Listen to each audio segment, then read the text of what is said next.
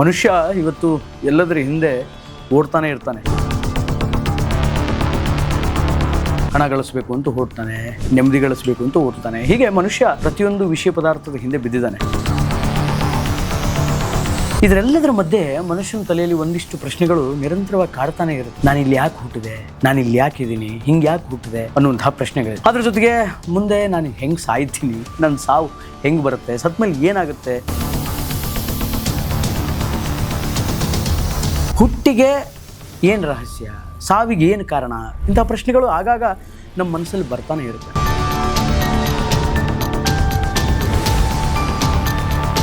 ವಿಸ್ಮಯಕಾರಿಯಾಗಿರುವಂತಹ ವಿಷಯಗಳಿದೆಲ್ಲವೂ ಕೂಡ ಒಂದರ್ಥದಲ್ಲಿ ರಹಸ್ಯ ಅಂತ ಹೇಳ್ಬೋದು.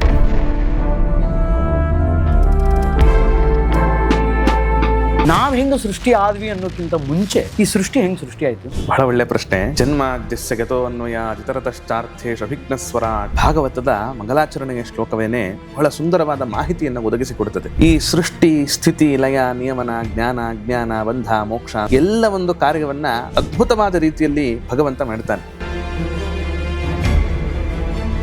ಹುಟ್ಟೋಕ್ಕೂ ಮುಂಚೆನೂ ಒಂದು ತಾಪತ್ರಯ ಇರುತ್ತಲ್ಲ ಜೀವಿಗೆ, ಹೆಂಗಿರುತ್ತೆ? ಈಗ ನಾನು ಹೇಳಿದಂತೆ ಅದು ಪಾಪ ಈಗ ನಮಗೆ ಅನುಭವಕ್ಕೆ ಬಂದಿರುವಂತದ್ದು. ನಾವು ನಮ್ಮ ಹೊಟ್ಟೆಯಲ್ಲಿ ಎಷ್ಟು ತರಹದ ಹೊಲಸಿದೆ ಅಂತ ನಮಗೆ ಗೊತ್ತಿದೆ. ಅದರ ಮಧ್ಯೆ ಇರಬೇಕಲ್ಲ ಆ ಮಗು, ಆ ವಾಸನೆಯನ್ನ ಕುಡ್ಕೊಂಡು ಅದರ ಮಧ್ಯದಲ್ಲಿಗೇನೆ ತಾಯಿ ಏನು ಊಟ ಮಾಡ್ತಾಳೋ ಅದನ್ನೇ ತಾನೂ ಕೂಡ ಸ್ವೀಕಾರ ಮಾಡಿಕೊಂಡು ತಾಯಿಗೇನೋ ಬೈಕೆ ಆಯ್ತು, ಇವು ಕಟುವಾದ ಪದಾರ್ಥವನ್ನು ತಿನ್ನಬಾರದು ಅಂತಿದೆ, ಖಾರ ಮೊದಲಾದವುಗಳನ್ನು. ಈಕೆಗೇನೋ ಬೈಕೆ ಆಯ್ತು ಅಂತ ಖಾರ ತಿಂದುಬಿಟ್ರೆ ಅದು ಎಷ್ಟು ತೊಂದರೆ ಆಗುತ್ತೆ. ಆಮೇಲೆ ಕೆಲವು ಹಸುಗುಸುಗಳು ಮಲಗಿದಾಗ ನಗೋದು ಅಥವಾ ಮಲಗಿದಾಗ ಜೋರಾಗಿ ಅಳೋದು, ಹೀಗೆ ಅದು ಹಸುವಿನ ಅಳು ಅಲ್ಲ, ಅದು ಯಾವುದೋ ಬೇರೆ ಒಂದು ಸಂಕಟದ ಅಳು, ಅದು ನಗೋದು. ಅದಕ್ಕೇನು ಕಾರಣ ಅಂತ, what is the reason behind? ಅದು ಹಿಂದಿನ ಜನ್ಮದ ನೆನಪು ಸ್ಮೃತಿ ಬರ್ತಿರಬಹುದು, ಬರ್ತಿರಬಹುದು, ಖಂಡಿತ. ಓಕೆ, ಯಾರು ಒಂದು ಅತ್ಯಂತ ಗಾಢವಾಗಿ ಅದರ ಸಂಸ್ಕಾರ ಒಳಗೆ ಕೂತಿರುತ್ತಲ್ಲ ಅಂಥವರಿಗೆ ಬಹಳ ಅದು ಬಂದೇ ಬರುತ್ತೆ. ಗಾಢವಾಗಿ ಕೂತಿರ್ಬೇಕು ಅಂದ್ರೆ ಅದನ್ನೇ ನೆನೆಸ್ಕೊಂಡು ಪ್ರಾಣ ತ್ಯಾಗ ಮಾಡಿದಾನಪ್ಪ ಅವನು. ಅದು ಗಾಢವಾಗಿ ಕೂತ್ಕೊಂಡಿದೆ ಆ ಸಂಸ್ಕಾರ. ಮುಂದಿನ ಜನ್ಮದಲ್ಲೂ ಕೂಡ ಅದೇ ಬರ್ತಾ ಇರುತ್ತೆ.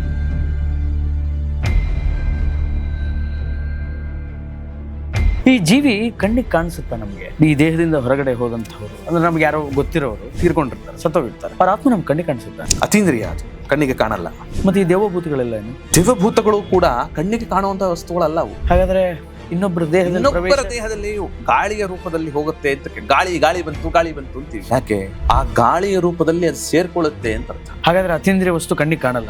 ಅತೀಂದ್ರಿಯ ಅಂದ್ರೆ ಅದೇ ಅರ್ಥ, ಇಂದ್ರಿಯಕ್ಕೆ ಗೋಚರವಾಗದೇ ಇರೋದು. ಸೆನ್ಸ್ ಆರ್ಗನ್ಸಿಗೆ ಕಾಣದೇ ಅಂದ್ರೆ ದೇವಗಳೆಲ್ಲ ಕಣ್ಣಿಗೆ ಕಾಣಿಸಲ್ಲ. ಕಣ್ಣಿಗೆ ಕಾಣಿಸಲ್ಲ ಅಂತಂದ್ರೆ ಬೇರೆ ರೂಪದಲ್ಲಿ ಕಾಣಿಸಬಹುದು. ಅಂದ್ರೆ ಇವಾಗ ಹೇಳಿದ್ರಲ್ಲ ನೀವು, ಬೇರೆಯವರಲ್ಲಿ ಬರಬಹುದು, ಈ ತರದ್ದಾಗಬಹುದೇ ಹೊರತು ಬೇರೆ ಐಸಿಗೆ we cannot see with our naked eye. ಅತೀಂದ್ರಿಯ ಅದು. ಇನ್ನು ಈ ಸಾಯುವ ಕಾಲದಲ್ಲಿ ಮುಹೂರ್ತಗಳನ್ನು ನೋಡ್ತಾರೆ. ಕೆಟ್ಟ ನಕ್ಷತ್ರದಲ್ಲಿ ಸತ್ತಿದ್ದಾರೆ, ಕೆಟ್ಟ ನಕ್ಷತ್ರದಲ್ಲಿ ಸತ್ತರೆ ಹಂಗಾಗುತ್ತಂತೆ ಹಿಂಗಾಗುತ್ತಂತೆ ಅಂತ ನಂಬೋರೆಲ್ಲ ಇದ್ದಾರೆ. ಸಾವಿಗೆ ಯಾಕೆ ಮುಹೂರ್ತ ನೋಡ್ತಾರೆ? ನಂಬೇಕಾದನ್ನೆಲ್ಲ. ಹೌದು, ಎಷ್ಟೋ ಜನಗಳಿಗೆ ಅನುಭವ ಆಗಿದೆ. ಧನಿಷ್ಠಾ ಪಂಚಕ ಅಂತ ಕರೀತಾರೆ. ಧನಿಷ್ಠಾ ಪಂಚಕ ಅಂದ್ರೆ ಧನಿಷ್ಠಾ ನಕ್ಷತ್ರವನ್ನ ಆರಂಭ ಮಾಡಿಕೊಂಡು 5 ನಕ್ಷತ್ರಗಳನ್ನ ಹೇಳ್ತಾರೆ. ಆ ನಕ್ಷತ್ರಗಳಲ್ಲಿ ಸಾಯಬಾರದು. ಪಂಚಕೇಶು ಮೃತೋ ಯಸ್ಯ ಯಸ್ತು ನಗತಿಂ ಲಭತೆ ನರಹ ದಾಹಸ್ತತ್ರ ನ ಕರ್ತವ್ಯಃ ಕೃತೇನ್ಯ ಮರಣಂ ಭವೇ ಅನ್ಯ ಮರಣಂ ಭವೇ ತಂದಿದ್ದಾರೆ. ಒಂದು ವೇಳೆ ಧನಿಷ್ಠಾ ಪಂಚಕದಲ್ಲಿ ಸತ್ತರೆ ಆ ಸಮಯದಲ್ಲಿ ಏನಾದರೂ ಅಂದ್ರೆ ಆ ಶವ ಸಂಸ್ಕಾರವನ್ನ ಮಾಡಿದರೆ ಅವರ ಸಂಬಂಧಿಕರಲ್ಲಿ ಯಾರಾದರೂ ತೀರ್ತಾರೆ. ಆಮೇಲೆ ಇನ್ನೊಂದು ಕ್ವಶನ್ ಇದೆ, ಈ ದೇಹದಿಂದ ಜೀವಿ ಹೊರಗಡೆ ಬಂದ್ಬಿಡುತ್ತೆ. ಈ ದೇಹಕ್ಕೆ ಆತ್ಮ ಇಲ್ಲದಂತಹ ಈ ನಿಷ್ಠೇಷ್ಟಿತ ವಸ್ತುಗೆ ಏನಾದರೂ ಪೆಟ್ಟಾದರೆ ಆ ಆತ್ಮಕ್ಕೆ ನೋವಾಗುತ್ತೆ. ಹೇಗೆ ನೋವಾಗಕ್ಕೆ ಸಾಧ್ಯ? ಆ ದೇಹದ ಮೇಲೆ ಅಭಿಮಾನ ಇರುತ್ತೆ ಅವನಿಗೆ, ಆ ಜೀವಿಗೆ. ಯೋ ನನ್ನ ದೇಹ. ಆಗ ಅವನಿಗೆ ಆತನ ದೇಹ ಕೊಟ್ಟು ಯಮದೂತರು ಏನ್ ಮಾಡ್ತಾರೆ, 2 ಮುಹೂರ್ತಗಳಲ್ಲಿ ಅವನನ್ನು ಎಳೆದುಕೊಂಡು ಸೀದಾ ಯಮಪುರಿಗೆ ಕರ್ಕೊಂಡು ಹೋಗ್ತಾರೆ. 2 ಮುಹೂರ್ತದಲ್ಲಿ ಹೋಗ್ತಾನ ಅವನು. ಅಷ್ಟರಲ್ಲೇನೆ ಎಷ್ಟು ಪಾಪಗಳನ್ನ ಮಾಡಿದ್ದ, ಅಷ್ಟು ನಿನಗೇನೇನು ಶಿಕ್ಷೆಗಳು ಅಂತ ಒಂದ್ಸರಿ ತೋರಿಸಿ ಕರ್ಕೊಂಡ್ ಬರ್ತಾರೆ. ಕರ್ಕೊಂಡು ಬಂದ ಮೇಲೆ ಇಲ್ಲಿ ಉತ್ತರ ಕ್ರಿಯೆಯನ್ನು ಮಾಡಬೇಕು ಅಂತ ಮಗ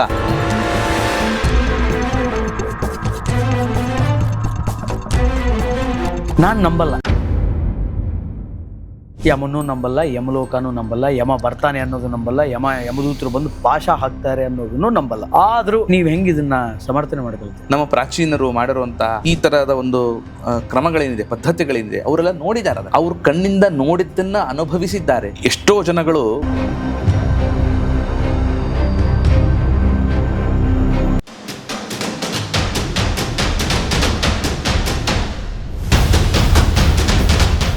ಹಾಯ್ ಹಲೋ ನಮಸ್ಕಾರ, ವೆಲ್ಕಮ್ ಟು ಬಿಯಾಂಡ್ ಲಿಮಿಟ್ಸ್. ನಾನು ಶ್ರೀನಿವಾಸ್ ವೈದ್ಯ. ಮನುಷ್ಯ ಇವತ್ತು ಎಲ್ಲದರ ಹಿಂದೆ ಓಡ್ತಾನೆ ಇರ್ತಾನೆ. ಹಣ ಗಳಿಸ್ಬೇಕು ಅಂತ ಓಡ್ತಾನೆ, ನೆಮ್ಮದಿ ಗಳಿಸ್ಬೇಕು ಅಂತ ಓಡ್ತಾನೆ. ಹೀಗೆ ಮನುಷ್ಯ ಪ್ರತಿಯೊಂದು ವಿಷಯ ಪದಾರ್ಥದ ಹಿಂದೆ ಬಿದ್ದಿದ್ದಾನೆ. ಇದರೆಲ್ಲದರ ಮಧ್ಯೆ ಮನುಷ್ಯನ ತಲೆಯಲ್ಲಿ ಒಂದಿಷ್ಟು ಪ್ರಶ್ನೆಗಳು ನಿರಂತರವಾಗಿ ಕಾಡ್ತಾನೆ ಇರುತ್ತೆ. ನಾನಿಲ್ಲಿ ಯಾಕೆ ಹುಟ್ಟಿದೆ, ನಾನಿಲ್ಲಿ ಯಾಕಿದ್ದೀನಿ, ಹಿಂಗೆ ಯಾಕೆ ಹುಟ್ಟಿದೆ ಅನ್ನುವಂಥ ಪ್ರಶ್ನೆಗಳಿದೆ. ಅದ್ರ ಜೊತೆಗೆ ಮುಂದೆ ನಾನು ಹೆಂಗೆ ಸಾಯ್ತೀನಿ, ನನ್ನ ಸಾವು ಹೆಂಗೆ ಬರುತ್ತೆ, ಸತ್ಮೇಲೆ ಏನಾಗುತ್ತೆ ಅನ್ನುವಂಥದ್ದು. ಹೀಗೆ ಹುಟ್ಟಿಗೆ ಏನು ರಹಸ್ಯ, ಸಾವಿಗೆ ಏನು ಕಾರಣ, ಇಂಥ ಪ್ರಶ್ನೆಗಳು ಆಗಾಗ ನಮ್ಮ ಮನಸ್ಸಲ್ಲಿ ಬರ್ತಾನೆ ಇರುತ್ತೆ. ಸೊ ಅದಕ್ಕೆ ಸಂಬಂಧಪಟ್ಟಂತೆ ಒಂದಿಷ್ಟುಗಳ ಕಾಲಗಳ ಮಾತುಕತೆ ಆಗಲಿ ಅನ್ನೋ ಕಾರಣಕ್ಕೆ ಈ ಪಾಡ್ಕಾಸ್ಟನ್ನು ಮಾಡ್ತಾಯಿದ್ದೀನಿ.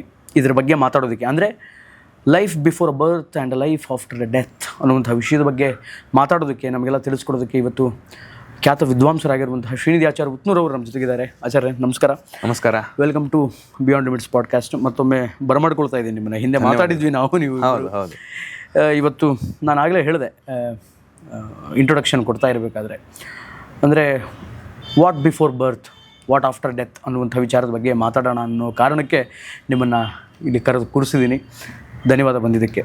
ಸಂತೋಷ, ಧನ್ಯವಾದಗಳು. ನಮಗೂ ಕೂಡ ಒಳ್ಳೆ ವಿಸ್ಮಯಕಾರಿಯಾಗಿರುವಂತಹ ವಿಷಯಗಳಿದೆಲ್ಲವೂ ಕೂಡ ಒಂದರ್ಥದಲ್ಲಿ ರಹಸ್ಯ ಅಂತ ಹೇಳ್ಬೋದು. ಎಷ್ಟೋ ಜನಗಳಿಗೆ ತಿಳ್ಕೋಬೇಕು ಅಂತ ನಾವು ಉತ್ಸಾಹ ಇರ್ತದೆ, ಆದರೆ ಮಾಹಿತಿಯ ಒಂದು ಕೊರತೆ. ಆದ್ದರಿಂದ ಈ ತರಹದ ಒಂದು ಪಾಡ್ಕಾಸ್ಟ್ನ ಮುಖಾಂತರ ಎಷ್ಟೋ ಜನಕ್ಕೆ ತಿಳುವಳಿಕೆಯನ್ನು ತಲುಪಿಸಬಹುದು ಅಂತ ಒಳ್ಳೆಯ ಒಂದು ಕಾರ್ಯವನ್ನು ಮಾಡ್ತಾ ಇದ್ದೀರಿ. ಆಚಾರ್ಯ, ಈಗ ಈ ಜಗತ್ತು ಅಥವಾ ಈ ಸೃಷ್ಟಿಯೊಳಗೆ ನಾವಿದ್ದೀವಿ. ಹೌದು. ಈಗ ಸಪೋಸ್ ಒಂದು ಮನೆಯೊಳಗೆ ನಾವಿರ್ತೀವಿ. ಮನೆಯನ್ನು ಯಾರೋ ಒಬ್ಬರು ಕಟ್ಟಿರ್ತಾರೆ, ಕಟ್ಟಿದ ಮನೆಯಲ್ಲಿ ನಾವಿದ್ದೀವಿ. ಹೀಗೆ ಈ ಸೃಷ್ಟಿಯಲ್ಲಿ ನಾವಿದ್ದೀವಿ. ನಾವು ಹೆಂಗೆ ಸೃಷ್ಟಿ ಆದ್ವಿ ಅನ್ನೋಕ್ಕಿಂತ ಮುಂಚೆ ಈ ಸೃಷ್ಟಿ ಹೆಂಗೆ ಸೃಷ್ಟಿ ಆಯಿತು? ಬಹಳ ಒಳ್ಳೆಯ ಪ್ರಶ್ನೆ. ಜನ್ಮಾದ್ಯಸ್ಯ ಗತೋ ಅನ್ವಯ ಜಿತರತಶ್ಚಾರ್ಥೇಷು ಅಭಿಘ್ನಸ್ವರಾಟ್ ಅಂತ ಭಾಗವತದ ಮಂಗಲಾಚರಣೆಯ ಶ್ಲೋಕವೇನೆ ಬಹಳ ಸುಂದರವಾದ ಮಾಹಿತಿಯನ್ನು ಒದಗಿಸಿಕೊಡುತ್ತದೆ. ಈ ಸೃಷ್ಟಿ, ಸ್ಥಿತಿ, ಲಯ, ನಿಯಮನ, ಜ್ಞಾನ, ಅಜ್ಞಾನ, ಬಂಧ, ಮೋಕ್ಷ ಅಂತ ಎಲ್ಲ ಒಂದು ಕಾರ್ಯವನ್ನು ಅದ್ಭುತವಾದ ರೀತಿಯಲ್ಲಿ ಭಗವಂತ ಮಾಡ್ತಾನೆ. ನೋಡಿ, ಭಗವಂತ ಒಮ್ಮೆ ಅವನಿಗೆ ಸೃಷ್ಟಿ ಮಾಡಬೇಕು ಅಂತ ಒಂದು ಇಚ್ಛೆ ಆಯಿತು ಅವನಿಗೆ. ಅವನಿಗೆ ಅದರಿಂದ ಏನೂ ಪ್ರಯೋಜನ ಇಲ್ಲ, ಆದರೆ ಅವನಿಗೇನೋ ಒಂದು ಇಚ್ಛೆ ಆಯಿತು. ಆ ಇಚ್ಛೆ ಆದಾಗ ತನ್ನ ನಾಭಿಕಮಲದಿಂದ ಅದ್ಭುತವಾದ ಒಂದು ಕಮಲ, ಆ ಕಮಲದ ಒಳಗಡೆ ಬ್ರಹ್ಮದೇವರನ್ನು ಸೃಷ್ಟಿ ಮಾಡತಕ್ಕಂಥವನಾದ. ಆ ಕಮಲದ ನಾಳದ ಒಳಗೆ ಬ್ರಹ್ಮದೇವರು ಸೃಷ್ಟರಾದ ತಕ್ಷಣ ಎಲ್ಲಿ ಬಂದಿದ್ದೇನೆ ನಾನು ಅಂತ 4 ದಿಕ್ಕುಗಳ ಕಡೆ ನೋಡಿದರು. 5 ದಿಕ್ಕುಗಳನ್ನು ನೋಡಿದರು, ಮೇಲೆ, ಆಚೆ, ಈಚೆ, ಕೆಳಗೆ, ಹೀಗೆ ಅಷ್ಟೂ ದಿಕ್ಕುಗಳನ್ನು ನೋಡಿದಾಗ 5 ಮುಖಗಳಾಯ್ತು ಅವರಿಗೆ, ಬ್ರಹ್ಮದೇವರಿಗೆ. 4 ಅಲ್ವಾ? 5 ಮುಖಗಳು. ಓಕೆ. ಒಂದು ಮುಖವನ್ನ ಶಿವ ಕತ್ತರಿಸಿ ಹಾಕ್ತಾನೆ. ಅದನ್ನೇ ಬ್ರಹ್ಮ ಕಪಾಲ ಅಂತ ಕರೀತಾರೆ. ಬ್ರಹ್ಮನ ಒಂದು ಕಪಾಲ ಶಿವನ ಕೈಗೆ ಅಂಟುಕೊಂಡಿದೆ ಅಂತ. ಅಂದ್ರೆ ಬ್ರಹ್ಮ ಹುಟ್ಟಿದಾಗ ಬ್ರಹ್ಮನಿಗೆ 5 ತಲೆಗಳಿತ್ತು. ಹೌದು. ಯಾಕಂದ್ರೆ ನಾವು ಹುಟ್ಟಿದಾಗ, ನಾವು ಗಾಬರಿ ಆದಾಗ, ಎಲ್ಲಾದ್ರೂ ಹೋದಾಗ ನಾವು ಎಲ್ಲಿದ್ದೀವಿ ಅಂತ ಹೀಗೆ ನೋಡಲ್ವೇ, ಹಾಗೆ ಬ್ರಹ್ಮದೇವರು ಕೂಡ ನಾನು ಎಲ್ಲಿ ಬಂದಿದ್ದೇನೆ, ನಾನು ಎಲ್ಲಿ ಸೃಷ್ಟನಾಗಿದ್ದೇನೆ ಅಂತ ಮೇಲೆ, ಆಚೆ, ಈಚೆ, ಹಿಂದೆ ನೋಡಿದ. ಆಗ ಅಷ್ಟೂ ಕಡೆಗಳು ಕೂಡ ಮುಖಗಳು ಸೃಷ್ಟವಾಗ್ತಕ್ಕಂಥದ್ದಾಯಿತು ಅಂತ ವಿಷ್ಣು ರಹಸ್ಯ ಈ ಮಾತನ್ನು ತಿಳಿಸಿಕೊಡುತ್ತದೆ. ಆ ಸೃಷ್ಟವಾದಾಗ ಎಷ್ಟೋ ಜನಗಳ ಕಾಲ ತಪಸ್ಸು ಮಾಡುತ್ತಾನೆ. ಯಾಕೆಂದ್ರೆ ಆತನಿಗೆ ಆ ಶಬ್ದಗಳು ಕೇಳುತ್ತೆ. ತಪ ತಪ ತಪ ಅಂತನ್ನುವ ಶಬ್ದಗಳು ಕೇಳಿದಾಗ ತಪಸ್ಸು ಮಾಡಬೇಕು ಅಂತ ತಪಸ್ಸನ್ನು ಮಾಡತಕ್ಕವನಾಗುತ್ತಾನೆ. ಒಂದು ಹಂತದಲ್ಲಿ ಆ ವಿಷ್ಣು ಏನಿದ್ದಾನೆ, ವಿಷ್ಣುವಿನ ನಾಭಿ ಕಮಲದಿಂದ, ಅದಕ್ಕೇನೆ ನೋಡಿ ಇವತ್ತಿಗೂ ಮಾತಲ್ಲಿ ಕೂಡ ಆ ಮಾತು ಬಂದಿದೆ, ಏನಂದರೆ ಕರಳುಬಳ್ಳಿ ಸಂಬಂಧ ಅಂತ. ತಾಯಿ ಮಗನಿಗೂ ಕರಳಬಳ್ಳಿ ಸಂಬಂಧ ಅಂತ. ಹಾಗೆ ಅದು ಕೂಡ ನಾಭಿಯಿಂದಲೇನೆ ಬಳ್ಳಿಯ ರೂಪದಲ್ಲಿ ಬಂದು ಆ ಕಮಲದಲ್ಲಿ ಸೃಷ್ಟನಾಗಿರ್ತಕ್ಕಂತಹ ಬ್ರಹ್ಮ ಏನು ಮಾಡಬೇಕು ಅಂತಂದಾಗ, ಇಲ್ಲ ನೀನು ಸೃಷ್ಟಿಯನ್ನು ಆರಂಭ ಮಾಡಬೇಕು ಅಂತ ವಿಷ್ಣುವಿನ ಆದೇಶ ಆಗುತ್ತದೆ ಎಷ್ಟೋ ವರ್ಷಗಳ ನಂತರದಲ್ಲಿ. ಆಗ ಆ ಸೃಷ್ಟಿ ಅನ್ನತಕ್ಕಂಥದ್ದನ್ನು ನಾನಾ ತರಹದ ಸೃಷ್ಟಿಯನ್ನು ಮಾಡ್ತಾನೆ. ಅದಕ್ಕೆ ಬ್ರಹ್ಮದೇವರು ಸೃಷ್ಟಿಕರ್ತ ಅಂತ ಜಗತ್ತಿನಲ್ಲಿ ಖ್ಯಾತಿ ಇದೆ. ಯಾಕೆಂದರೆ ವಿಷ್ಣುವಿನ ಆದೇಶದಂತೆ ಬ್ರಹ್ಮ ಅನೇಕವಾಗಿರ್ತಕ್ಕಂತಹ ಬ್ರಹ್ಮಾಂಡದಲ್ಲಿರುವ ಬ್ರಹ್ಮಾಂಡವನ್ನು ಮತ್ತು ಜಗತ್ತನ್ನು, ಅದಕ್ಕೆ ಬ್ರಹ್ಮಾಂಡ ಅಂತ ಕರೀತಾರೆ ಇದನ್ನು. ಆದ್ದರಿಂದ ಬ್ರಹ್ಮಾಂಡದಲ್ಲಿ ಅನೇಕವಾಗಿರ್ತಕ್ಕಂತಹ ಜೀವರಾಶಿಗಳನ್ನು ಮತ್ತು ಎಲ್ಲ ಜಡ ಪದಾರ್ಥಗಳನ್ನು ಎಲ್ಲವನ್ನೂ ಕೂಡ ಸೃಷ್ಟಿ ಮಾಡುವುದಕ್ಕೆ ತೊಡಗತಕ್ಕಂಥವನಾಗುತ್ತಾನೆ ಬ್ರಹ್ಮದೇವರು. ಸೊ ಹಾಗೆ ಬ್ರಹ್ಮನ ಸೃಷ್ಟಿ ಆಯಿತು. ಬ್ರಹ್ಮನ ಸೃಷ್ಟಿಯಾದ ನಂತರದಲ್ಲಿ ಜಗತ್ತು ಕೂಡ ಸೃಷ್ಟಿ ಆಗ್ತಕ್ಕಂಥದ್ದಾಯಿತು. ಈ ಹುಟ್ಟು ಸಾವು ಅನ್ನೋದು ನಿಶ್ಚಿತವ ಅಥವಾ ಅನಿಶ್ಚಿತವ ಅಂತ, ಅಂದರೆ ಇದು ಏನಾದರೂ ರಿಸರ್ವ್ಡ್ ಆಗಿರುತ್ತಾ ಅಂತ? ಯಾವುದೂ ಕೂಡ ನಾವು ಬಸ್ಸನ್ನು ರಿಸರ್ವೇಷನ್ ಮಾಡಿಸ್ಕೋಬಹುದು, ಟ್ರೈನ್ ರಿಸರ್ವೇಷನ್ ಮಾಡಿಸ್ಕೋಬಹುದು. ಆದರೆ ಇದೇ ಸಮಯಕ್ಕೆ ನಾನು ಹುಟ್ಟುತ್ತೇನೆ ಅಥವಾ ಇದೇ ಸಮಯಕ್ಕೆ ನಾನು ಮರಣವನ್ನು ಹೊಂದ್ತೇನೆ ಅಂತ ಯಾರೂ ಕೂಡ ಅದನ್ನ ನಿಶ್ಚಿತವಾಗಿ ತಿಳಿದುಕೊಳ್ಳೋದಕ್ಕೆ ಸಾಧ್ಯ ಇಲ್ಲ. ಇದು ಅನಿಶ್ಚಿತವಾದದ್ದು. ಆದ್ದರಿಂದ ಒಂದು ಹಂತದಲ್ಲಿ ಏನಾಯ್ತು ಅಂತಂದ್ರೆ ಈ ಸಿಜೇರಿಯನ್ ಅಂತೆಲ್ಲ ಬಂದಿದೆ ಈಗ. ಈ ಸಿಜೇರಿಯನ್ ಬಂದಾಗ ಈ ಸಮಯ ಅಂತ ಕೊಟ್ಟು ಬಿಡ್ತಾರೆ ಡಾಕ್ಟರು, ಆಯ್ತಾ, ಆ ಸಮಯಕ್ಕೆ ಇದಾಗಬೇಕು ಅಂತ. ಆದರೂ ಆಚೀಚೆ ಸ್ವಲ್ಪ ವ್ಯತ್ಯಾಸ ಆಗೇ ಆಗತ್ತೆ. ಎಕ್ಸಾಕ್ಟ್ ಅದೇ ಟೈಮಿಗೆ ಆಗಬೇಕು ಅಂತ ಅನ್ನೋದು ಆ ನಿಯಮಬದ್ಧವಾಗಿ ಆಗೋದು ಬಹಳ ಕಷ್ಟ. ಏನೋ ಆ ಸಮಯಕ್ಕೆ ಆಯ್ತು ಅಂತ ಅಂದುಕೊಳ್ಳೋಣ, ಅದು ಯಾವುದೋ it is a general case. ಯಾವ್ದು it is a peculiar case, not a general case. General case ಅಲ್ಲ ಅದು, ಯಾವುದೋ ಒಂದು ಎಕ್ಸಾಮ್ಷನ್ ಅಂತ ಇಟ್ಕೋಬಹುದು ಅಷ್ಟೇ. ಬಿಟ್ರೆ ಯಾವ ಕಾರಣಕ್ಕೂ ಕೂಡ ಹುಟ್ಟನ್ನ ನಿಶ್ಚಯ ಮಾಡೋದಕ್ಕಾಗಲ್ಲ. ಹುಟ್ಟೋದಕ್ಕೆ ಮುಂಚೆನೆ ನಾನು ಬರ್ತ್ ಸರ್ಟಿಫಿಕೇಟ್ ಮಾಡಿಸ್ಬಿಡ್ತೀನಿ ಅಂತ ಯಾರು ಧೈರ್ಯ ಮಾಡೋದಕ್ಕೆ ಸಾಧ್ಯ ಇಲ್ಲ. ಅಥವಾ ನಾನು ಸಾಯೋದಕ್ಕೂ ಮುಂಚೆನೆ ಡೆತ್ ಸರ್ಟಿಫಿಕೇಟ್ ಮಾಡಿಸ್ಬಿಡ್ತೀನಿ, ಇಂಥ ಕಡೆ ಸಾಯ್ತೀವಿ, ಈ ಥರನೇ ಸಾಯ್ತೀವಿ, ಹೀಗೆ ಸಾಯ್ತೀವಿ, ಆಯ್ತಾ, ಇಂಥ ಸ್ಥಳದಲ್ಲೇ ಸಾಯ್ತೀವಿ. ಕೆಲವರಿಗೆಲ್ಲ ಆಸೆ ಇರ್ತದೆ, ಇಲ್ಲ ನಾನು ಗಂಗಾ ತೀರದಲ್ಲಿ ಸಾಯಬೇಕು, ಕಾಶಿಯಲ್ಲಿ ಸಾಯಬೇಕು, ಯಾಕಂದ್ರೆ ಕಾಶಿಯಲ್ಲಿ ಮರಣ ಹೊಂದಿದ್ರೆ ಅದು ಸೀದಾ ಮೋಕ್ಷಕ್ಕೆ ಹೋಗ್ಬಿಡ್ತೇವೆ ಅಂತ ಅನ್ನುವ ಸನಾತನ ಧರ್ಮದ ನಂಬಿಕೆ ಇದೆ. ಆದ್ದರಿಂದ ನಾನು ಕಾಶಿಯಲ್ಲಿ ಸಾಯಬೇಕು ಅಂತ ಕೆಲವರಿಗೆ ಇಚ್ಛೆ ಇರುತ್ತೆ ಪಾಪ. ಎಷ್ಟೊಸ್ತೆ ನನಗೊಂದು ಉದಾಹರಣೆ ಕೊಡ್ತೇನೆ. ಒಬ್ರು ಏನ್ ಮಾಡಿದ್ರು ಅಂದ್ರೆ, ಕಾಶಿಯಲ್ಲಿ ಸಾಯಬೇಕು ಅಂತ ಪಾಪ ಇಲ್ಲಿಂದ ಬೆಂಗಳೂರಿನಿಂದ ರಿಸರ್ವೇಶನ್ ಮಾಡಿಸ್ಕೊಂಡು ಹೋಗಿ ಅಲ್ಲಿ ಎಷ್ಟೋ ದಿನಗಳ ಕಾಲ ಅವ್ರ ವೃದ್ಧಾಪ್ಯ ಬಂದಿತ್ತು ಅವರಿಗೆ. ಅಂದ್ರೆ ಇನ್ನೇನು ಹೋಗ್ತೀನಿ ಅಂತ ಅವರಿಗೆ ನಿಶ್ಚಯ ಆಗಿತ್ತು, ಅನೇಕ ರೋಗಗಳು ಬಂದಿತ್ತು, ಇನ್ನೇನು ನಾನು ಸಾಯೋ ಹಂತ ಬಂದಿದೆ ಅಂತ ಎಷ್ಟೋ ದಿನಗಳ ಕಾಲ ಪಾಪ ಕಾಶಿಯಲ್ಲಿ ವಾಸ ಮಾಡಿದರು. ಅವರು ಎಷ್ಟು ದಿನ ಆದರೂ ಸಾಯಲೇ ಇಲ್ಲ. ಏನೋ ಸ್ವಲ್ಪ ಬಂಧು ಮಿತ್ರರನ್ನು ಮಾತಾಡಿಸ್ಕೊಂಡು ಬರೋಣ ಅಂತ ಬೆಂಗಳೂರಿಗೆ ಬಂದ್ರೆ ಬೆಂಗಳೂರು ಅಂದ್ರೆ ನಾವು ಏನು ಡಿಸೈಡ್, ಅದಕ್ಕೆ ಮ್ಯಾನ್ ಪ್ರಪೋಸಸ್ ಗಾಡ್ ಡಿಸ್ಪೋಸಸ್ ಅಂತ. ನಾವೇನು ಅಂದುಕೊಳ್ತೇವೆ ಅದೆಲ್ಲ ಆಗಬೇಕು.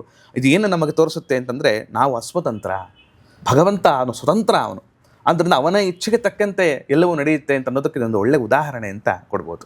ಅಂದ್ರೆ ಈಗ ಕಾಶಿ ಬಗ್ಗೆ ಮಾತಾಡ್ತಾ ಇದ್ವಿ, ಅದ್ರ ಬಗ್ಗೆನೇ ಕೇಳ್ತೀನಿ. ಅಂದ್ರೆ ಕಾಶಿಯಲ್ಲಿ ಸಾವನ್ನಪ್ಪಿದ್ರೆ ಮೋಕ್ಷ ಪ್ರಾಪ್ತಿ ಆಗುತ್ತೆ, ಕೈಲಾಸಕ್ಕೆ ಹೋಗ್ತಾರೆ, ವೈಕುಂಠಕ್ಕೆ ಹೋಗ್ತಾರೆ ಅನ್ನುವಂತಹ ನಂಬಿಕೆಗಳು ನಮ್ಮಲ್ಲಿದೆ. ಅಂದ್ರೆ ಕಾಶಿಯಲ್ಲೇ ವಾಸ ಮಾಡುವಂಥವರು, ಕಾಶಿ ಸಿಟಿಯಲ್ಲೇ ಇರುವಂಥವ್ರು, ಅಲ್ಲೇ ಬೆಳೆದು ಅಲ್ಲೇ ಹುಟ್ಟಿ ಅಲ್ಲೇ ವಾಸ ಮಾಡ್ತಕ್ಕಂಥವ್ರು ಸತ್ತವರೆಲ್ಲ ಮೋಕ್ಷಕ್ಕೆ ಹೋಗ್ತಾರೆ ಹಂಗಾದ್ರೆ? ನಿಜವಾಗಲೂ ಒಳ್ಳೆ ಪ್ರಶ್ನೆ. ನಿಜವಾಗ್ಲೂ ಈ ಥರದ ಒಂದು ಭಾವನೆ ಇರುತ್ತಲ್ಲ ಯಾರಿಗೆ, ಹೌದು ಪುರಾಣಗಳಲ್ಲಿ ಹೇಳಿದೆ, ಇದು ನಂಬಿಕೆ ನನಗೆ, ಖಂಡಿತವಾಗಲೂ ಈ ತರಹದ ಒಂದು ಅವಸ್ಥೆ ನನಗೆ ಬರುತ್ತೆ, ಶಿವ ನನ್ನನ್ನು ಕಾಪಾಡ್ತಾನೆ. ಯಾಕೆಂದ್ರೆ ಒಂದು ಮಾತಿದೆ, ವೀಥ್ಯಾಂ ವೀಥ್ಯಾಂ ಅಟತಿ ಕೋಪಿ ಕಾಶಿ ನಿವಾಸಿ. ಅಲ್ಲಿ ಬೀದಿಗಳಲ್ಲಿ ನಮ್ಮ ಕಾಶಿಯಲ್ಲಿ ಚಿಕ್ಕ ಚಿಕ್ಕ ಸಂಧಿ ಇದೆ ನೋಡಿ, ಸ್ಟ್ರೀಟ್ಸ್ಗಳಿದೆ. ಆ ಬೀದಿಗಳಲ್ಲಿ ಯಾರು ಸಾಕ್ಷಾತ್ ಶಿವ ಇವತ್ತಿಗೂ ಸಂಚಾರ ಮಾಡ್ತಾ ಇದ್ದಾನೆ ಅಂತ ಪುರಾಣದ ಒಂದು ನಂಬಿಕೆ.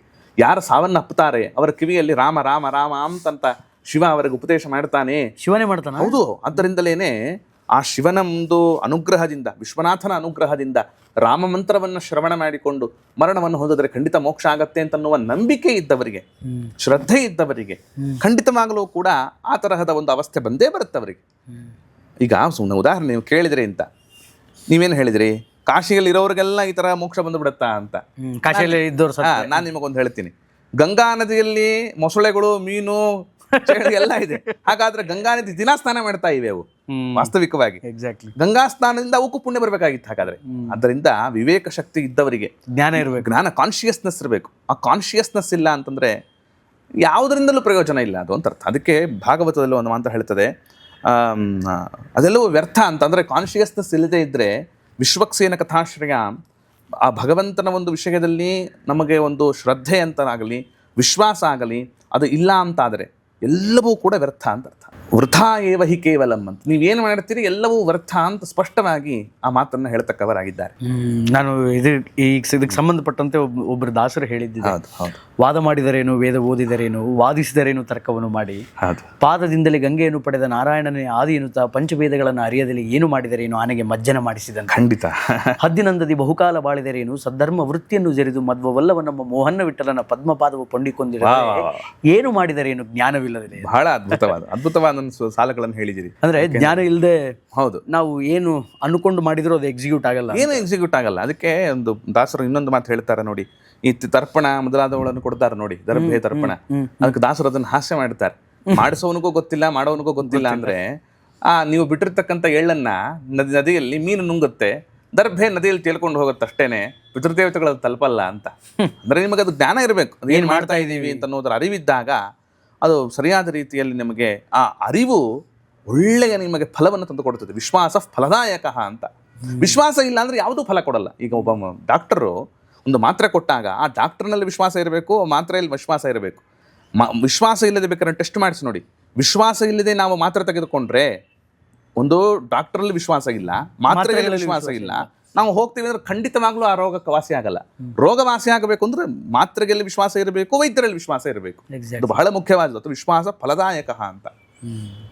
ಆಮೇಲೆ ಈ ಹುಟ್ಟಿಗೆ ಕಾರಣಗಳನ್ನು ಹುಡುಕ್ತಾ ಹೋದರೆ ನಮಗೆ ಒಂದು ಜೀವಿ ಹುಟ್ಟೋದು ಹೇಗೆ ಅಂತಂದರೆ ಆ್ಯಸ್ ಯೂಶ್ವಲಿ ಒಂದು ಸೆಕ್ಷುವಲ್ ಪ್ರೊಡಕ್ಷನಿಂದ ಒಂದು ಜೀವಿಯ ಜನನ ಆಗುತ್ತೆ ಅನ್ನೋದು ನಮಗೆ ಸರ್ವೇ ಸಾಮಾನ್ಯವಾಗಿ ಗೊತ್ತಿದೆ. ಒಂದು ರಸರೂಪದಿಂದ ಗರ್ಭವನ್ನು ಸೇರುವಂತಹ ಜೀವಿ ಯಾವ ರೀತಿಯಾಗಿ ಗರ್ಭದಲ್ಲಿ ಅಂದರೆ ತಾಯಿಯ ಗರ್ಭದಲ್ಲಿ ಡೆವಲಪ್ಮೆಂಟ್ಸ್ಗಳನ್ನು ಪಡಿತಾ ಹೋಗುತ್ತೆ, ಅಂದರೆ ಆ ಜನ್ಮದ ರಹಸ್ಯ ಹೆಂಗೆ, ಅದೆಲ್ಲ ಹೆಂಗೆ ಡೆವಲಪ್ ಆಗುತ್ತೆ ಗರ್ಭದಲ್ಲಿ ಅಂತ. ಬಹಳ ಒಳ್ಳೆಯ ಪ್ರಶ್ನೆ ಇದು. ಯಾಕೆಂದರೆ ಇವತ್ತು ವೈದ್ಯಕೀಯ ಶಾಸ್ತ್ರ ಅಂತ ಅನ್ನೋದು ಕೂಡ ಟೆಕ್ನಾಲಜಿ ಬಂದಿದೆ. ವೈದ್ಯಕೀಯ ಶಾಸ್ತ್ರ ಬೇಕಾದಷ್ಟು ಮುಂದುವರೆದಿದೆ, ಆಯಿತಾ. ಎಲ್ಲವೂ ಕೂಡ ಇವತ್ತು ಟ್ರಾನ್ಸ್ಪರೆಂಟ್. ಈ ತರಹದ ವಿಷಯಗಳು ಈಗ ಮಾತ್ರ ನಾವು ಅದನ್ನು ಸಂಶೋಧನೆ ಮಾಡ್ತಾ ಇದ್ದೇವೆ ಅಂತಲ್ಲ. ನಿಜವಾಗಲೂ ಭಾರತೀಯರಾಗಿ ನಾವು ಹೆಮ್ಮೆ ಪಡಬೇಕು. ಹಿಂದಿನ ಕಾಲದಲ್ಲೆಲ್ಲ ಬೇಕಾದಷ್ಟು ಜನ ಬರೆದಿಟ್ಟು ಹೋಗಿದ್ದಾರೆ. ಶತಮಾನಗಳ ಹಿಂದೆ ನಾವು ಅದನ್ನು ತೆರೆದು ನೋಡುವಂತಹ ಒಂದು ಮನೋಭಾವನೆ ನಮಗಿಲ್ಲ. ಏನೋ ಅಸಡ್ಡೆ ಭಾವನೆ, ಅವರೇನು ಬರೆದಿರ್ತಾರೆ ಅಂತ. ಆದರೆ ನೋಡಿ, ಅದಕ್ಕೂ ಕೂಡ ಭಗವಂತ ಎಷ್ಟು ನಮಗೆ ಅನುಗ್ರಹವನ್ನು ಮಾಡಿದ್ದಾನೆ ಅಂತಂದರೆ, ತಾನು ಅನೇಕ ಪುರಾಣಗಳನ್ನು ರಚನೆ ಮಾಡುವುದಲ್ಲದೇನೆ ಪುರಾಣದ ಸಾರಭಾಗಗಳನ್ನು ನಮ್ಮ ಕರ್ನಾಟಕದ ಕನ್ನಡ ಭಾಷೆಗಳಿಗೂ ಕೂಡ ಕೊಡುವಂತೆ ಕರ್ನಾಟಕದ ಶ್ರೇಷ್ಠ ಹರಿದಾಸರಾದ ಕನಕದಾಸರು ಅದನ್ನು ತರ್ಜುಮೆ ಮಾಡ್ತಾರೆ. ಅಂದರೆ ಪುರಾಣದ ಭಾಗಗಳನ್ನು, ಎಂಥ ಒಂದು ತತ್ವಜ್ಞಾನಿ ನಿಜವಾಗ್ಲು ಕನಕದಾಸರು, ದೊಡ್ಡ ತತ್ವಜ್ಞಾನಿಗಳು. ಇಲ್ಲದೇ ಇದ್ರೆ ಆ ಪುರಾಣದ ಭಾಗಗಳನ್ನು ಸಾಮಾನ್ಯ ಜನರಿಗೂ ಮುಟ್ಟಿಸಬೇಕು ಅಂತನ್ನುವವರ ಕಳಕಳಿ ಇದೆಯಲ್ಲ, ಸರಳ ಕನ್ನಡದಲ್ಲೇ ತೋರಿಸಿಕೊಡ್ತಾರೆ. ಎಷ್ಟು ಅದ್ಭುತವಾದ ರೀತಿಯಲ್ಲಿ. ಅದಕ್ಕೂ ನೋಡಿ, ಒಂದು ಈ ಜನನ ಕ್ರಮ ಅಂತ ಅನ್ನೋದು ಹೇಗಾಗತ್ತೆ ಅಂತ ಅನ್ನೋದಕ್ಕೊಂದು ಸುಮ್ಮನೆ ಒಂದು ಮಾತನ್ನು ಹೇಳುವುದಾದರೆ, ಮುಖ್ಯವಾಗಿ ಮಳೆ ಹನಿ ಬೀಳುತ್ತಲ್ಲ, ಆ ಮಳೆ ಹನಿಯಲ್ಲಿ ಜೀವಿ ಪ್ರವೇಶ ಮಾಡ್ತಾನೆ, ಆಯ್ತಾ. ಆ ಮಳೆ ಹನಿ ಬಿದ್ದು ಸಸ್ಯಗಳ ಅಭಿವೃದ್ಧಿ ಆಗುತ್ತೆ. ಆ ಸಸ್ಯಗಳು ಅಥವಾ ಸಸ್ಯಗಳು ತರಕಾರಿ ಎಲ್ಲ ಬಂತು, ಉಪಲಕ್ಷಣತೆಯ ಏನೇನು ತಿನ್ನುವ ಪದಾರ್ಥಗಳು ಅಂತ. ಆ ತಿನ್ನುವ ಪದಾರ್ಥಗಳನ್ನೆಲ್ಲ ನಾವೇನು ಮಾಡ್ತೇವೆ, ಮನೆಗೆ ಕೊಂಡುಕೊಂಡು ಬರ್ತೇವೆ. ಬೆಂಡೆಕಾಯೋ ಅಥವಾ ಧಾನ್ಯಗಳು, ಉದ್ದಿನ ಬೇಳೆನೋ ಕಡಲೆ ಬೇಳೆನೋ ಅಕ್ಕಿನೋ ಯಾವ್ದಾದ್ರು ಇಟ್ಕೋಬಹುದು. ಫಾರ್ ಎಕ್ಸಾಂಪಲ್, ಅದು ಮನೆಗೆ ತಗೊಂಡ್ಬರ್ತೀರಿ, ಮನೆಗೆ ತಗೊಂಡ್ಬಂದು ಬೇಯಿಸ್ತೀರಿ ಅದನ್ನ. ಜೀವಿ ಇದೆ ಅದರಲ್ಲಿ. JC ಬೋಸ್ ಅವರು ಹೇಳಿದರು, ಪ್ಲಾಂಟ್ಸ್ ಹ್ಯಾವ್ ಲೈಫ್ ಅಂತ ನಾವು ತಿಳಿತಾ ಇದ್ದೇವೆ. ಆದರೆ ಇದಕ್ಕೂ ಹಿಂದೆಯಿಂದಲೂ ಕೂಡ ನಮ್ಮ ಸನಾತನ ಧರ್ಮ ತೋರಿಸಿಕೊಟ್ಟಿದೆ. ಜೀವಿ ಅನ್ನತಕ್ಕಂಥದ್ದು, ಜೀವ ಅನ್ನತಕ್ಕಂಥದ್ದು ಪ್ರತಿಯೊಂದರಲ್ಲಿಯೂ ಆ ಸಸ್ಯ ಭಾಗವನ್ನು ನಾವೇನು ದಂಟಿನ ಸೊಪ್ಪು ಅಂತ ತರ್ತೇವೆ, ಮೆಂಥೆ ಸೊಪ್ಪು ಅಂತ ತರ್ತೇವೆ, ಹರಿವೆ ಸೊಪ್ಪು ಅಂತ ತರ್ತೇವೆ. ಏನೇ ತಗೊಂಡು ನೀವು ಯಾವುದೇ ಒಂದು ಸಸ್ಯವನ್ನು ತೆಗೆದುಕೊಂಡು ಬಂದು ನೀವು ಪಚನ ಮಾಡಿದಾಗ, ಅಡುಗೆಯನ್ನು ಮಾಡಬೇಕು ಅಂತ ಬೇಯಿಸಿದಾಗ ಜೀವಿ ಇದೆ ಅದರಲ್ಲಿ. ಆ ಜೀವಿಯನ್ನು ನೀವೇನು ಮಾಡ್ತಾ ಇದ್ದೀರಿ? ಭಕ್ಷಣೆ ಮಾಡ್ತಾ ಇದ್ದೀರಿ. ಪುರುಷ ಭಕ್ಷಣೆ ಮಾಡ್ತಾನೆ, ಸ್ತ್ರೀಯೂ ಭಕ್ಷಣೆ ಮಾಡ್ತಾರೆ, ಇಲ್ಲ ಅಂತಲ್ಲ. ಹಾಗಾದ್ರೆ ವೆಜಿಟೇರಿಯನ್ಸ್ ಎಲ್ಲ ಇಂಡೈರೆಕ್ಟ್ ಆಗಿ ನಾನ್ ವೆಜ್ ತಿಂತಿದ್ದಾರೆ ಅಂತ ಆಗುತ್ತಾ? ಅದಕ್ಕೆ ಹೇಳಿದ್ದು. ನಮ್ಮಲ್ಲಿ ಏನು ಅಂದರೆ, ಇದು ಎಷ್ಟೋ ಜನಗಳಿಗೆ ಇದೊಂದು ಭಾವನೆ ಇದೆ. ಹಾಗಾದರೆ ವೆಜಿಟೇರಿಯನ್ಸ್ ಅಂತ ಅನ್ನೋದಕ್ಕೆ ವೆಜ್ ಅಂಡ್ ನಾನ್ ವೆಜ್ ಅನ್ನೋದಕ್ಕೆ ಒಂದು ವ್ಯತ್ಯಾಸವೇ ಬರಲ್ವಲ್ಲ ಅಂತ ಒಂದು ಭಾವನೆ. ಖಂಡಿತವಾಗಲೂ ಎಲ್ಲ ಸಸ್ಯಗಳು ಜೀವರಾಶಿಗಳಿದೆ. ಆದರೆ ಅದಕ್ಕೆ ನಾವು ಧರ್ಮ ಅಂತ ಕರಿತೀವಿ. ಧರ್ಮಶಾಸ್ತ್ರಗಳೇನು ಹೇಳುತ್ತೆ ಅಂತಂದರೆ, ಧರ್ಮಶಾಸ್ತ್ರ ಯಾವುದನ್ನು ವಿಂಗಡಣೆ ಮಾಡಿದೆಯೋ, ಯಾವುದನ್ನು ಹಿಂಸೆ ಅಂತ ಹೇಳಿದೆಯೋ ಅದು ಹಿಂಸೆ, ಯಾವುದನ್ನು ಅಹಿಂಸೆ ಅಂತ ಹೇಳಿದೆಯೋ ಅದು ಅಹಿಂಸೆ. ಆದ್ದರಿಂದ ಧರ್ಮಶಾಸ್ತ್ರ ಇಂತಿಂತಹ ಪದಾರ್ಥಗಳನ್ನು ತೆಗೆದುಕೊಳ್ಳಬಹುದು ಅಂತ ಹೇಳಿದೆಯಲ್ಲ, ಅದೊಂದು ಲಿಸ್ಟ್ ಮಾಡಿದೆ, ಪಟ್ಟಿ ಕೊಟ್ಟಿದೆ. ಆ ಪಟ್ಟಿ ಕೊಟ್ಟಿರ್ತಕ್ಕಂಥದ್ದನ್ನು ಏನಿದೆಯಲ್ಲ ಅದನ್ನು ನಾವು ತೆಗೆದುಕೊಂಡ್ರೆ ದೋಷ ಇಲ್ಲ. ಯಾಕೆ? ಇವತ್ತು ವೆಜ್ ಅಂಡ್ ನಾನ್ ವೆಜ್ ಅಂತ ಅನ್ನೋದನ್ನಾಗಲಿ, ಅಥವಾ ಇದು ಸಸ್ಯಾಹಾರಿ ಇದು ಮಾಂಸಾಹಾರಿ, ಇದನ್ನು ತೆಗೆದುಕೊಳ್ಳಬೇಕು ಇದನ್ನು ತೆಗೆದುಕೊಳ್ಳಬಾರದು. ಕೆಲವರೆಲ್ಲ ಈ ನಮ್ಮಲ್ಲಿ ಏನು ಮಾಡ್ತಾರೆ, ಈರುಳ್ಳಿ ತಿನ್ನಬಾರದು, ಬೆಳ್ಳುಳ್ಳಿ ತಿನ್ನಬಾರದು ಅಂತ ಸಂಪ್ರದಾಯ ಬಲ್ಲವರು ಹೇಳ್ತಾರೆ. ಯಾಕೆ ಹಾಗೆ ಮಾಡಿದ್ರು? ಅದಕ್ಕೆ ಏನೋ ಒಂದು ರೀಸನ್ಸ್ ಹುಡ್ಕೋದಕ್ಕೆ ಹೋಗ್ತಾರೆ ನಮ್ಮವರು. ರೀಸನ್ಸ್ ಹುಡುಕ್ತಾರೆ. ಇಲ್ಲ, ಬಾಯಿ ವಾಸನೆ ಬರುತ್ತೆ ಅಂತ ತಿನ್ನಲ್ವೋ, ಕಾಮೋದ್ರೇಕ ಆಗತ್ತೆ ಅಂತ ತಿನ್ನಲ್ಲ ಅಂತ ಇನ್ ಕೆಲವರು ಮಂತ್ರ ಹೇಳ್ತಾರೆ, ನಾಲ್ಗೆ ದಪ್ಪ ಆಗತ್ತೆ ಅಂತ ಕೆಲವರು. See these might be these are the reasons. might be but the main is not the main reason. What is the main reason behind it? Main reason ಏನು ಅಂತಂದರೆ, ಯಾವುದು ಧರ್ಮಶಾಸ್ತ್ರ ತೆಗೆದುಕೊಳ್ಳಬಾರದು ಅಂತ ಹೇಳಿದ್ದಾರೆ ತೆಗೆದುಕೊಳ್ಳಬಾರದು, ಯಾವುದು ತೆಗೆದುಕೊಳ್ಳಬಹುದು ಅಂತ ಹೇಳಿದ್ದಾರೆ ಅದನ್ನು ತೆಗೆದುಕೊಳ್ಳಬಹುದು. ಆದ್ದರಿಂದ ಅದಕ್ಕೆ ನಮಗೆ ರೂಲ್ಸ್ ಆ್ಯಂಡ್ ರೆಗ್ಯುಲೇಷನ್ಸ್ ಅಂತ ಇದೆಯಲ್ಲ, ಆ ರೂಲ್ಸ್ ಆ್ಯಂಡ್ ರೆಗ್ಯುಲೇಷನ್ಸ್ನ ಟೆಕ್ಸ್ಟಲ್ಲಿ ತೋರಿಸಿಕೊಟ್ಟಿದ್ದಾರೆ. ಇಂಥದ್ದನ್ನು ತೆಗೆದುಕೊಳ್ಳಬಹುದು, ಇಂಥದ್ದನ್ನು ತೆಗೆದುಕೊಳ್ಳಬಾರದು. ಯಾಕೆ ತೆಗೆದುಕೊಳ್ಳಬಾರದು ಅಂತ ಅನ್ನೋದಕ್ಕೆ ಬೇಕಾದಷ್ಟು ಕಾರಣಗಳಿದೆ. ಒಂದೊಂದು ಪದಾರ್ಥಕ್ಕೂ ಒಂದೊಂದು ಕಾರಣ ಇದೆ. ಆದರೆ ವಿಷಯಾಂತರ ಆಗಿಬಿಡುತ್ತೆ. ನಾನು ಅದನ್ನೇ ಹೇಳ್ತಾ ಇರ್ತಾರೆ, ಅದೇ ಬೇರೆ ಆಗಿಬಿಡುತ್ತೆ. ಆದರೆ ನಾನು ಯಾಕೆ ಇದನ್ನು ಹೇಳಕ್ಕೆ ಹೋದೆ ಅಂತಂದರೆ, ಹಿಂಸೆ ಅಥವಾ ಅಹಿಂಸೆ, ಈ ವಿಂಗಡಣೆಯನ್ನ ಆಯ್ತಾ ಯಾವ ನಿಟ್ಟಿನಲ್ಲಿ ಮಾಡ್ಕೋಬೇಕು ನಾವು ಅಂದ್ರೆ ಅದಕ್ಕೊಂದು ಟೆಕ್ಸ್ಟ್ ಇದೆ ನಮಗೆ. We have a text. According to that text we are going to divide dharma adharma, ಧರ್ಮ ಅಧರ್ಮಗಳನ್ನ. ಅದಕ್ಕೆ ಆ ಟೆಕ್ಸ್ಟ್ ನ ನಾವು ಸೋರ್ಸ್ ಆಗಿ ಇಟ್ಕೊಂಡಿದೀವಿ. We have a reference. Okay, ಆಯ್ತಾ, with reference we are talking ಅಂತ. ಅದಕ್ಕೆ ನಾನು ಏನು ಹೇಳಕ್ ಹೊರಟಿದ್ದೆ, ಎಲ್ಲ ಸಸ್ಯಗಳು ಆ ಸಸ್ಯಗಳೆಲ್ಲ ಇದೆ. ಆ ಸಸ್ಯ ತಂದು ಬೇಯಿಸಿ ತಿಂತೀವಿ. ಪುರುಷ ತೆಗೆದುಕೊಳ್ತಾನೆ, ಸ್ತ್ರೀಯು ತೆಗೆದುಕೊಳ್ಕೊಂಡು ಪುರುಷ ತೆಗೆದುಕೊಳ್ತಾನೆ. ಇಲ್ಲಿ ಪ್ರಸಕ್ತಿ ಬಂದಿದ್ದೇನು, ಪುರುಷ ತೆಗೆದುಕೊಂಡವನು ಅವನ ವೀರ್ಯಾಣುಗಳ ಮುಖಾಂತರವಾಗಿ ಸ್ತ್ರೀಯ ಗರ್ಭದಲ್ಲಿ ಇಡ್ತಾನೆ. ಆ ಜೀವ ಯಾವುದು ಮಳೆಯ ಹಳೆಯ ರೂಪದಲ್ಲಿ ಬಂದಿತ್ತು, ಆಯ್ತಾ, ಅದು ಈಗ ಸಸ್ಯದೊಳಗೆ ಸೇರಿಕೊಂಡಿತ್ತು. ಅದನ್ನ ಆ ಜೀವವನ್ನ ಪುರುಷ ಸ್ವೀಕಾರ ಮಾಡಿದ, ಅದನ್ನ ಸ್ತ್ರೀಯ ಗರ್ಭದಲ್ಲಿ ಇಟ್ಟ, ಅದು ಶೋಣಿತದ ಜೊತೆಗೆ ಸೇರಿಕೊಂಡಿತ್ತು, ಅಂಡವಾಗಿ ಪರಿಣಾಮ ಹೊಂದಿ ಅದು ಗರ್ಭದಲ್ಲಿ ಶಿಶುವಾಗಿ ಬೆಳೆಯುವುದಕ್ಕೆ ಕಾರಣವಾಗತ್ತೆ. ಅಲ್ಲಿಗೇನಾಯ್ತು, ಜೀವ ಅಂತನ್ನುವವನು ವೀರ್ಯದ ರೂಪದಲ್ಲಿ ಸೇರ್ಕೊಂಡು ವೀರ್ಯದ ರೂಪದಲ್ಲಿ ಸ್ತ್ರೀಯ ಗರ್ಭವನ್ನು ಸೇರ್ತಕ್ಕಂಥವನಾಗುತ್ತಾನೆ. ಇಷ್ಟು ಪ್ರಾಸೆಸ್ ಇದೆ ಅದು. ಅದಕ್ಕೆ ನಾವು ಊಟ ಮಾಡುವ ಪದಾರ್ಥ ಎಷ್ಟು ಶುದ್ಧವಾಗಿರಬೇಕು. ಯಥಾನ್ನಂ ಭುಂಜತೆ ಲೋಕೆ ತಥಾ ಬುದ್ಧಿ ಪ್ರಜಾಯತೆ ಅಂತ. ನಾವು ಹೇಗೆ ಊಟ ಮಾಡುತ್ತೇವೆ ಅದೇ ರೀತಿಯಾಗಿ ನಮ್ಮ ಬುದ್ಧಿಯು ಕೂಡ ಕೆಲಸ ಮಾಡುತ್ತೆ ಅಂತ. ಸರಿಯಾದ ಕ್ರಮದಲ್ಲಿ, ಅದನ್ನು ವೈಶ್ವಾನರ ಯಜ್ಞ ಅಂತಾರೆ. ಸರಿಯಾದ ಕ್ರಮದಲ್ಲಿ ಊಟ ಮಾಡಬೇಕು. ಊಟಕ್ಕೂ ಒಂದು ಕ್ರಮ ಇದೆ. ಏನೋ ಹೇಗೆ ಸಿಕ್ಕರಂಗೆ ಊಟ ಮಾಡಿಬಿಡೋದು ಅಂತಲ್ಲ. ಯಾಕೆ, ಆ ಊಟ ಮಾಡುವುದರ ಮುಖಾಂತರವೇ ತಾನೇ ಜೀವಿ ಪ್ರವೇಶ ಮಾಡೋದು ಪುರುಷನ ದೇಹದಲ್ಲಿ. ಅದನ್ನು ಊಟ ಸರಿಗೆ ಮಾಡಬೇಕು ಅಂತ ಅರ್ಥ. ಅದರ ಬೇಸಿಕ್ ಥಿಂಗ್ ನಾವು ಎಲ್ಲೋ ಒಂದು ಕಡೆಯಿಂದ ಮರೆತುಕೊಂಡು ಬರ್ತಾ ಇದ್ದೀವಿ ಅಂತ ತಿಳಿಬಹುದು. ಅದಕ್ಕೆ ಕನಕದಾಸರು ಅದನ್ನು ಬಹಳ ವಿಸ್ತಾರವಾಗಿ ಹೇಳ್ತಾರೆ ನೋಡಿ. ಸತಿಪುರುಷರು ಒಂದಾಗಿ ರತಿಕ್ರೀಡೆಗಳ ಮಾಡೇ ಪತನವಾದ ಇಂದ್ರಿಯವು ಹೊಲೆ ರುಧಿರವು. ಆ ಸ್ತ್ರೀಯಲ್ಲಿರ್ತಕ್ಕಂತಹ ಶೋಣಿತ ಭಾಗ ಮತ್ತು ಪತನವಾದ ಇಂದ್ರಿಯ ಅಂದರೆ ವೀರ್ಯ, ಇದೆರಡು ಏನಾಗತ್ತೆ ಅಂತಂದರೆ ಅದೆರಡು ಸೇರಿಕೊಂಡು ಸತಿಯ ಉದರದೊಳಗೆ ಎರಡು ಏಕತ್ರ ಸಂಧಿಸುತ್ತಾ ಪುತಪುತನ್ನೇ ಮಾಸ ಪರ್ಯಂತ ಹರಿಯೇ.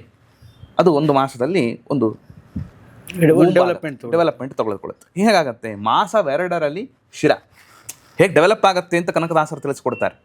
2ನೇ ತಿಂಗಳಲ್ಲಿ ತಲೆ ನಿರ್ಮಾಣ ಆಗತ್ತಂತೆ ಗರ್ಭದಲ್ಲಿ. ಓಕೆ, ಆಯ್ತಾ. ಮಾಸ 3ರಲ್ಲಿ ಅಂಗ, ಬೇರೆ ಬೇರೆ ಅಂಗಾಂಗಗಳೆಲ್ಲವೂ ಕೂಡ ಕೈ ಕಾಲು ಮೊದಲಾದವುಗಳು ಉತ್ಪತ್ತಿ ಆಗುತ್ತೆ. ಮಾಸ 4ನೇ ತಿಂಗಳಲ್ಲಿ ಏನಾಗುತ್ತೆ, ಚರ್ಮದ ಹೊದಿಕೆ.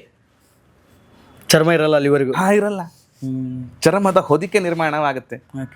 ಅದಾದ ಮೇಲೆ ಮಾಸ 5ರಲ್ಲಿ ನಖ ಉಗುರು, ರೋಮ, ನವರಂಧ್ರ, 9 ನವರಂಧ್ರಗಳು, ಕಣ್ಣು ಕಿವಿ ಮೂಗು ಬಾಯಿ ಅದರ ರಂಧ್ರಗಳು, ನವರಂಧ್ರಗಳು.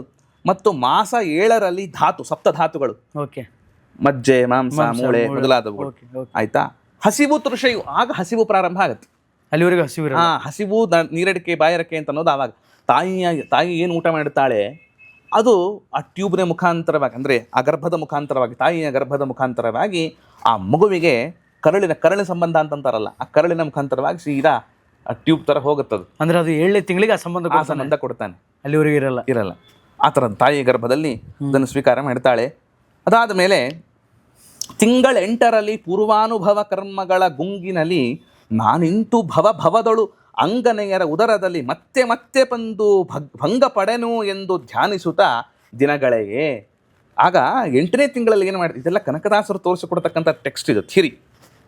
ಆಯಿತಾ. ಇದನ್ನು ನಾವು ಎಷ್ಟೋ ಭಾಗಗಳನ್ನು, ಇಲ್ಲಿಯ ಒಂದು ಅನೇಕ ಭಾಗಗಳನ್ನು ಇವತ್ತಿನ ಮಾಡರ್ನ್ ಸೈನ್ಸ್ ಜೊತೆಗೆ ನಾವು ಅದನ್ನು ಕಂಪೇರ್ ಮಾಡಿದಾಗ ಎಷ್ಟೋ ರೀತಿಯಾಗಿ ಅಲೈನ್ ಆಗ್ತಾ ಇದೆ, ಸಿಮಿಲಾರಿಟೀಸ್ ಇದೆ. ಅದಕ್ಕೆ ಈ ಹಿಂದೆ ಇದೆಲ್ಲ ಹೇಳಿದ್ರು ಅಂತ ಅರ್ಥ. ಆದರೆ ಈ ಭಾಗವನ್ನು, ಯಾವ ಭಾಗವನ್ನು, ಅತೀಂದ್ರಿಯವಾದ ಭಾಗ ಇಲ್ಲಿ ಹೇಳ್ತಾ ಇದ್ದಾರಲ್ಲ ಕನಕದಾಸರು, ಈ ಭಾಗವನ್ನು ಇವತ್ತಿಗೂ ಕೂಡ ಮಾಡರ್ನ್ ಸೈನ್ಸ್ ಅಂತ ಅನ್ನೋದು ಅದು ಅತೀಂದ್ರಿಯವಾದಿದ್ದು, ಕಣ್ಣಿಗೆ ಕಾಣಿಸದೇ ಇರೋದು. ಯಾವುದಿದು, ಈ ಭಾಗ ಯಾವುದು, ತಿಂಗಳ 8ರಲ್ಲಿ ಪೂರ್ವಾನುಭವ ಕರ್ಮ ಅಂತ ಅನ್ನೋದನ್ನ ಸೈನ್ಸ್ ಇವತ್ತು ಹೇಗೆ ಹೇಳೋದಕ್ಕೆ ಸಾಧ್ಯ? ಕನಕದಾಸರು ಹೇಳ್ತಾರೆ. ಅವ್ರು ಹೇಳ್ತಾರೆ ಏನು, ಪೂರ್ವಾನುಭವ, ಅವನು ಯಾವುದೋ ಜನ್ಮದಲ್ಲಿ ಹಿಂದಿನ ಜನ್ಮದಲ್ಲಿ ಮಾಡಿರುವಂಥ ಕರ್ಮಗಳೇನಿದೆಯಲ್ಲ ಅದು ನೆನಪಾಗುತ್ತೆ ಅವನಿಗೆ. ಅದರ ಗರ್ಭದಲ್ಲಿದ್ದಾಗ ಆ ಗುಂಗಿನೊಳಗೆ ಅದನ್ನೇ ಚಿಂತೆ ಮಾಡ್ತಾ ಇರ್ತಾನೆ ಅವನು, ಹೇಳ್ಕೊಳಕ್ಕಾಗಲ್ಲ. ಅದೇ ಗುಂಗಿನಲ್ಲಿ ಏನು ಮಾಡ್ತಾನೆ, ಕೈ ಮುಗಿತಾನಂತೆ. ಕೈ ಮುಗ್ಕೊಂಡು ಮನಸ್ಸಿನಲ್ಲೇನೆ ಹೇಳ್ತಾನೆ, ನಾನಿಂತು ಭವದಳು ಅಂಗನೆಯರ ಉದರದಲ್ಲಿ ಮತ್ತೆ ಮತ್ತೆ ಬಂದು ಭಂಗ ಪಡೆನು.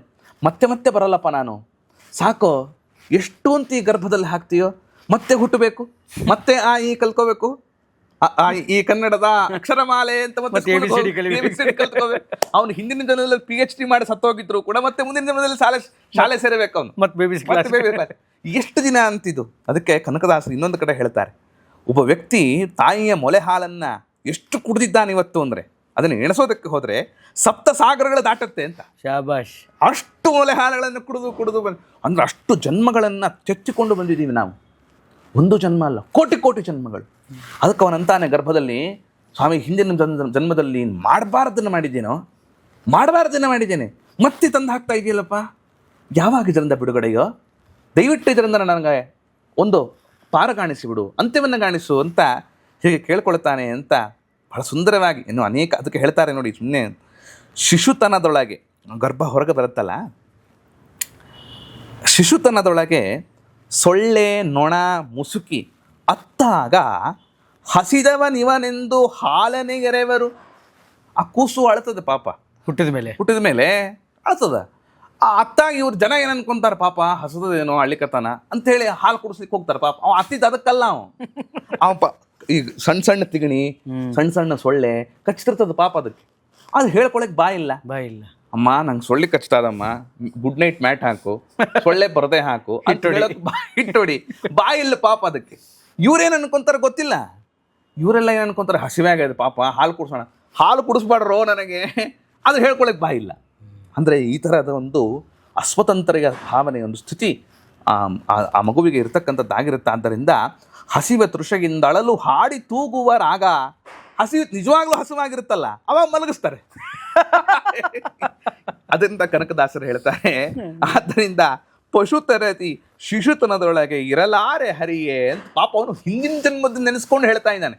ಹಂಗೆ ಮಾಡಬೇಡ್ರಪ್ಪ, ಮತ್ತೆ ಬರ್ತೀನಿ ಮತ್ತೆ ಹಿಂಗೆಲ್ಲ ಮಾಡ್ತಾರೋ, ನನ್ನ ಭಾವನೆಗಳನ್ನೇ ಅರ್ಥ ಮಾಡ್ಕೊಳ್ಳಲ್ಲ ಅಂತ ಹೀಗೆಲ್ಲ ಮಾತನಾಡೋ ಮಾತುಗಳನ್ನೆಲ್ಲ ಕನಕದಾಸರು ಕನ್ನಡದ ಕನ್ನಡಿಯಲ್ಲಿ ತೋರಿಸಿಕೊಡ್ತಾರೆ. ಮಹಾ ತತ್ವಜ್ಞಾನಿ ಆ ಕನಕದಾಸರು ಅಂತನ್ನೋದನ್ನು ಸ್ಪಷ್ಟವಾಗಿ ನಾವು ತಿಳಿತಕ್ಕಂಥವರಾಗಬಹುದು. ಅಂದರೆ ನಾನು ಹಿಂದೆ ಒಬ್ಬರು ವಿದ್ವಾಂಸರು ಅವ್ರ ಜೊತೆ ಮಾತಾಡ್ತಾ ಇರಬೇಕಾದ್ರೆ ಕೇಳಿದ್ದು, ಯಾರು ಹೇಳಿದ್ದು ತಾಯಿ ಗರ್ಭದಲ್ಲಿ ನರಕ ಇಲ್ಲ ಅಂತ, ಅದರಲ್ಲಿ ಹೆಂಗಿರುತ್ತೆ ಅನ್ನೋದನ್ನು ಒಬ್ಬ ನರ್ಸನ್ ಕೇಳಿ ಹೇಳ್ತಾಳೆ ನಿನಗೆ ಅಂತ ಹೇಳಿದ್ದು. ಅಂದರೆ ಒಂದು ಸಣ್ಣ ಜೀವಿ ಆ ಗರ್ಭದಲ್ಲಿ ಆ ಮಾಂಸ ಮಜ್ಜೆಗಳ ಮಧ್ಯೆ, ಆ ನರಬಳ್ಳಿಗಳ ಮಧ್ಯೆ ಹಿಂಗೆ ಮುದುರ್ಕೊಂಡು ಕೂಡೋದಿದೆಯಲ್ಲ, ಈಗ BP ಶುಗರ್ ಅವ್ರನ್ನ 1 ಗಂಟೆ ಒಂದೇ ಚೇರಲ್ಲಿ ಹಾಕಿ ಕೂಡಿಸ್ಬಿಟ್ರೆ ಎಷ್ಟು ಸಂಕಟ ಆಗುತ್ತೋ, ಅದರ ಡಬಲ್ ಸಂಕಟ ಆಗುತ್ತೆ ಅಂತ ಹೇಳಿದರು. ಆಮೇಲೆ ನಾನು ಇನ್ನೊಂದು ಪ್ರಶ್ನೆ ಕೇಳಬೇಕಾಚಾರ್ಯ, ತಾಯಿಯ ಗರ್ಭ ದ ಮೋಸ್ಟ್ ಸೇಫೆಸ್ಟ್ ಪ್ಲೇಸ್ ಅಂತೆಲ್ಲ ಹೇಳ್ತಾರೆ. ಅದೇ ಅದ್ರ ಬಗ್ಗೆ ಹೇಳ್ಬೋದು ಅಂತಂದರೆ, ಗರ್ಭದಲ್ಲಿ ಎಷ್ಟು ಸಂಕಟ ಪಡುತ್ತೆ ಜೀವ ಹುಟ್ಟೋಕ್ಕೂ ಮುಂಚೆ, ಹುಟ್ಟ ಮೇಲಂತರೂ ಮತ್ತು ನೀವು ಹೇಳಿದಾಗ ಅದೇ ABCD ಈ ಶಾಲೆ ಸ್ಕೂಲು, ಅದಾದಮೇಲೆ ಬಾಲ್ಯ ಯೌವನ, ಹೆಂಡತಿ ಮಕ್ಕಳು, EMI ಕಟ್ಟು, ಅದು ಕಟ್ಟು ಇದು ಕಟ್ಟು, ಒಂದಿನ ನಿಂಗೆ ಸಾವು ಬರುತ್ತೆ, ಸತ್ತೋಗ್ಬಿಡು. ಆದರೆ ಹುಟ್ಟೋಕ್ಕೂ ಮುಂಚೆನೂ ಒಂದು ತಾಪತ್ರಯ ಇರುತ್ತಲ್ಲ ಜೀವಿಗೆ. ಅದೇ ಈಗ ತಾನೇ ಹೇಳಿದಂತೆ ಅದು ಪಾಪ ಈಗ ನಮಗೆ ಅನುಭವಕ್ಕೆ ಬಂದಿರೋವಂಥದ್ದು. ನಾವು ನಮ್ಮ ಹೊಟ್ಟೆಯಲ್ಲಿ ಎಷ್ಟು ತರಹದ ಹೊಲಸಿದೆ ಅಂತ ನಮಗೆ ಗೊತ್ತಿದೆ. ಅದರ ಮಧ್ಯೆ ಇರಬೇಕಲ್ಲ ಆ ಮಗು, ಆ ವಾಸನೆಯನ್ನು ಕುಡ್ಕೊಂಡು ಅದರ ಮಧ್ಯದಲ್ಲಿಗೇನೆ ತಾಯಿ ಏನು ಊಟ ಮಾಡ್ತಾಳೋ ಅದನ್ನೇ ತಾನೂ ಕೂಡ ಸ್ವೀಕಾರ ಮಾಡಿಕೊಂಡು, ತಾಯಿಗೇನೋ ಬಯಕೆ ಆಯಿತು, ಇವು ಕಟುವಾದ ಪದಾರ್ಥವನ್ನು ತಿನ್ನಬಾರದು ಅಂತಿದೆ, ಖಾರ ಮೊದಲಾದವುಗಳನ್ನು. ಈಕೆಗೇನೋ ಬಯಕೆ ಆಯಿತು ಅಂತ ಖಾರ ತಿಂದುಬಿಟ್ರೆ ಮಗುಗೆ ಎಷ್ಟು ತೊಂದರೆ ಆಗುತ್ತೆ, ಆ ಮಗುಗೆ ಎಫೆಕ್ಟ್ ಆಗುತ್ತೆ ಅದು. ಓಕೆ, ಅಂದರೆ ಈ ತರಹದ ಬಾಧೆ ಅಂತನ್ನೋದನ್ನ ಖಂಡಿತವಾಗ್ಲೂ ತಾಯಿಯ ಒಂದು ಶ್ರೇಷ್ಠತೆಯನ್ನು ನಾವು ಎಲ್ಲಿ ನೋಡಬೇಕು ಅಂತಂದರೆ, 9 ತಿಂಗಳ ಕಾಲ ಸಹಿಸಿಕೊಂಡು, ಯಾಕಂದರೆ ಒಳಗಿರೋ ಮಗು ಒದಿಯುತ್ತೆ ಪಾಪ ಕೆಲಸತ್ತೆ, ಆಯಿತಾ, ಆ ಗರ್ಭವನ್ನು ಸಹಿಸಿಕೊಂಡು ಹೊರಗೆ ಬರುವಾಗ ಇದೆಯಲ್ಲ, ಮಗು ಹೊರಗೆ ಬರುವಾಗ ಎಷ್ಟು ತರಹದ ವೇದನೆ ಆಗುತ್ತೆ ಗೊತ್ತಾವು ತಾಯಿಗೆ. ಅದು ತಾಯಿ ಮಾತ್ರ ಅದನ್ನು ಅನುಭವ ಪಡೋದಕ್ಕೆ ಸಾಧ್ಯ, ಬೇರೆ ಯಾರಿಂದಲೂ ಕೂಡ. ಅದಕ್ಕೆ ಅವಳನ್ನು ಕ್ಷಮಯಾಧರಿತ್ರಿ ಅಂತ, ಭೂಮಿಗೆ ಎಷ್ಟು ತಾಳ್ಮೆ, ಅಷ್ಟು ತಾಳ್ಮೆ ಒಬ್ಬ ತಾಯಿಗೆ, ಒಂದು ಹೆಣ್ಣಿಗೆ ಅಷ್ಟು ತಾಳ್ಮೆಯನ್ನು ಕೊಟ್ಟಿದ್ದಾನೆ ನಮ್ಮ ಸ್ವಾಮಿ. ಆದ್ದರಿಂದ ಆ ತಾಯಿಯ ಗರ್ಭದಿಂದ ಹೊರಗೆ ಬರತಕ್ಕಂಥ ಶಿಶು ಬರುವಾಗ ಆಗುವ ವೇದನೆಯನ್ನು ಅಷ್ಟು ರೀತಿಯಲ್ಲಿ ತಾಳ್ಕೊಳ್ತಾಳೆ. ಯಾಕೆ, ನನ್ನ ಮಗು, ಆ ಪ್ರೀತಿ ಆಪ್ಯಾಯತೆ, ಆ ಒಂದು ಆ ಅಂತಃಕರಣ, ಆ ಕರಳಬಳ್ಳಿಯ ಸಂಬಂಧ ಆ ಮಗುವಿನ ಮೇಲೆ ಇರುತ್ತೆ. ಆದ್ದರಿಂದ ಅಷ್ಟು ಪ್ರೀತಿಯಿಂದ ಸಾಕಿರ್ತಾಳೆ, ಸಲಹಿರ್ತಾಳೆ ಆ ತಾಯಿ ಗರ್ಭದಲ್ಲಿ ಅಂತ. ಅಷ್ಟು ಶ್ರೇಷ್ಠತೆ ತಾಯಿಗೆ, ಅಷ್ಟು ಶ್ರೇಷ್ಠತೆಯನ್ನು ಕೊಟ್ಟಿದೆ ನಮ್ಮ ಹಿಂದೂ ಸಮಾಜ. ಈಗ ಮಾತಾಡ್ತಾ ಹೇಳಿದ್ರಿ, ಕನಕದಾಸರ ವಾಕ್ಯಗಳನ್ನು ಹೇಳಿದ್ರಿ. 8ನೇ ತಿಂಗಳಿಗೆ ಅದು ಚಿಂತನೆ ಮಾಡ್ತಾ ಇರುತ್ತೆ, ಈ ನರಕ ಬೇಡ ನನಗೆ, ಎಷ್ಟು ಸಲ ಕೊಡ್ತಿ ಈ ಜನ್ಮನ, ಹುಟ್ಟಿಸಿದ್ದಾರೆ ಎನ್ನೋ ಸ್ವಾಮಿ, ಮತ್ತೆ ನನ್ನ ಹುಟ್ಟಿಸ್ಬೇಡ ಅಂತ. ಇದು ಗರ್ಭದಲ್ಲಿದ್ದ 8 ತಿಂಗಳಲ್ಲಿ ಬರುವಂಥ ಚಿಂತನೆ. ಆ ಜೀವಿ ಪ್ರವೇಶ ಅಂದ್ರೆ ಹೊರಗಡೆ ಬಂದ ನಂತರ, ತಾಯಿ ಗರ್ಭದಿಂದ ಹೊರಗಡೆ ಬಂದ ನಂತರ ಅದೆಲ್ಲ ಮರ್ತು ಬಿಡುತ್ತೆ. ಅಂದ್ರೆ ಜೀವಿ ಮರಿಯುತ್ತೆ ಅಂತೆ, ಅದಕ್ಕೆ ಅದು ನಿಜನಾ? ಹೌದು, ಖಂಡಿತ ಮರೆಯುತ್ತೆ. ಅಷ್ಟೇ ಅಲ್ಲ, ಅದಕ್ಕೆ ಅಭಿಮಾನ ಹುಟ್ಟುತ್ತೆ. ಏನು ಅಭಿಮಾನ ಗೊತ್ತೇನು? ಪಕ್ಕದ ಮನೆ ಸಾಮಾನು ತಗೊಂಡು ಬಂದು ಆಯ್ತಾ ಇದು ನಂದು ಅನ್ನುತ್ತೆ. ಆ ನಂದು ಅಂತನೋ ಅನುಭವ, ನಾನು ನನ್ನದು ಅಂತನೋ ಅಹಂಕಾರ ಮಮಕಾರಗಳನ್ನ ದೇವರು ಹಾಕಿಬಿಡ್ತಾನೆ, ಬಂಧನವನ್ನು ಮಾಡಿಬಿಡ್ತಾನೆ ಆ ಮಗುವಿಗೆ. ಹೊರಗೆ ಬರ್ತಾ ಇದ್ದಂಗೆ. ಆದರೆ ಆ ಮಗು ಅದಕ್ಕೆ ಹೇಳ್ತಾ ಇರೋದು, ಈಗ ನಾನು ಆದರೆ ಅದನ್ನು ಉದಾಹರಣೆ ಕೊಟ್ಟೆ. ಊಟ ಮಾಡುವಾಗ ಸರಿಯಾಗಿ ಊಟ ಮಾಡಿದಾಗ ಆ ಊಟ ಮಾಡುವ ಅನ್ನದ ಮುಖಾಂತರವಾಗಿಯೇ ಜೀವಿ ಪ್ರವೇಶ ಮಾಡ್ತಾನೆ. ಆದ್ದರಿಂದ ಊಟವೂ ಸರಿಗೆ ಮಾಡಬೇಕು ಅಂತ. ಅಷ್ಟೇ ಅಲ್ಲ, ತಾಯಿಯ ಗರ್ಭದಲ್ಲಿದ್ದಾಗಲೂ ಕೂಡ ಈ ವೈಬ್ಸ್ ಅಂತ ಇದೆಯಲ್ಲ, ನಾನು ಅದನ್ನೇ ಕೇಳೋಕೆ ಹೊರಟೆ. ಅಂದರೆ ಆ ವೈಬ್ ಚೆಕ್ಕಿಂಗ್ ಅನ್ನೋದು ಎಷ್ಟು ಮಟ್ಟಿಗೆ ಎಕ್ಸಿಕ್ಯೂಟ್ ಆಗುತ್ತೆ ಅಂದರೆ, ಒಬ್ಬ ಪ್ರೆಗ್ನೆನ್ಸಿ ಹೆಣ್ಮಗಳು ಒಂದು ದೇವಸ್ಥಾನಕ್ಕೆ ಹೋದಾಗ ಅಥವಾ ಇನ್ಯಾವುದೋ ಕಡೆ ಹೋದಾಗ ಆ ವಾತಾವರಣ ಆಕೆಯ ಪ್ರೆಗ್ನೆನ್ಸಿ ಮೇಲೆ ಅಥವಾ ಆಕೆಯ ಗರ್ಭದಲ್ಲಿರುವಂತಹ ಶಿಶುವಿನ ಮೇಲೆ ಎಫೆಕ್ಟ್ ಬೀಳುತ್ತಾ ಅಂತ? ಖಂಡಿತವಾಗಲೂ ಬೀಳುತ್ತೆ. ಹೆಂಗೆ? ಉದಾಹರಣೆ ಕೊಡ್ತೇನೆ ನಿಮಗೆ, ಪುರಾಣದ ಉದಾಹರಣೆ ಕೊಡ್ತೇನೆ. ಪುರಾಣದ ಉದಾಹರಣೆ ಅಂತ ಅಸಡ್ಡೆ ತೋರಿಸೋದು ಬೇಡ. ಪುರಾಣ ಅಂದ್ರೆ ಏನು ಗೊತ್ತೇನೋ, ನಮ್ಮ ಜನಗಳಿಗೆ ಏನು ಅಂದ್ರೆ ಪುರಾಣ ಅಂದ್ರೆ ಏನೋ ಪುಂಡರಗೋಷ್ಠಿ ಅಂತ ಕೆಲವರೆಲ್ಲ ಹೇಳ್ತಾರೆ. ಆದರೆ ಅದು ನಿಜವಾಗ್ಲೂ ಇತಿಹಾಸ, ಅದು it is a history. And science ಒಪ್ಪುತ್ತಲ್ಲ ಅದನ್ನ? ಖಂಡಿತವಾಗ್ಲೂ ಒಪ್ಪುತ್ತೆ. ಅಂದ್ರೆ ಮತ್ತೆ ಇವತ್ತು ಪ್ರೆಗ್ನೆನ್ಸಿ ಹೆಣ್ಮಕ್ಳು ಏನ್ ಮಾಡಬೇಕು, ಏನ್ ಮಾಡಬಾರ್ದು, ಎಲ್ಲಿ ಹೋಗಬೇಕು, ಎಲ್ಲಿ ಹೋಗಬಾರ್ದು ಡಾಕ್ಟರ್ಗಳ ಸಜೆಷನ್ಸ್ ಕೊಡ್ತಾರೆ. ಹೌದು, ಖಂಡಿತ. ಅದು ಆ ವೈಬ್ ಚೆಕ್ ಅನ್ನೋದು ಇದೆ, ಖಂಡಿತ ಇದೆ. ಅದಕ್ಕೊಂದು ನಿಮಗೆ ಪುರಾಣದ ಉದಾಹರಣೆ ಕೊಡ್ತೇನೆ ನಿಮಗೆ. ಫೈನ್. ಹಿರಣ್ಯಕಶ್ಯಪು ಅದೇನು ಮಾಡ್ತಾನೆ ಅಂದ್ರೆ, ಒಳ್ಳೆ ಕಥೆ ಇದು. ತಪಸ್ಸು ಮಾಡಬೇಕು ಅಂತ ಹೋಗ್ತಾನೆ. ಅವಾಗ ಏನೋ ಒಂದು ಬಯಕೆ, ತಪಸ್ಸು ಮಾಡಬೇಕು ಅಂತ. ಕಾಡಿಗೆ ಹೋಗ್ತಾನೆ, ಭಯಂಕರವಾದ ತಪಸ್ಸನ್ನು ಮಾಡೋದಕ್ಕೆ ಶುರು ಮಾಡ್ತಾನೆ. ಮಾಡುವಾಗ ಮರದ ಮೇಲೆ 2 ಪಕ್ಷಿಗಳು ಹರಿ ಹರಿ ಹರಿ ಹರಿ ಅಂತ ಮಾತನಾಡ್ಕೊಳ್ಳುತ್ತೆ. ಇವನು ಹರಿದ್ವೇಷಿ, ಹಿರಣ್ಯಕಶ್ಯಪು. ವಿಷ್ಣು ಅಂದ್ರೆ ಆಗಲ್ಲ, ಹರಿ ಅಂದ್ರೆ ಆಗಲ್ಲ, ಹರಿ ಅಂದ್ರೆ ಆಗಲ್ಲ. ಇದೇನು ಮಾಡ್ತಾನೆ, ಛೇ ಛೇ ಛೇ ಛೇ ಇದೇನು ಅಪಶಕುನ, ನನಗೆ ತಪಸ್ಸು ಮಾಡಬಾರ್ದು ಇದು.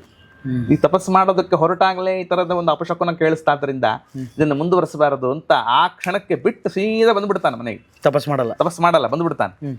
ಬಂದ ಅವತ್ತಿನ ದಿನ ರಾತ್ರಿಗೇನೆ ಕಯಾದುವಿನ ಜೊತೆಗೆ ಗರ್ಭಧಾರಣೆ ಮಾಡಬೇಕು ಅಂತನ್ನುವ ಒಂದು ಸನ್ನಿವೇಶ ಬರ್ತದೆ. ಆ ಗರ್ಭಧಾನ ಮಾಡಬೇಕು ಅಂತ ಹಿರಣ್ಯಕಶಿಪು ಗರ್ಭಧಾನ ಆಕೆ ಅವಾಗ ಕೇಳ್ತಾಳೆ, ಕಯಾದು, ಯಾಕೆ ಬಂದ್ರಿ ಸ್ವಾಮಿ ನೀವು? ಯಾಕೆ ವಾಪಸ್ ಬಂದ್ರಿ? ತಪಸ್ಸು ಮಾಡಬೇಕು ಅಂತ ಹೊರಟವರಲ್ಲ ನೀವು, ಯಾಕೆ ವಾಪಸ್ ಬಂದ್ರಿ ಅಂತಂದಾಗ ಗರ್ಭಧಾನ ಮಾಡುವಾಗ ಮಾತನಾಡ್ತಾನೆ ಹಿರಣ್ಯಕಶಿಪು, ಇಲ್ಲ ತಪಸ್ಸು ಮಾಡಬೇಕು ಅಂತ ಹೊರಟಿದ್ದೆ, ಅಲ್ಲಿ ಹರಿ ಹರಿ ಅಂತನ್ನುವ ಶಬ್ದವನ್ನ ಕೇಳಿಸಿಕೊಂಡು ಅನ್ನುವಾಗ ಗರ್ಭಧಾರಣೆ ಮಾಡ್ತಾನೆ.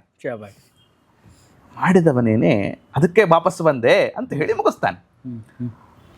ನೋಡಿ, ಹೇಳುತ್ತೆ, ಆ ಹರಿ ಹರಿ ಅಂತನ್ನುವ ಶಬ್ದವನ್ನು ಹೇಳ್ತಾ ಗರ್ಭಧಾನವನ್ನು ಮಾಡಿದ್ದರಿಂದ ಗರ್ಭದಲ್ಲಿಗೆ ಮಹಾವಿಷ್ಣು ಭಕ್ತನಾಗ ಪ್ರಹ್ಲಾದರಾಜರು ಹುಟ್ಟುವುದಕ್ಕೆ ಕಾರಣ ಆಯಿತು ಅಂತ ನರಸಿಂಹ ಪುರಾಣ ನಮಗೆ ದಾಖಲೆಯನ್ನು ಕೊಡುತ್ತೆ. ಅಂದ್ರೆ ಯಾವುದೋ ಥರ್ಡ್ ಪಾರ್ಟಿ, ಅಂದ್ರೆ ವಿಷ್ಣುವಿನ ವಿರೋಧಿ ಸುಮ್ಮನೆ ಮಾತಿಗೆ ಹರಿ ಅಂತ ಹೇಳಿ ಗರ್ಭಧಾರಣೆ ಮಾಡಿದ್ರು ಹರಿಯನ್ನು ಕರೆಸ್ಕೊಂಡಂತಹ ಮಗ ಹುಟ್ಟುತ್ತಾನೆ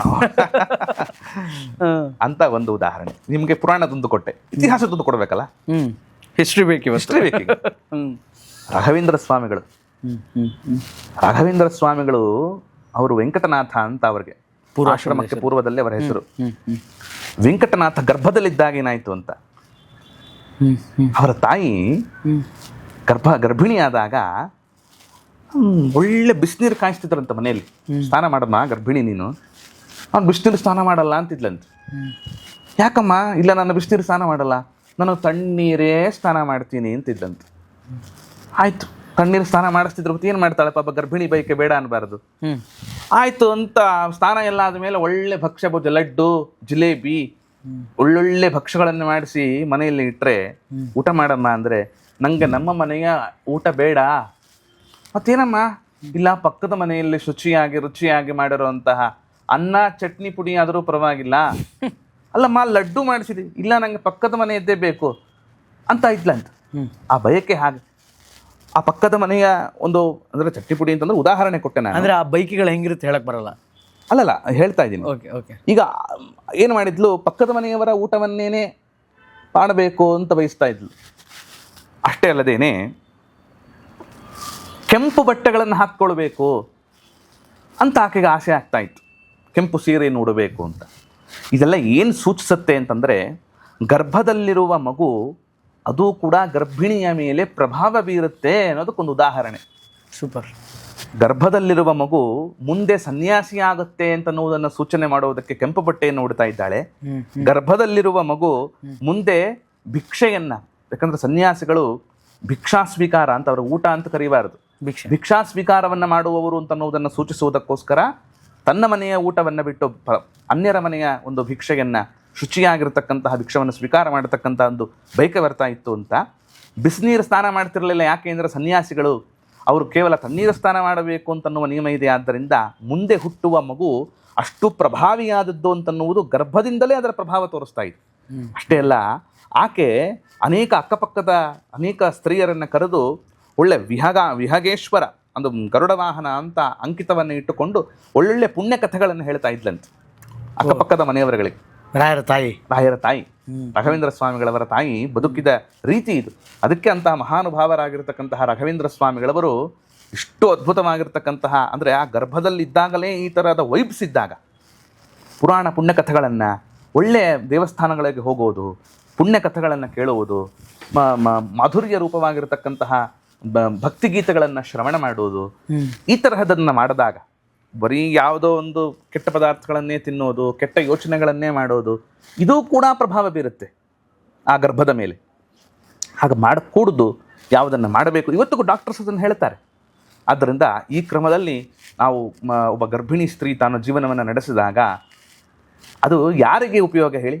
ಇದರಿಂದ ದೇಶಕ್ಕೂ ಸುಭದ್ರತೆ, ದೇಶಕ್ಕೂ ಕೂಡ ಒಳ್ಳೆಯ ಒಂದು ಕೊಡುಗೆಯನ್ನು ಕೊಡ್ತಕ್ಕಂಥ ಮಗು ಹುಟ್ಟುತ್ತೆ, ಜೊತೆಗೆ ನಿಮ್ಮ ಮನೆಗೂ ಕೀರ್ತಿಯನ್ನು ತರುತ್ತೆ. ಇದೆರಡಕ್ಕೂ ಕೂಡ ಕಾರಣರು ಯಾರು? ತಂದೆ ತಾಯಿಗಳು.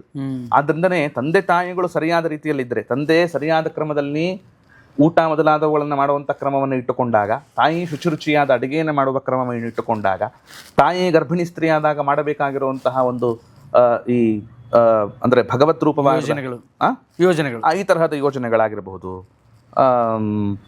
ಪಾಸಿಟಿವ್ ಅಂತಂತೇವಲ್ಲ, ಆ ತರಹದ ಒಂದು ಯೋಚನೆಗಳನ್ನು ಮಾಡಿ ಭಗವಂತನ ಒಂದು ಚಿಂತನೆಯನ್ನು ಮಾಡುವುದು, ಭಕ್ತಿಗೀತೆಗಳನ್ನು ಕೇಳುವುದು, ಈ ಥರದ ಒಂದು ಕಾರ್ಯಕ್ರಮಗಳನ್ನು ಇಟ್ಟುಕೊಂಡಾಗ ಒಳ್ಳೆಯ ಪ್ರಜೆಯನ್ನು ದೇಶಕ್ಕೆ ಕೊಡ್ತಕ್ಕಂತಹ ಒಂದು ಜವಾಬ್ದಾರಿ ಅದು ತಂದೆ ತಾಯಿಗಳ ಮೇಲೆ ಇದೆ ಅಂತ ನಮಗೆ ಸ್ಪಷ್ಟವಾಗಿ ಗೋಚರವಾಗುತ್ತೆ. ಈ ಸೇಮ್ ಅದರದ್ದೇ ಒಂದು ಇಂಟರ್ಲಿಂಕ್ ಕ್ವಶನ್ ಇದು.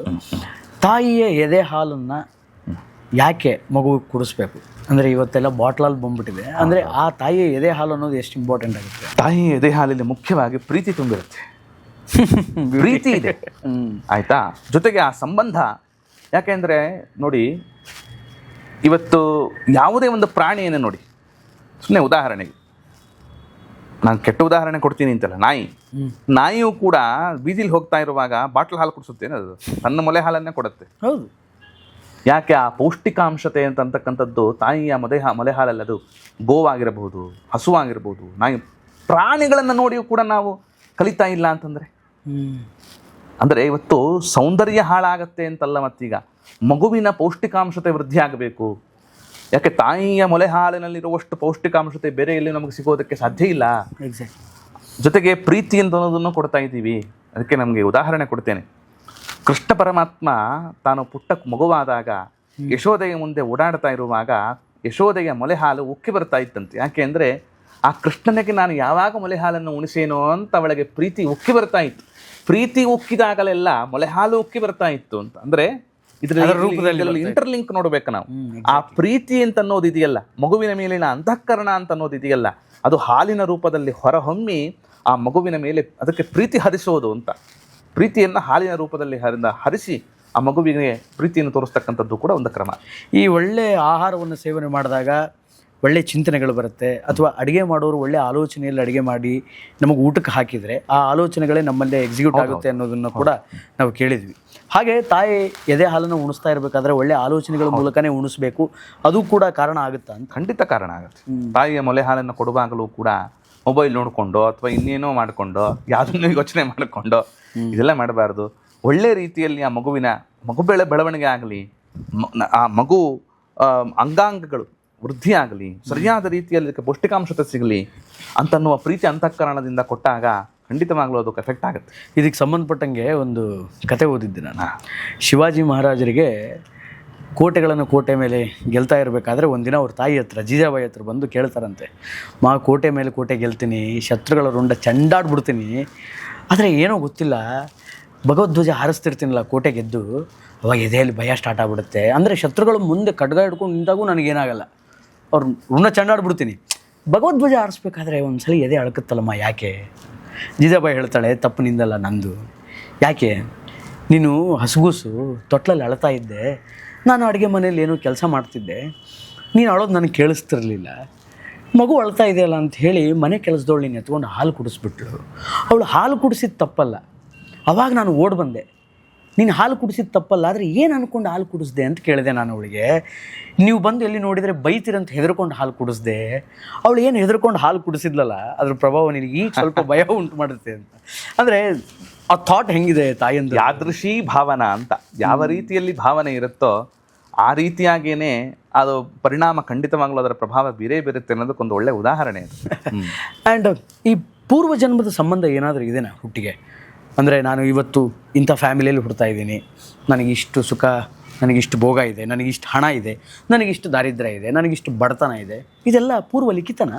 ಖಂಡಿತವಾಗ್ಲೂ ಪೂರ್ವಜನ್ಮದಲ್ಲಿ ನಾವೇನೇನು ಮಾಡಿರ್ತೇವೋ ಅದಕ್ಕೆ ದಾಸರಂತಾರಲ್ಲ,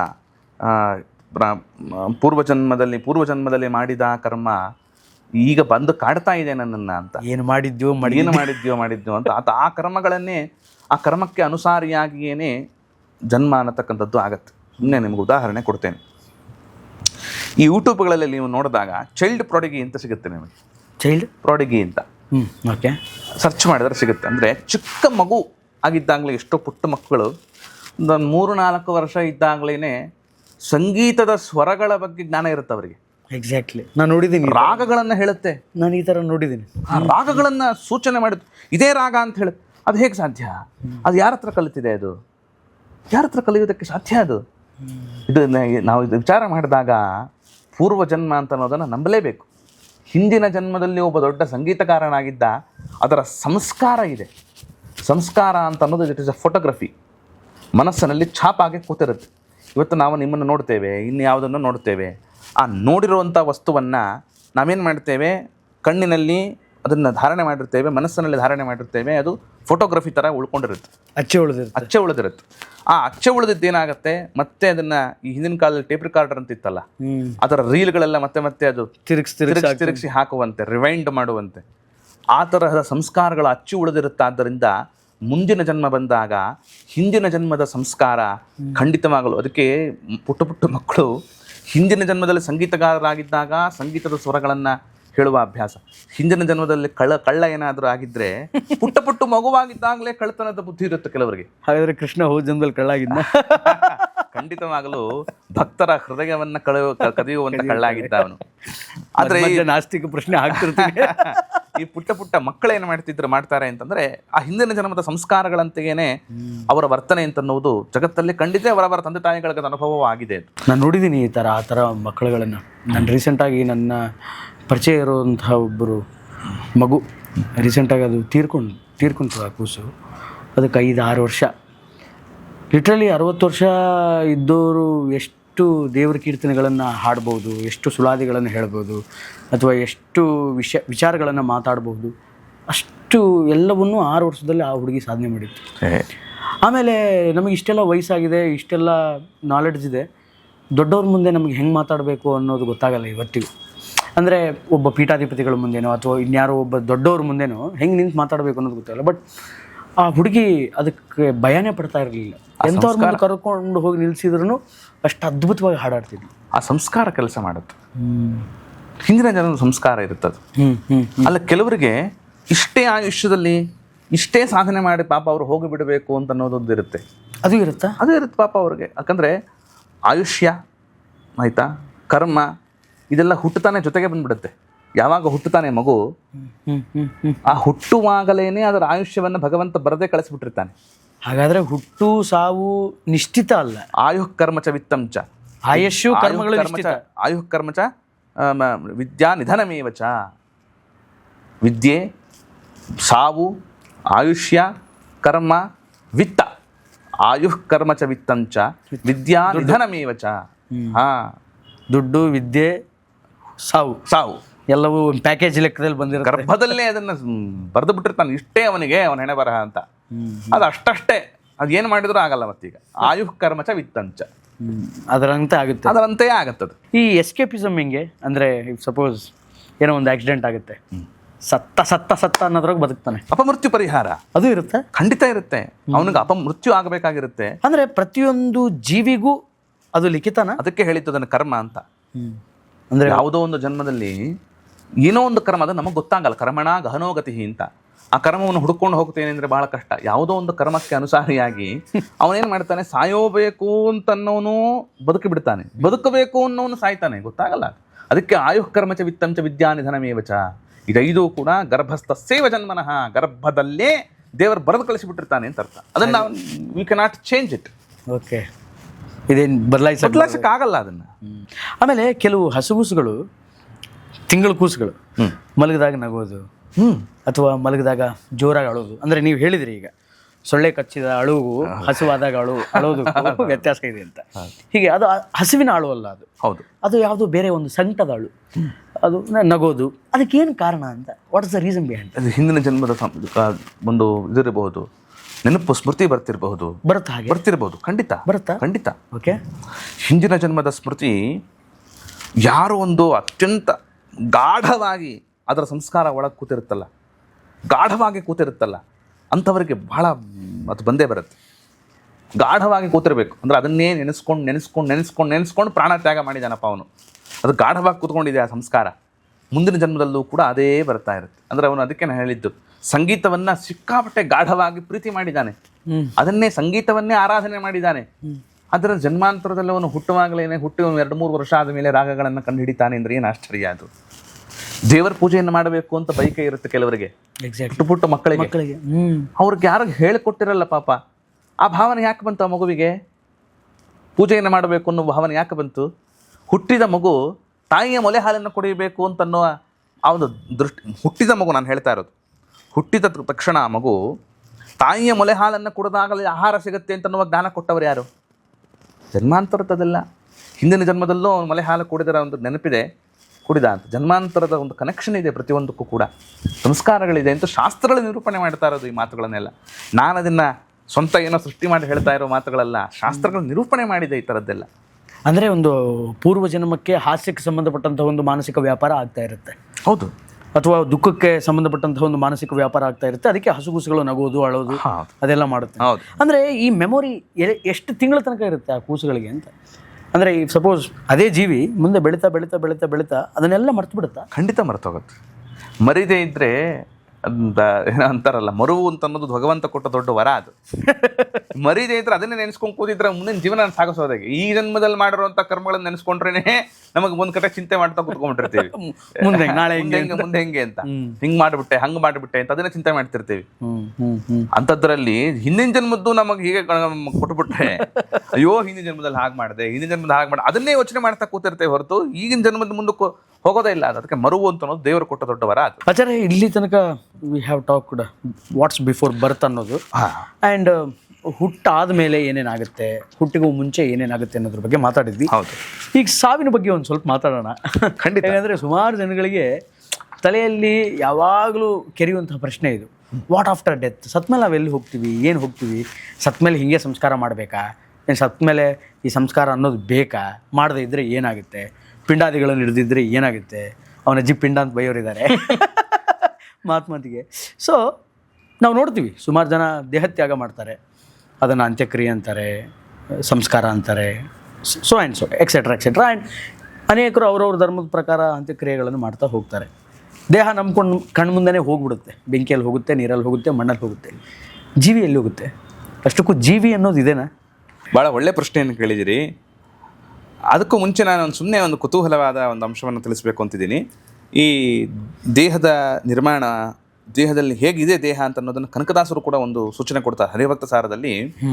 8 ಗೇಣಿನ ದೇಹ, ಅವ್ರ ಕೈಯಿಂದ ಅವ್ರು ಅಳತೆ ಮಾಡಿಕೊಂಡಾಗ ಈ ದೇಹ 8 ಗೇಣು.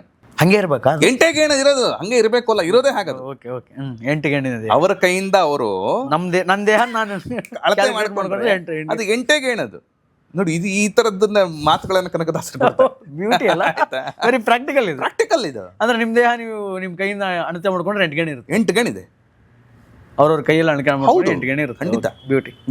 ಜೊತೆಗೆ ಗರುಡ ಪುರಾಣ ಹೇಳುತ್ತೆ ನೋಡಿ, 3.5 ಕೋಟಿ ಕೂದಲಿದೆ ಅಂತ, 3.5 crores ರೋಮಗಳಿದೆ. ಲೆಕ್ಕಾಚಾರ ಕೊಡ್ತಾರ್ರಿ ಅವರು. ಅಲ್ಲ ನಾವು ಕತ್ತರಿಸಿ ಬಿಡ್ತೀವಲ್ಲ ಅಂದ್ರೆ ಅಲ್ಲಪ್ಪ, ಸಾಮಾನ್ಯ, ಅದಕ್ಕೆ ಜನರಲ್ ಕೇಸ್ ಅಂತ ಹೇಳ್ತಾರೆ.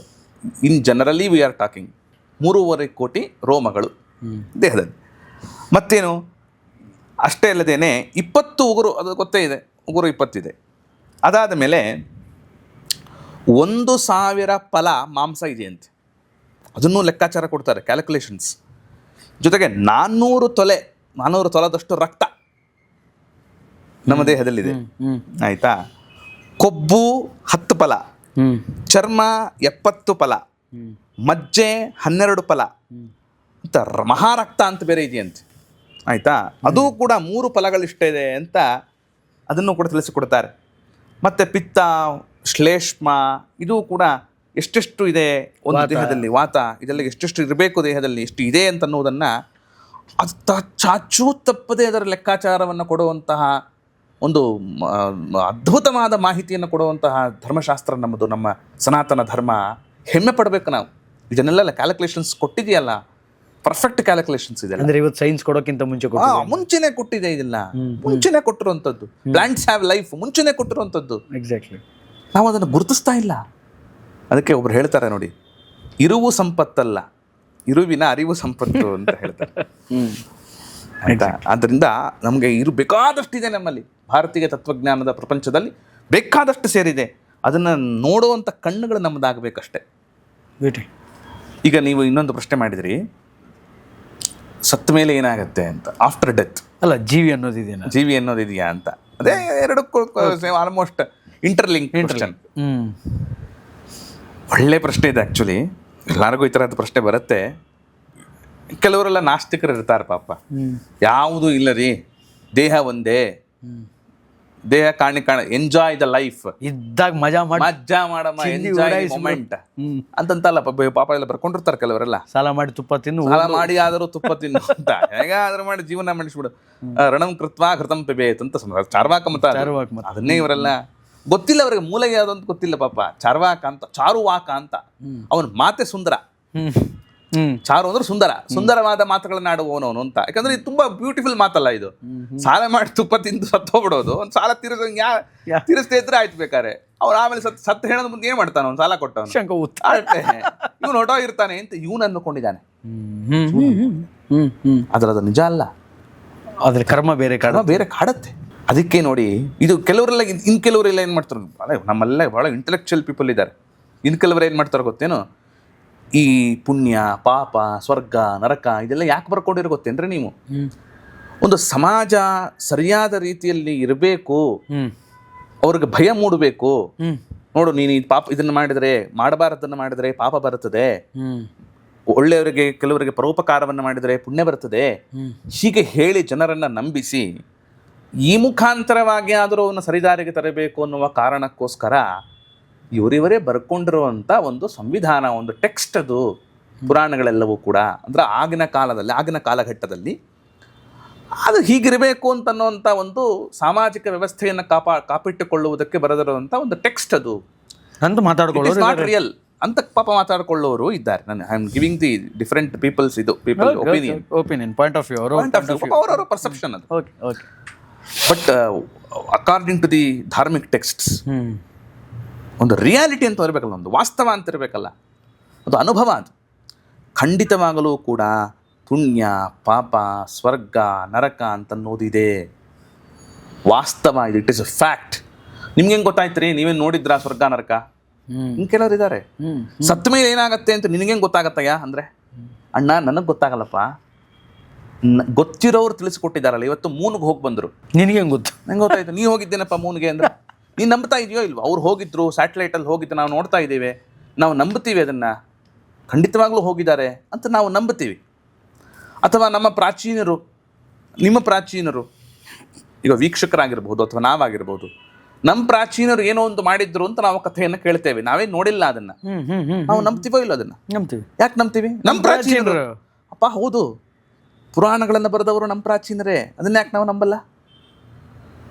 ನಮ್ಮ ತಾತ ಮುತ್ತಾತನ ಮೇಲೆ ನಮಗೆ ನಂಬಿಕೆ ಇದೆ. ಪಕ್ಕದ ಮನೆ ನಾನು ವಿಜ್ಞಾನಗಳನ್ನು ನಂಬಬೇಡಿ ಅಂತ ಹೇಳ್ತಾ ಇಲ್ಲ. ಪಕ್ಕದ ಮನೆ ತಾತನ ಮೇಲೆ ನಂಬಿಕೆ ಇಲ್ಲ. ಅದೇ ಬಂದಿರೋದು ಈಗ ಸಮಸ್ಯೆ. ಯಾಕಿದು? ಆದ್ದರಿಂದ ನಮ್ಮ ತಾತ ಒಬ್ಬರೇ ಗ್ರೇಟ್. ಇದು ಯಾಕಿದೆ ಭಾವನೆ? ಇತಿಹಾಸ ಎಲ್ಲದಕ್ಕೂ ಒಂದೇ. ನಿಮ್ಮ ತಾತಂಗೆ ಮಾತ್ರ ಅದು ಇತಿಹಾಸ, ಬೇರೆಯವ್ರ ತಾತಂಗೆ ಅದು ಇತಿಹಾಸ ಅಲ್ವಾ? ಇದು ಹಿಸ್ಟ್ರಿ, ಅದು ಇದು ನಡೆದಿರುವಂಥ ಘಟನೆಗಳು, ಅದನ್ನು ದಾಖಲೆ ಮಾಡ್ತಾರೆ, ಅವರವರ ಅನುಭವಗಳ ಮೇಲೆ ದಾಖಲೆ ಮಾಡ್ತಾರೆ. ನೆನಪುಗಳು ಅಂತ ಒಂದು ಪುಸ್ತಕ ಇದೆ, ಅದನ್ನ ಮೈಸೂರು ವಾಸುದೇವಾಚಾರ್ಯ ಬರೀತಾರೆ. ದೊಡ್ಡ ವಾಗ್ಗೇಯಕಾರರವರು, ಮೈಸೂರು ವಾಸುದೇವಾಚಾರ್ಯರು.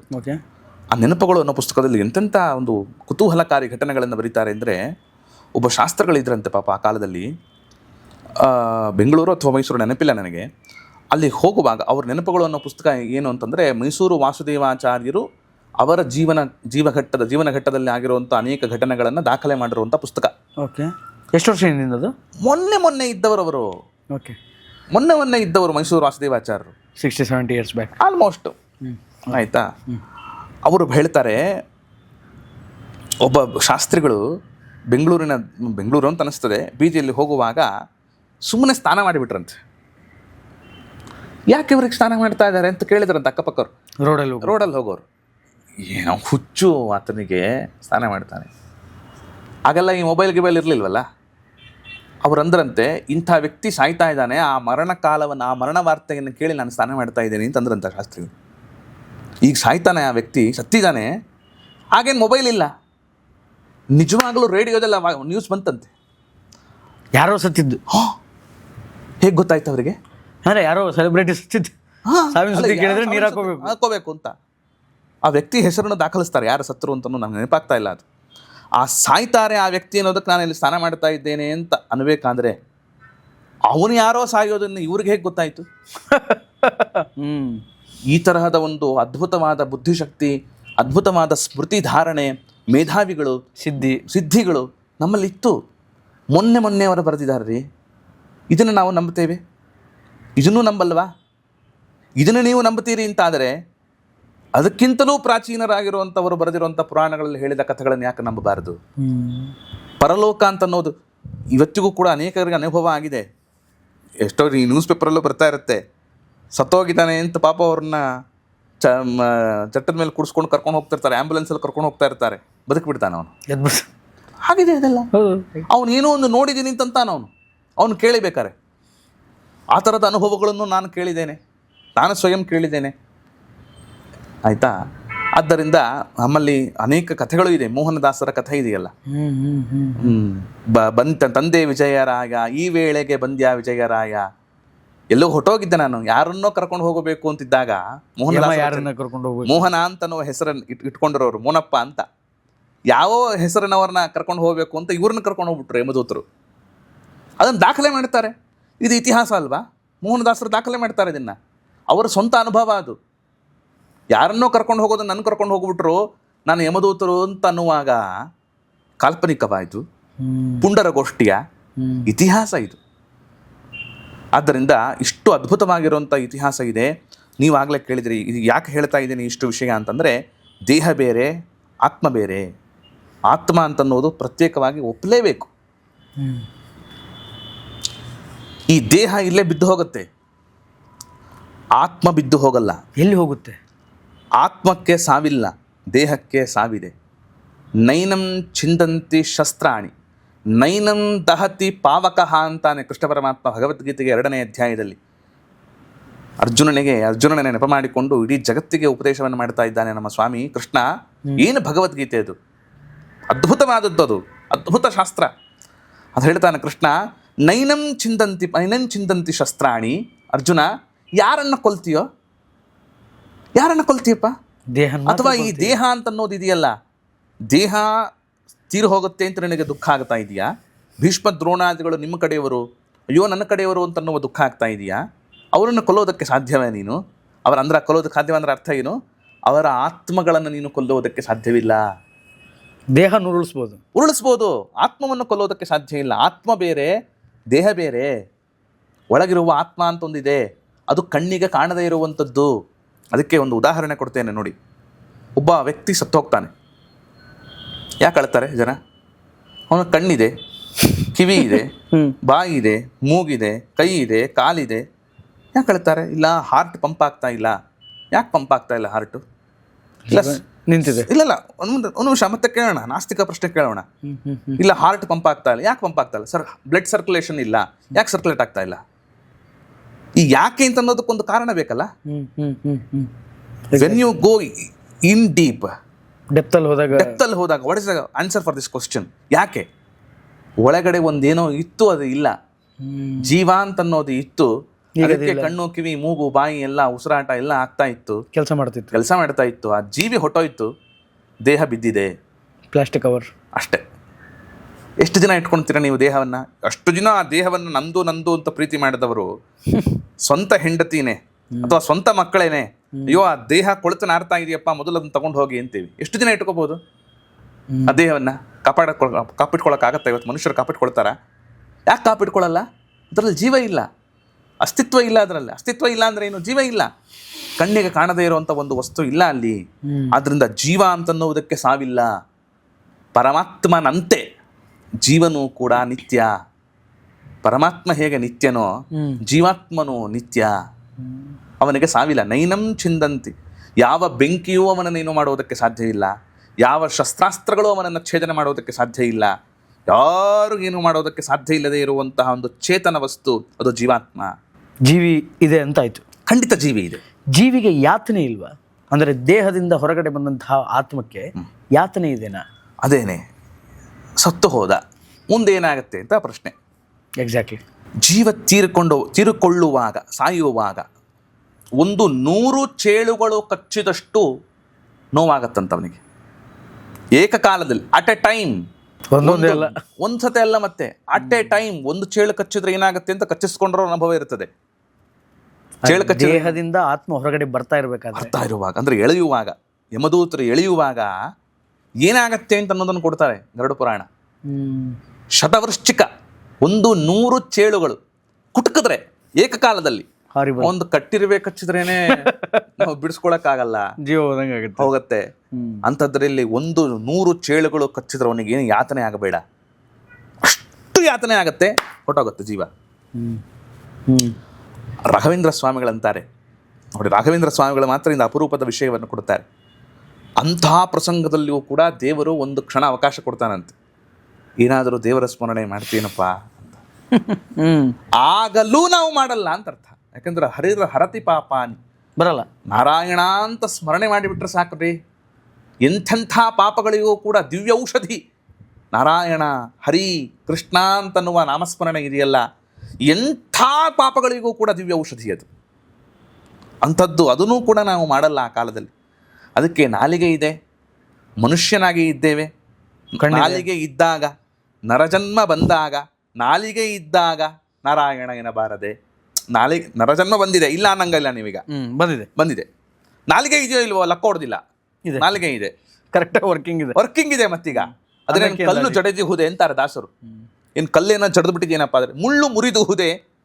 ಯಾಕೆ ಹಾಗೆ ಮಾಡ್ತಿರೋ? ನಾರಾಯಣ ಎನ್ನಬಾರದೆ. ಎಂಥ ಅದ್ಭುತವಾದ ಮಂತ್ರ ಅದು. ಅದನ್ನೂ ಕೂಡ ನಾವು ಸಾಯೋ ಕಡೆಗಾಲದಲ್ಲಿ ಮಾಡಲ್ಲ. ಎಳ್ಕೊಂಡು ಹೋಗ್ತಾರೆ ಯಮದೂತರು, ಎಳಿತಾರೆ ನಿನ್ನ. ಯಾತನೆ ಆಗತ್ತೆ. ಎಳೆದಾಗ ಏನಾಗುತ್ತೆ, ಆ ಜೀವಿ ಹೊರಗೆ ಬಂದಾಗ ಆತನಿಗೊಂದು ದೇಹ ಕೊಡ್ತಾರೆ. ಈ ದೇಹ ಅಲ್ಲ, ಈ ದೇಹ ಇಲ್ಲಿ ಬಿದ್ದಿದೆ ಅಲ್ಲ, ಯಾತನಾ ದೇಹ ಅಂತ. ಯಾತನೆಯನ್ನು ಅನುಭವಿಸೋದಕ್ಕೆ ಇರುವಂಥ ಒಂದು ದೇಹ ಅದು, ಯಾತನಾ ದೇಹ ಅಂತ. ಆಗ್ತಾ ಇರುತ್ತೆ ಯಾತನೆ ಅವಾಗ. ಹೌದು. ಆ ಯಾತನಾ ದೇಹಕ್ಕೆ ಏನೇ ಆದರೂ ಕೂಡ ಚುಚ್ಚಿದ್ರು ಆ ಯಾತನ ದೇಹ ಏನಾಗಲ್ಲ, ಅದು ನೋವಾಗತ್ತೆ. ದೇಹಕ್ಕೇನಾಗಲ್ಲ. ದೇಹಕ್ಕೇನಾಗಲ್ಲ ಅಂದ್ರೆ ಆ ಜೀವಿಗೆ ನೋವಾಗ್ತಾ ಇರುತ್ತೆ, ದೇಹ ಹಾಳಾಗಲ್ಲ. ಅಂದ್ರೆ ಇಲ್ಲಿ ಈ ತರ ಮಾಂಸ, ಮುದ್ದೆ, ರಕ್ತ ಅದೇನಿರಲ್ಲ, ಯಾತನಾ ದೇಹ. ಓಕೆ, ಅದು ಪ್ರತ್ಯೇಕವಾದ ದೇಹ. ಅದಕ್ಕೆ ಜೀವಿಗೆ ನೋವಾಗ್ತಾ ಇರುತ್ತೆ. ಜೀವಿಗೆ ನೋವು. ಆಮೇಲೆ ಇನ್ನೊಂದು ಕ್ವಶನ್ ಇದೆ. ಈ ದೇಹದಿಂದ ಜೀವಿ ಹೊರಗಡೆ ಬಂದ್ಬಿಡುತ್ತೆ. ಈ ದೇಹಕ್ಕೆ ಆತ್ಮ ಇಲ್ಲದಂತಹ ಈ ನಿಷ್ಠೇಷ್ಟಿತ ವಸ್ತುಗೆ ಏನಾದರೂ ಪೆಟ್ಟಾದರೆ ಆ ಆತ್ಮಕ್ಕೆ ನೋವಾಗುತ್ತಾ? ಇಲ್ಲ. ಹೇಗೆ ನೋವಾಗಕ್ಕೆ ಸಾಧ್ಯ? ಹಾಗಾದರೆ ಯಾರೋ ಒಬ್ಬರು ನನಗೆ ಹೇಳಿದ್ದು, ಈ ದೇಹಕ್ಕೆ ಬೆಂಕಿ ಇಡುವಾಗ, ಬದುಕಿದ್ದಾಗ ಒಬ್ಬ ವ್ಯಕ್ತಿಗೆ ಬೆಂಕಿ ಇಟ್ಟರೆ ಎಷ್ಟು ಪಾಪವೋ, ಎಷ್ಟು ಸಂಕಟ ಆಗುತ್ತೋ ಅಷ್ಟು ಸಂಕಟ ಆತ್ಮಕ್ಕಾಗುತ್ತೆ ಅಂತ. ಅಲ್ಲ, ಯಾಕೆ ಇದು ಅಂದ್ರೆ ಈ ದೇಹದ ಮೇಲೆ ಅಷ್ಟು ಅಭಿಮಾನ ಇರುತ್ತೆ. ಅಭಿಮಾನ ಕೆಲಸ ಮಾಡಿ. ಈಗ ಸುಮ್ಮನೆ ಉದಾಹರಣೆ ಕೊಡ್ತೀನಿ ನಿಮಗೆ. ನಿಮ್ಮ ಮನೆ ಮುಂದೆ ನಿಮ್ ಕಾರ್ ನಿಂತಿದೆ ಆಯ್ತಾ, ನಿಮ್ ಕಾರ್ ಗ್ಲಾಸ್ಗೆ ಯಾರೋ ಒಬ್ನು ಕಲ್ಲೋಗಲ್ಲ, ನಿಮ್ ನೋವಾಗತ್ತಾ ಇಲ್ವಾ? ಆಗುತ್ತೆ. ಇದು ಅಭಿಮಾನಿಕ ಮೂಲವಾದದ್ದು. ನನ್ ಮೇಲೆ ಕಲ್ಲೋಗುದಿಲ್ಲ, ಆದ್ರೂ ನಿಮ್ಗೆ ನೋವಾಗತ್ತೆ. ನಮ್ಗೆ ಕಲ್ಲೋಗೋದಷ್ಟೇ ನೋವಾಗತ್ತೆ ನಮಗೆ. ಇದು ಅಭಿಮಾನ ಮೂಲವಾದದ್ದು. ಆದ್ದರಿಂದ ಕಾರಿನ ಮೇಲೆ ಅಭಿಮಾನ, ದೇಹದ ಮೇಲೆ ಅಭಿಮಾನ ಇರುತ್ತೆ ಅವನಿಗೆ, ಆ ಜೀವಿಗೆ. ಯೋ ನನ್ನ ದೇಹ ಅಂತ ಅನ್ನೋ ಅಭಿಮಾನ ಇದೆ. ಆಗ ಅವನಿಗೆ ಅತನಾ ದೇಹ ಕೊಟ್ಟು ಯಮದೂತರು ಏನು ಮಾಡ್ತಾರೆ, 2 ಮುಹೂರ್ತಗಳಲ್ಲಿ, ವಿತಿನ್ 2 ಮುಹೂರ್ತಾಸ್ ಆಯ್ತಾ, ಅವನನ್ನು ಎಳೆದುಕೊಂಡು ಸೀದಾ ಯಮಪುರಿಗೆ ಕರ್ಕೊಂಡು ಹೋಗ್ತಾರೆ. 2 ಮುಹೂರ್ತದಲ್ಲಿ ಹೋಗ್ತಾನೆ ಅವನು ಅಷ್ಟರಲ್ಲೇನೆ ಎಷ್ಟು ಪಾಪಗಳನ್ನ ಮಾಡಿದ್ದ, ಅಷ್ಟು ನಿನಗೇನೇನು ಶಿಕ್ಷೆಗಳು ಅಂತ ಒಂದ್ಸರಿ ತೋರಿಸಿ ಕರ್ಕೊಂಡ್ಬರ್ತಾರೆ.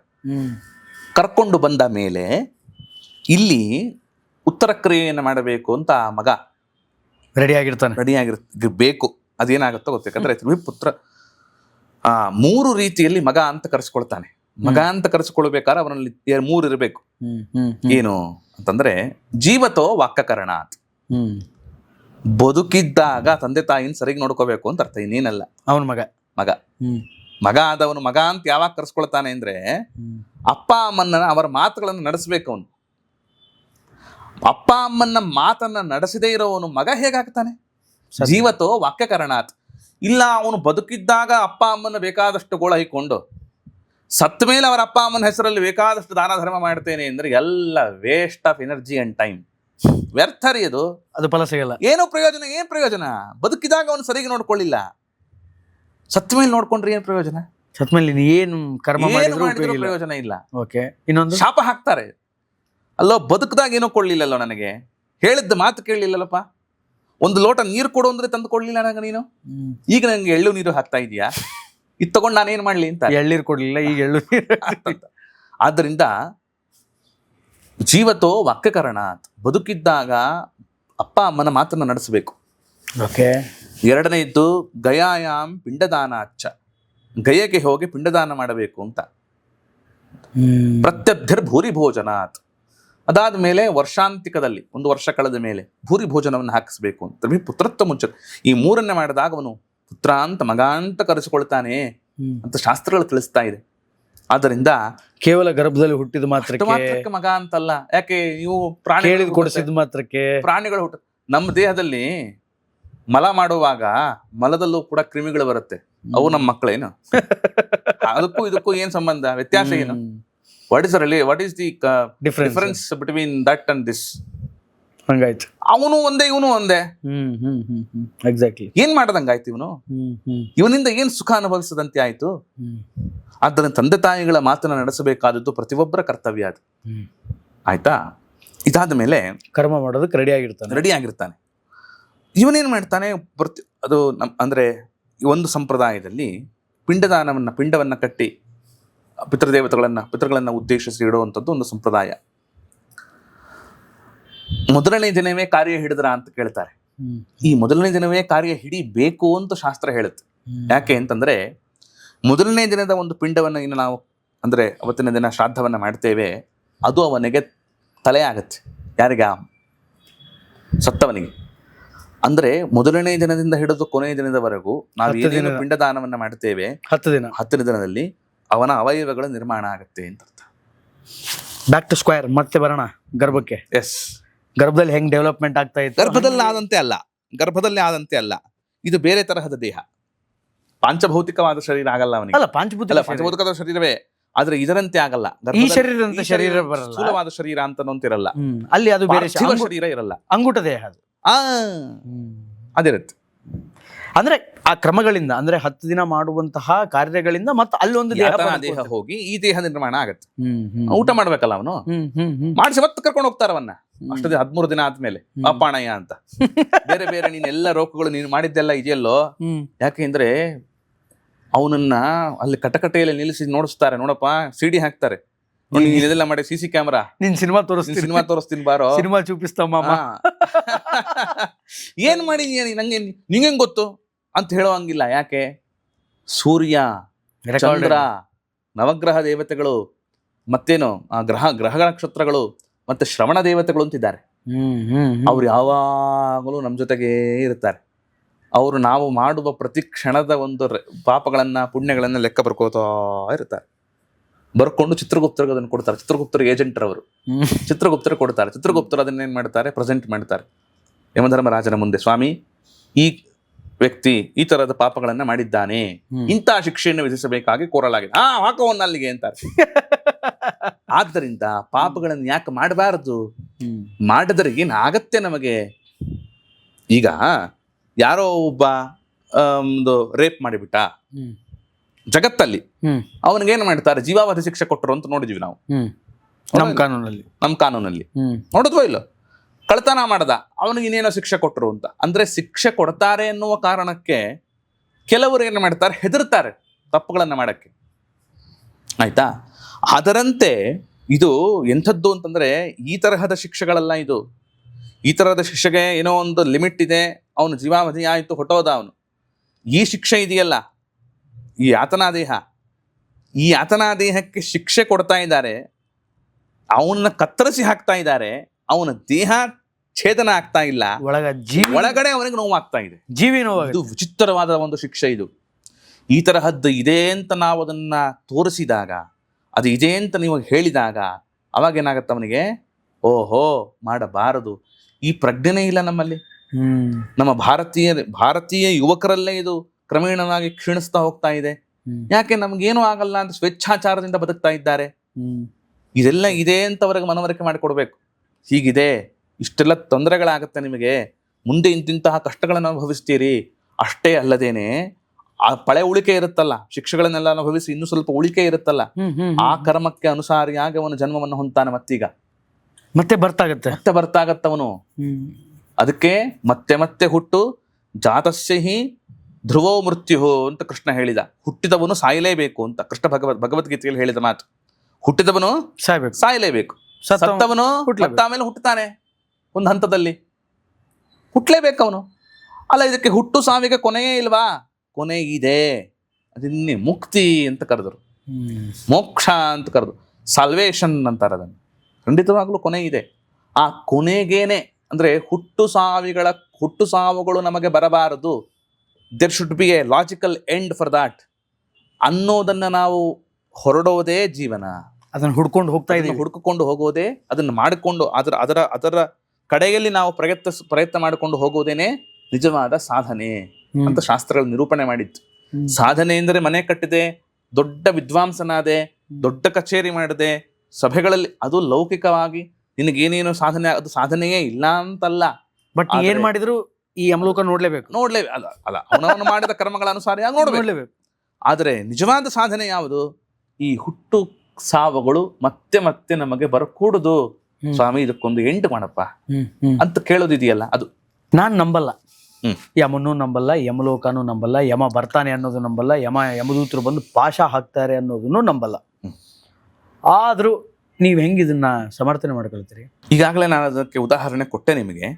ನಮ್ಮ ಪ್ರಾಚೀನರು ಮಾಡಿರುವಂತ ಈ ತರಹದ ಒಂದು ಕ್ರಮಗಳೇನಿದೆ, ಪದ್ಧತಿಗಳೇನಿದೆ, ಅವರೆಲ್ಲ ನೋಡಿದ್ದಾರೆ ಅದನ್ನ. ಅವ್ರು ಕಣ್ಣಿಂದ ನೋಡಿದ್ದನ್ನ ಅನುಭವಿಸಿದ್ದಾರೆ. ಎಷ್ಟೋ ಜನಗಳು ಅದೇ ಮೋಹನದಾಸರ ಉದಾಹರಣೆಯನ್ನು ಕೊಟ್ಟರೆ, ಆದ್ರೆ ಇವತ್ತು ಸೊಸೈಟಿ ಹೆಂಗಾಗ್ಬಿಟ್ಟಿದೆ ಅಂತಂದ್ರೆ ಪ್ರಾಕ್ಟಿಕಲ್ ಆಗಿ ಎಕ್ಸಿಕ್ಯೂಷನ್ ಆಗೋ ತನಕನೂ ಒಪ್ಪಲ್ಲ. ಇವತ್ತು ಕೋರ್ಟಲ್ಲಿ ಹೋಗ್ಬಿಟ್ಟು ತಮಾಷೆ ಮಾಡಬಹುದು. ಅಂದ್ರೆ ಇವತ್ತು ಕೋರ್ಟಲ್ಲಿ ಹೋಗ್ಬಿಟ್ಟು ಇವ್ನು ಕೊಲೆ ಮಾಡಿದಾನೆ ಅಂತಂದ್ರೆ ಫೋಟೋ ತೋರಿಸ್ತೀಯ, ವಿಡಿಯೋ ತೋರಿಸ್ತೀಯ ಅಂತವ್ರಿಗೆ ಏನ್ ಹೇಳ್ಬೋದು ಅಂದ್ರೆ, ನೀನು ಸತ್ತ ಮೇಲೆ ನೀನೊಂದು ಲೆಟರ್ ಹಾಕಪ್ಪ, ನಾನು ಸತ್ತ ಮೇಲೆ ನಾನು ಒಂದು ಲೆಟರ್ ಹಾಕ್ತೀನಿ, ಆಯ್ತಾ? ಲೆಟರ್ ತಲುಪಬೇಕಲ್ಲ ಅದು. ನೀನ್ ಸತ್ತ ಮೇಲೆ ನಮ್ಮ ಅನುಭವಕ್ಕೆ ಬಂದೇ ಬರುತ್ತೆ, ನಾವು ಸತ್ತ ಮೇಲೆ ನಮ್ಮ ಅನುಭವಕ್ಕೆ ಬರುತ್ತೆ. ನಾವೇನ್ ಹೇಳ್ಬೋದು, ನೋಡಪ್ಪ, ಅನುಭವಿಸಿದವರು ಅನುಭವದ ಮಾತುಗಳನ್ನ ಆಡಿದ್ದಾರೆ, ಅನುಭಾವಿಗಳು ಅದನ್ನು ಹೇಳಿದ್ದಾರೆ, ನಮ್ಮ ಹಿರಿಯರು ಹೇಳಿದ್ದಾರೆ, ಪುರಾಣಗಳಲ್ಲೂ ಅದನ್ನು ಬರೆದಿದ್ದಾರೆ, ಬೇರೆಯವರೆಲ್ಲ ಅದನ್ನ ನಂಬಿಕೊಂಡು ಬಂದಿದ್ದಾರೆ. ಆಯ್ತಾ? ಆ ನಂಬಿಕೊಂಡು ಬಂದಿರೋದಕ್ಕೆ ಒಂದು ದೊಡ್ಡ ಪರಂಪರೆ ಇದೆ, ಲೆಗಸಿ ಇದೆ ನಮಗೆ. ಇಲ್ಲ, ನಾನು ಅದನ್ನು ನಂಬಲ್ಲ. ನೀನು ನಂಬುವಂತ ನಾವು ಯಾರು ಫೋರ್ಸ್ ಮಾಡ್ತಾ ಇಲ್ಲ. ನೀನು ಹೋದ ಮೇಲೆ ನಿನ್ನ ಅನುಭವಕ್ಕೆ ಅದು ಬಂದೇ ಬರುತ್ತೆ. ಆವಾಗ ನೀನು ಹೇಳ್ಕೊಳಕ್ಕೆ ನೀನು ಯಾರ ಹತ್ರನೂ ಇರಲ್ಲ. ಅಧ್ಯಯನವನ್ನೇ ಅನುಭವ ಅನ್ಕೋಬೇಕು ಈಗ ಸದ್ಯಕ್ಕೆ ಅಷ್ಟೇ. ಈ ಜೀವಿ ಈ ದೇಹದಿಂದ ಹೊರಗಡೆ ಬಂದ ಮೇಲೆ ಅದು ಅಂಗವೈಕಲ್ಯ ಒಳಗೊಂಡಿರುತ್ತಾ? ಅಂದರೆ ಅದಕ್ಕೆ ಏನು ಕಾಣಿಸ್ತಿರುತ್ತೆ? ಕಣ್ಣು ಕಾಣಿಸಲ್ಲ ಅಂತ ಕೇಳಿದ್ದೆ ನಾನು. ಅದು ಕೇವಲ ಅದಕ್ಕೆ ಮಗ ಮಾತ್ರ ಕಾಣಿಸ್ತಿರ್ತಾನೆ, ಅಂದರೆ ಯಾರು ಕಾರ್ಯ ಮಾಡ್ತಾರೆ ಅದು ಮಾತ್ರ ಕಾಣಿಸುತ್ತೆ. ದೀಪ ಮಾತ್ರ, ಹಚ್ಚಿದ ದೀಪ ಮಾತ್ರ. ಈ ಟ್ಯೂಬ್ ಲೈಟ್ಗಳು ಅಂದ್ರೆ ಮಾಡಿರೋ ಲೈಟ್ಗಳೆಲ್ಲ ಕಾಣಲ್ಲ ಅದಕ್ಕೆ. ಆ ಶವದ ಮುಂದೆ ಹಚ್ಚಿರೋ ದೀಪ ಕೆಲವು ಇಂತಿಂಥ ಕಡೆಗಳಲ್ಲಿ ದೀಪ ಹಚ್ಚಬೇಕು ಅಂತಿದೆ. ಆ ದೀಪದ ಮಾರ್ಗ ಮಾತ್ರ ಆ ದೇಹಕ್ಕೆ ಕಾಣಿಸ್ತಾ ಇರುತ್ತೆ ಹೊರತು ಈ ಲೋಕದ ಒಂದು ಲೈಟ್ಗಳು ಬೆಳಕುಗಳು ಕಾಣಲ್ಲ ಅದಕ್ಕೆ. ಸಾವಿಗೆ ಮುನ್ಸೂಚನೆ ಇದೆನಾ? ಖಂಡಿತ ಮುನ್ಸೂಚನೆ ಇದೆ. ಹೆಂಗೆ? ಆ ಮುನ್ಸೂಚನೆಗಳನ್ನ ನೋಡಿ, ಒಂದೊಂದನ್ನ ಹೇಳ್ತೇನೆ ನಿಮಗೆ. ಈ ಕಿವಿಯನ್ನ ಮುಚ್ಕೊಳ್ಳಿ, ಈಗ ಮುಚ್ಕೊಳ್ಳಿ. ಒಂದೇನೋ ಸೌಂಡ್ ಬರ್ತಾ ಇದೆ, ಸಮುದ್ರದ ಘೋಷದಂತೆ. ಎಕ್ಸಾಕ್ಟ್ಲಿ ಘೋಷ ಬರ್ತಾ ಇದೆ. ಈ ಘೋಷ ನಿಲ್ಲುತ್ತೆ. ನಿಂತಿದೆ ಅಂತಂದ್ರೆ ಸತ್ತಿದ್ದೀನಿ ಅಂತ ಅಲ್ಲಲ್ಲ, ಸ್ವಲ್ಪ ದಿನಕ್ಕೆ ಸಾಯ್ತಾನೆ ಅಂತ. ಹೌದಾ? ಹೌದು. ಘೋಷ ಯಾವಾಗ ಕೇಳಿಸಲ್ಲವೋ ತಡ್ರಿ, ಚೆಕ್ ಮಾಡ್ತೀನಿ. ಆ ಘೋಷ ನಿಂತಿದೆ ಅಂದ್ರೆ ಸ್ವಲ್ಪ ದಿನಕ್ಕೆ ಅವನು ಸಾಯ್ತಾನೆ. ಮುನ್ಸೂಚನೆ ಇದು. ಸೀರಿಯಸ್ಲಿ? ಎಸ್. ಆ ಪ್ರಾಣಘೋಷ ಅಂತ ಕರೀತಾರೆ ಇದನ್ನ. ಈ ಪ್ರಾಣಘೋಷ ನಿಂತೋಯ್ತು, ಕೇಳಿಸ್ತಾ ಇಲ್ಲ ಅವನಿಗೆ, ವಿತಿನ್ ಫ್ಯೂ ಡೇಸ್ ಅಂತ ಅರ್ಥ. ಅರ್ಧ ಗಂಟೆ ಒಂದ್ಸಲ ಕಿವಿ ಮುಚ್ಚಿರುತ್ತೆ. ಇದು ದೇವರೇ ಗೊತ್ತಿರ್ಲಿಲ್ಲ. ಸೂರ್ಯನ ಬಿಂಬ ನೋಡಿದಾಗ ಕಣ್ ಕುಗ್ಬೇಕಾ? ಛಿದ್ರದಂತೆ ಕಂಡ್ರೆ ಸೂರ್ಯ ನಮ್ಮ ಕಣ್ಣುಗಳಿಗೆ ಸ್ವಲ್ಪ ದಿನದಲ್ಲಿ ಹೋಗ್ತಾನೆ, ಅವನ ಮರಣ ಬರುತ್ತೆ. ಹೌದಾ? ಹೌದು. ನಮ್ಮ ಕನ್ನಡಿಗೆ ಮುಂದೆ ನಾವು ನಿಂತುಕೊಂಡಾಗ ನಮ್ಮ ಬಿಂಬ ನಮಗೆ ಸರಿಯಾಗಿ ಕಾಣ್ತಾ ಇಲ್ಲ ಅಂತಂದ್ರೆ ಕಣ್ಣಿನ ಡಾಕ್ಟರ್ ಹತ್ರ ಹೋಗೋದು ಬೇಡ. ಕಣ್ಣೆಲ್ಲ ಸರಿಗಿದೆ, ನಮ್ಮ ಬಿಂಬ ನಮಗೆ ಕಾಣ್ತಾ ಇಲ್ಲ ಸರಿಗೆ ಅಂತಾದರೆ ಮರಣ ಸನ್ನಿಹಿತದಲ್ಲಿದೆ ಅಂತ ಅರ್ಥ. ಅಷ್ಟೇ ಅಲ್ಲ, ನಮ್ಮ ನೆರಳು ನಮ್ಮ ಬಿದ್ದಾಗ ಆ ನೆರಳಿನಲ್ಲಿ ನಮ್ಮ ತಲೆ ಕಾಣಿಸ್ತಾ ಇಲ್ಲ ನೆರಳಿನಲ್ಲಿ ಅಂತಂದ್ರೆ, ದೇಹ ಎಲ್ಲ ಕಾಣ್ತಾ ಇದೆ, ತಲೆ ಕಾಣ್ತಾ ಇಲ್ಲ ಅಂದ್ರೆ ಮರಣ ಸನ್ನಿಹಿತ ಇದೆ ಅಂತ ಅರ್ಥ. ನಮ್ಮ ಮನೆ ಒಳಗಡೆ ಗೂಬೆ ಪ್ರವೇಶ ಮಾಡ್ತು ಅಂತಂದ್ರೆ ಮರಣ ಸನ್ನಿಹಿತ ಇದೆ ಅಂತ ಅರ್ಥ. ನಮ್ಮ ಕನಸಿನಲ್ಲಿ ಯಾವುದೋ ಒಂದು ಕೆಟ್ಟ ನದಿಯನ್ನು ನಾವು ದಾಟ್ತಾ ಇದ್ದೇವೆ ಅಂತ ಅನ್ಸಿದ್ರೆ ಮರಣ ಸನ್ನಿಹಿತ ಇದೆ ಅಂತ ಅರ್ಥ. ವೈತರಣಿ ದಾಟ್ತಾ ಇದೀವಿ ಅಂತ. ಆದ್ರಿಂದ ಇದೆಲ್ಲ ಮರಣ ಸೂಚಕಗಳು ಅಂತ ತಿಳಿಸಿಕೊಟ್ಟಿದ್ದಾರೆ. ಈ ಕೊನೆಗಾಲದಲ್ಲಿ ಆ ಯಮದೂತರು ಪಾಶ ಹಾಕೋದು ಅದೆಲ್ಲ ಜೀವಿಗೆ ಕಾಣುತ್ತಾ? ಅಂದ್ರೆ ಒಂದು ಅಂತ್ಯಕಾಲದಲ್ಲಿ ಒಂದು ವಿಶೇಷವಾದಂತಹ ಒಂದು ದೃಷ್ಟಿ ಬರುತ್ತಾ? ಖಂಡಿತ. ನಿಮ್ಗೆ ಉದಾಹರಣೆ ಕೊಡ್ತೇನೆ ನೋಡಿ. ಬಸ್ ಬರ್ತಾ ಇದೆ, ಯಾರೋ ಬರ್ತಾ ಇದ್ದಾರೆ, ಯಾರೋ ನನ್ನ ಕರಿತಾ ಇದ್ದಾರೆ ಅಂತಾರೆ. ಇವತ್ತಿಗೂ ಕೂಡ ಜನ, ಮುದುಕರು ಒಂದಿಷ್ಟು ಜನ ಮಾತಾಡ್ತಾರೆ, ಯಾರೋ ನನ್ನನ್ನು ಕರಿತಾ ಇದ್ದಾರೆ, ಕರೆದಂತೆ ಭಾಷೆ ಆಗ್ತಾ ಇದೆ. ಮೊನ್ನೆ ಯಾರೋ ಘಟನೆ ನೋಡಿದೆ ನಾನು. ಯಾರೋ ಬಾಗಲ್ ತಟ್ಟದಂಗಾಯ್ತಂತ ಅವರಿಗೆ. ಏನ್ ಭೂತ ಪ್ರೇತ ಕಥೆ ಎಲ್ಲ ಇದು, ಪಿಶಾಚಿ ಕಥೆ ಅಲ್ಲ. ಯಾರೋ ಬಾಗಲ್ ತಟ್ಟಂಗಾಯ್ತು. ಆ ಬಾಗಲ್ ತಟ್ಟಿದ ಶಬ್ದ ಯಾರಿಗೂ ಕೇಳಿಸಿಲ್ಲ, ಆ ವ್ಯಕ್ತಿಗೆ ಮಾತ್ರ ಕೇಳಿಸಿದೆ. ಹೋಗಿ ಬಾಗಲ್ ತೆಗೆದ್ರೆ ಯಾರೋ ಇಲ್ಲ ರಾತ್ರಿ 12 ಗಂಟೆ ಹೊತ್ತಿಗೆ. ಭೂತ ಪ್ರೇತ ಕಥೆ ಅಲ್ಲ ಮತ್ತೆ ಇದು. ಬಾಗಲ್ ತೆಗೆಯೋ ಸಂದರ್ಭದಲ್ಲಿ ಆ ವ್ಯಕ್ತಿ ಪಾಪ ಕೆಳಗೆ ಬಿದ್ದ, ತೊಂದರೆ ಆಯ್ತು ಆತನಿಗೆ. ಆದರೆ ಆ ಮನೆಯಲ್ಲಿರೋರೆಲ್ಲ ಹೇಳಿದ್ರಂತೆ, ಯಾರಿಗೂ ನಮಗೆ ಶಬ್ದನೇ ಕೇಳಿಸಿಲ್ಲ, ನಿನಗೆ ಶಬ್ದ ಅಲ್ಲ, ಯಾರೋ ಕರೆದಂತೆ ಆಯ್ತು, ಯಾರೋ ನನ್ನ ಕರಿತಾ ಇದ್ದಾರೆ ಅಂದ್ರೆ ಅರ್ಥಗೇನು? ಯಮದೂತರು ಅವರಿಗೆ ಸೂಚನೆ ಕೊಡ್ತಾ ಇದ್ದಾರೆ, ಸ್ವಲ್ಪ ದಿನದಲ್ಲೇ ನಿನಗೆ ಮೃತ್ಯು ಇದೆ. ಅಷ್ಟೊತ್ತಿಗಾದರೂ ಇಷ್ಟು ನಿನಗೆ ಕಾಷನ್ಸ್ ಕೊಟ್ಟಾದರೂ ಕೂಡ ದೇವರ ಸ್ಮರಣೆ ಮಾಡಿ ಸಾಧನೆ ಮಾಡ್ಕೋ. ಇಷ್ಟು ಕಾಷನ್ ಕೊಡ್ತಾ ಇದ್ದೀನಿ ನಿನಗೆ, ವಾರ್ನಿಂಗ್ಸ್ ಇದೆಲ್ಲ. ಈಗ ಸೈರನ್ ಕೂಗುತ್ತೆ ನೋಡಿ, ಸ್ಟೇಷನ್ ಹತ್ರ ಬರ್ತಾ ಇದೆ ಅಂತಂದಾಗ ಈ ಮೆಟ್ರೋಗಳೆಲ್ಲ ಹಾಕಿರ್ತಾರೆ, ನೆಕ್ಸ್ಟ್ ಸ್ಟೇಷನ್ ಈಸ್ ನಿಲ್ದಾಣ ಅಂತ ಬರ್ತಾ ಇರುತ್ತಲ್ಲ. ಇವನ್ ರೆಡಿ ಮಾಡ್ಕೊಂತಾನೆ, ಬ್ಯಾಗ್ ಎಲ್ಲ ಸಿದ್ಧತೆ ಇಳಿಬೇಕು ಅಂತ ಸಿದ್ಧತೆ ಮಾಡ್ಕೊತಾನೆ, ನೆಕ್ಸ್ಟ್ ಸ್ಟೇಷನ್ ಇದೆ. ಅಷ್ಟು ಅದನ್ನು ನಾವು ನಂಬ್ತೀವಿ, ಅದಕ್ಕನುಸಾರಿಯಾಗಿ ನಾವು ಜೀವನ ನಡೆಸ್ತೇವೆ. ಆದರೆ ಯಾವಾಗ ನಮಗೆ ಸಾವು ಬರುತ್ತೆ ಅಂತನ್ನುವ ಈ ತರಹದ ಮುನ್ಸೂಚನೆಗಳು ಸಿಕ್ಕಾಗಲೂ ಕೂಡ ಇನ್ನು ನಾನು ಅವನಿಗೆ ವಿಲ್ ಮಾಡಿಲ್ಲ, ಇವನಿಗೆ ವಿಲ್ ಮಾಡಿಲ್ಲ, ಎಷ್ಟು ಹಣ ನನ್ನ ಅಕೌಂಟಲ್ಲಿದೆ, ಏನ್ ಮಾಡ್ಲಿ ಅಂತ ಇದರಲ್ಲೇ ನೀನು ಲೋಭತನದಿಂದ ಜೀವನ ಸಾಗಿಸಿಬಿಟ್ರೆ ಮುಂದಿನ ಗತಿ ನಮಗೆ ಅದರ ಅರಿವಿದೆಯಾ? ಮುಂದೊಂದು ಜನ್ಮ ಅಂತಿದೆ, ಮತ್ತೆ ನಮಗೆ ದೇಹ ಬರುತ್ತೆ. ನಾವು ಇವಾಗ ಪರೋಪಕಾರವನ್ನು ಮಾಡಲಿಲ್ಲ, ಒಬ್ಬರಿಗೆ ಉಪಕಾರವನ್ನು ಮಾಡಿದ್ವಾ, ಯಾರಿಗಾದರೂ ದಾನ ಮಾಡಿದ್ವಾ? ಹೂ ಇಸ್ ಇನ್ ನೀಡಿ, ಯಾರು ಬೇಕಾಗಿದೆ, ಅವಶ್ಯಕತೆ ಇದೆ ಅಂಥವರಿಗೆ ಕೈ ಎತ್ತಿ ದಾನ ಮಾಡಿದ್ವಾ ನಾವು? ಅಥವಾ ಯಾರಿಗಾದರೂ ಬೇಕಾದವರಿಗೆ ಒಂದು ಶಿಕ್ಷಣವನ್ನು ಕೊಡಿಸಿದ್ವಾ? ಫ್ರೀ ಎಜುಕೇಶನ್ ಕೊಡಿಸಿದ್ವಾ ನಾವೇನಾದರೂ ನಮ್ಮ ಕೈಲಾದ ಸಹಾಯವನ್ನ? ಅಥವಾ ನಮ್ಮಲ್ಲಿರುವಂಥ ಜ್ಞಾನವನ್ನ ಇನ್ನೊಬ್ಬರಿಗೆ ಇಂಪಾರ್ಟ್ ಮಾಡಿದ್ವಾ, ನಾಲೆಡ್ಜ್ ಟ್ರಾನ್ಸ್ಫರ್ ಮಾಡಿದ್ವಾ, ದುಡ್ಡನ್ನು ಟ್ರಾನ್ಸ್ಫರ್ ಮಾಡಿದ್ವಾ? ಏನೂ ಪರೋಪಕಾರವನ್ನ ಮಾಡಲಿಲ್ಲ. ಸಾಯುವವರೆಗೂ ಕೂಡ ನಾನು ನನ್ನದು ಅಂತಲೇ ಜೀವನ ಸಾಗಿಸಿಬಿಟ್ಟಿವಿ. ಇವನಿಗೆ ಮುಂದಿನ ಜನ್ಮದಲ್ಲಿ ಅಥವಾ ಮೇಲೆ ಹೋದಾಗಲೂ ಕೂಡ ಸರಿಯಾದ ರೀತಿಯಲ್ಲಿ ಅವನಿಗೆ ಬೇಕಾಗಿರುವಂತಹ ಭೋಗಭಾಗ್ಯಗಳು ಸಿಗುತ್ತೆ ಅಂತ ಯಾವ ನಂಬಿಕೆ ಇದೆ? ಅವನಿಗೆ ಜನ್ಮಾಂತರದಲ್ಲಿ ನಾನಾ ತರಹದ ಯಾತನೆಗಳನ್ನು ಅನುಭವಿಸ್ತಾ ಇರ್ತಾರೆ. ಈಗ ನಾವು ಎಷ್ಟೋ ಜನ, ಈಗ ನಮಗೆ ರೋಗಗಳು ಬರುತ್ತೆ. ಅಯ್ಯೋ, ನನಗೇ ಯಾಕಿಷ್ಟು ರೋಗ ಬಂತು, ನನಗೇ ಯಾಕಿಷ್ಟು ಬಾಧೆ ಆಗ್ತಾ ಇದೆ, ದಾರಿದ್ರ್ಯ ಬರ್ತಾ ಇದೆ, ರೋಗ ಬರ್ತಾ ಇದೆ, ತೊಂದರೆಗಳು ಬರ್ತಾ ಇದೆ. ನಾವು ಗ್ರಹಗಳ ಹತ್ರ ನೋಡ್ತೀವಿ, ಜ್ಯೋತಿಷಿಗಳ ಹತ್ರ ಹೋಗ್ತೀವಿ, ನಾನಾ ತರಹದ್ದು ಮಾಡ್ತೀವಿ. ಅದರ ಮುಖ್ಯವಾಗಿ ಏನು ಗೊತ್ತೇನು? ಪೂರ್ವ ಜನ್ಮ ಕೃತಂ ಪಾಪಂ ವ್ಯಾಧಿ ರೂಪೇಣ ತಿಷ್ಠತಿ. ಜನ್ಮಾಂತರದಲ್ಲಿ ಮಾಡಿದ ಪಾಪಗಳಿದೆಯಲ್ಲ, ಹಿಂದಿನ ಜನ್ಮಗಳಲ್ಲಿ ಅದೇನೇ ರೋಗ ರೂಪದಲ್ಲಿ ನಮ್ಮ ಮುಂದೆ ಕಾಡುತ್ತಾ ಇರುತ್ತೆ. ನಮಗೆ ಗೊತ್ತಿಲ್ಲ. ರೋಗದಲ್ಲಿ 3 ತರ ಇದೆ ರೀ. ಕರ್ಮದಿಂದ ಬರುವಂತ ರೋಗ, ದೋಷದಿಂದ ಬರುವಂತ ರೋಗ, ಆಯ್ತಾ? ಆದ್ದರಿಂದ ಕರ್ಮ ಮತ್ತು ದೋಷಗಳ ಮಿಶ್ರಣದಿಂದ ಬರುವಂತ ರೋಗಗಳು. ಕೆಲವನ್ನ ಈ ಕರ್ಮದಿಂದ ಬರುವಂತ ರೋಗಗಳನ್ನ ಪಶ್ಚಾತ್ತಾಪ ಪ್ರಾಯಶ್ಚಿತ್ತಗಳಿಂದಲೇ ಬಿಡಿಸ್ಕೊಳ್ಬೇಕೇ ಹೊರತು ಯಾವ ವೈದ್ಯಕೀಯ ಔಷಧಿಗಳಿಂದ ಏನ್ ಮಾಡಿದ್ರೂ ಬದುಕಲಿಲ್ಲ ರೀ ನಮ್ಮವರು. ಏನು ಟ್ರೀಟ್ಮೆಂಟ್ ಕೊಟ್ಟರು ಕೂಡ ಡಾಕ್ಟರ್ಗೆ ಗೊತ್ತಾಗ್ಲಿಲ್ಲ ಅಂತ ಅನ್ನುವ ಮಾತುಗಳನ್ನ ಮಾನಸಿಕ ರೋಗ ಅಲ್ಲ, ಅದಕ್ಕೆ ಕರ್ಮದಿಂದ ಬರುವ ಕರ್ಮದಿಂದ ಬರುವಂತ ರೋಗಗಳು. ಅಂದ್ರೆ ಒಳಗೆ ಕೊರಗಿ ಸತ್ತು ಬಿಡ್ತಾರೆ ಹೇಳ್ಕೊಳ್ಳೋದು. ಏನ್ ಮಾಡಿದ್ರು ಕೂಡ ಆ ರೋಗ ನಿವಾರಣೆ ಆಗಲ್ಲ ಅವನಿಗೆ. ಯಾಕೆ? ಜನ್ಮಾಂತರದಲ್ಲಿ ಅಂತ ಅದನ್ನ ಮಾಡಿದ ಒಬ್ಬರ ಕೈ ಎತ್ತಿ ಕೊಡ್ಲಿಲ್ಲ ರೀ, ಒಬ್ಬರಿಗೆ ದಾನ ಮಾಡ್ಲಿಲ್ಲ. ಯಾರು ಹೇಳ್ತಾ ಇದ್ರು ಜನ್ಮಾಂತರದ ಪಾಪ ಹೆಂಗ್ ಕಚ್ಕೊಳ್ಳುತ್ತೆ ಅಂದ್ರೆ, ಒಂದು 100 ಆಕಳು ಇರೋ ಜಾಗದಲ್ಲಿ ಒಂದು ಕರುಣ್ ಬಿಟ್ರೆ ಅದು ಹಿಂಗೆ ಸೀದಾ ತನ್ನ ತಾಯಿಗೆ ಕೆಚ್ಚಲಕ್ಕೆ ಹೋಗಿ ಬಾಯಿ ಹಾಕುತ್ತೋ ಹಂಗೆ ಜನ್ಮಾಂತರದ ಕರ್ಮ ನೀನು ಎಲ್ಲೇ ಇದ್ರು, ಯಾವ ಪೊಸಿಷನ್ನಾಗ ಇದ್ರು, ಅಟಕಾಯಿಸ್ಕೊಳ್ಳೋ ಟೈಮ್ ಹೋಗಿ ಬಂದು ಕರೆಕ್ಟಾಗಿ ಅಟಕಾಯಿಸ್ಕೊಳ್ಳೋ.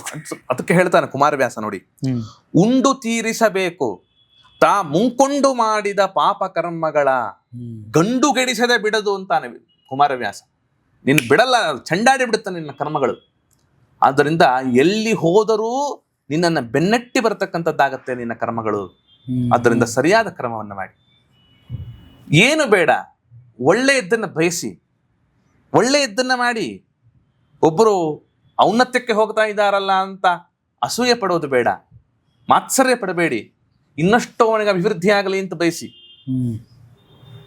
ಈ ತರದ ಗುಣ ಯಾವಾಗ ಬರುತ್ತೆ ನಮ್ಮಲ್ಲಿ, ನಮ್ಮ ಸಮಾಜದಲ್ಲಿ? ಒಬ್ಬರಿಗೆ ಯಾರೋ ಒಬ್ಬನು ಪಾಪ ಕಡು ಬಡವನಿದ್ದಾನೆ, ತೊಂದರೆ ಆಗ್ತಾ ಇದೆ, ದಾನ ಮಾಡಿ. ಒಳ್ಳೆಯ ಬಯಕೆಯನ್ನ, ಒಳ್ಳೆಯದನ್ನ ಮಾಡೋದೇನೆ ಪುಣ್ಯ, ಕೆಟ್ಟದ್ದನ್ನ ಮಾಡೋದೇ ಪಾಪ.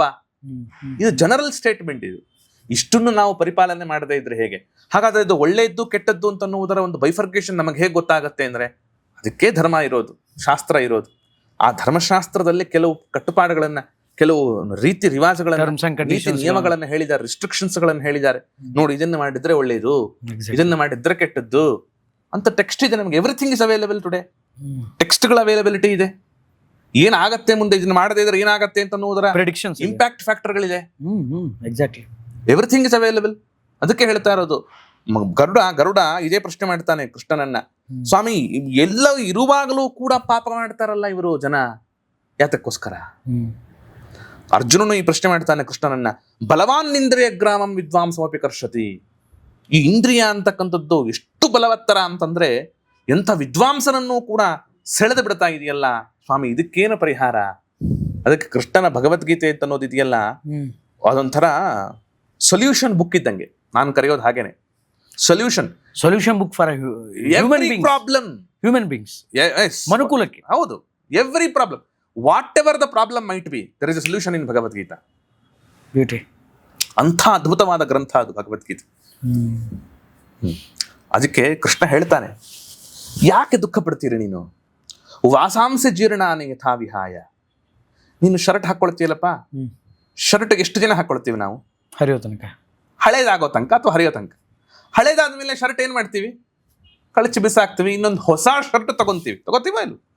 ಹಾಗೆ ಈ ದೇಹವೂ ಕೂಡ ಅಂತಂತಾನೆ ಕೃಷ್ಣ. ಮುರಿದು ಬೀಳುತ್ತೆ ಒಂದು ದಿನ ಅದು ಶೈಶವಾವಸ್ಥೆಯಲ್ಲಿ ಇರ್ತದೆ. ಶೈಶವಾವಸ್ಥೆ ಹೋಗುತ್ತೆ, ಹಳೆಯ ಅಂಗಿ ಹೋದಂತೆ ಶೈಶವಾವಸ್ಥೆ ಹೋಗುತ್ತದೆ. ನೆಕ್ಸ್ಟ್ ಏನು ಕೊಡ್ತಾನೆ? ಹೊಸ ಅಂಗಿ, ಯೌವನಾವಸ್ಥೆ ಕೊಡ್ತಾನೆ. ಚರ್ಮ ಸ್ವಲ್ಪ ಗಟ್ಟಿ, ಚಾರ್ಮಿಂಗ್ ಆಗತ್ತೆ, ಹೊಳಿಯುತ್ತೆ, ಬಿಸಿ ರಕ್ತ, ಯೌವನಾವಸ್ಥೆ ಕೊಡ್ತಾನೆ. ಸ್ವಲ್ಪ ವೃದ್ಧಾಪ್ಯದ ವಸ್ತುಗೆ ಚರ್ಮ ಸುಕ್ಕಟ್ಟತ್ತೆ. ಅಂದ್ರೆ ಆ ಶರ್ಟ್ ಹೋಯ್ತು, ಯೌವನದ ಶರ್ಟ್ ಹೋಯ್ತು, ವೃದ್ಧಾಪ್ಯದ ಶರ್ಟ್ ಬಂತು. ಅದು ಕೂಡ ಹೋಗುತ್ತಪ್ಪ, ಇದು ಶರ್ಟ್ ಹೋಗುತ್ತೆ, ಮತ್ತೆ ಮುಂದೆ ಇನ್ನೊಂದು ಶರ್ಟ್ ಕೊಡ್ತಾನೆ, ಇನ್ನೊಂದು ಶೈಶವಾವಸ್ಥೆ ಕೊಡ್ತಾನೆ ನಿನಗೆ. ಯಾಕೆ ಯೋಚನೆ ಮಾಡ್ತಿದಿ? ಎಕ್ಸಾಕ್ಟ್ಲಿ. ಅವಸ್ಥೆಗಳು ಬದಲಾದಂತೆ ಇದು ಕೂಡ ಬದಲಾಗತ್ತೆ ಅಂತ ಇಟ್ಕೊಂಡಾಗ ನಿನ್ನ ದೇಹದ ಮೇಲೆ ಅಭಿಮಾನವೇ ಬರಲ್ಲ ನಿಮಗೆ ಅಂತ ಕೃಷ್ಣ ಈ ತರದ ಮಾತುಗಳನ್ನ ಆಡ್ತಾನೆ. ಈ ಜೀವಿ ಕಣ್ಣಿಗೆ ಕಾಣಿಸುತ್ತಾ ನಮಗೆ? ಅಂದ್ರೆ ಈ ದೇಹದಿಂದ ಹೊರಗಡೆ ಹೋದಂಥವ್ರು, ಅಂದ್ರೆ ನಮ್ಗೆ ಯಾರೋ ಗೊತ್ತಿರೋರು ತೀರ್ಕೊಂಡಿರ್ತಾರೆ, ಸತ್ತೋಗಿರ್ತಾರೆ, ಅವ್ರ ಆತ್ಮ ನಮ್ಗೆ ಕಣ್ಣಿಗೆ ಕಾಣಿಸುತ್ತೆ. ಅತೀಂದ್ರಿಯ, ಅದು ಕಣ್ಣಿಗೆ ಕಾಣಲ್ಲ. ಮತ್ತೆ ಈ ದೇವಭೂತಗಳೆಲ್ಲ ಏನು?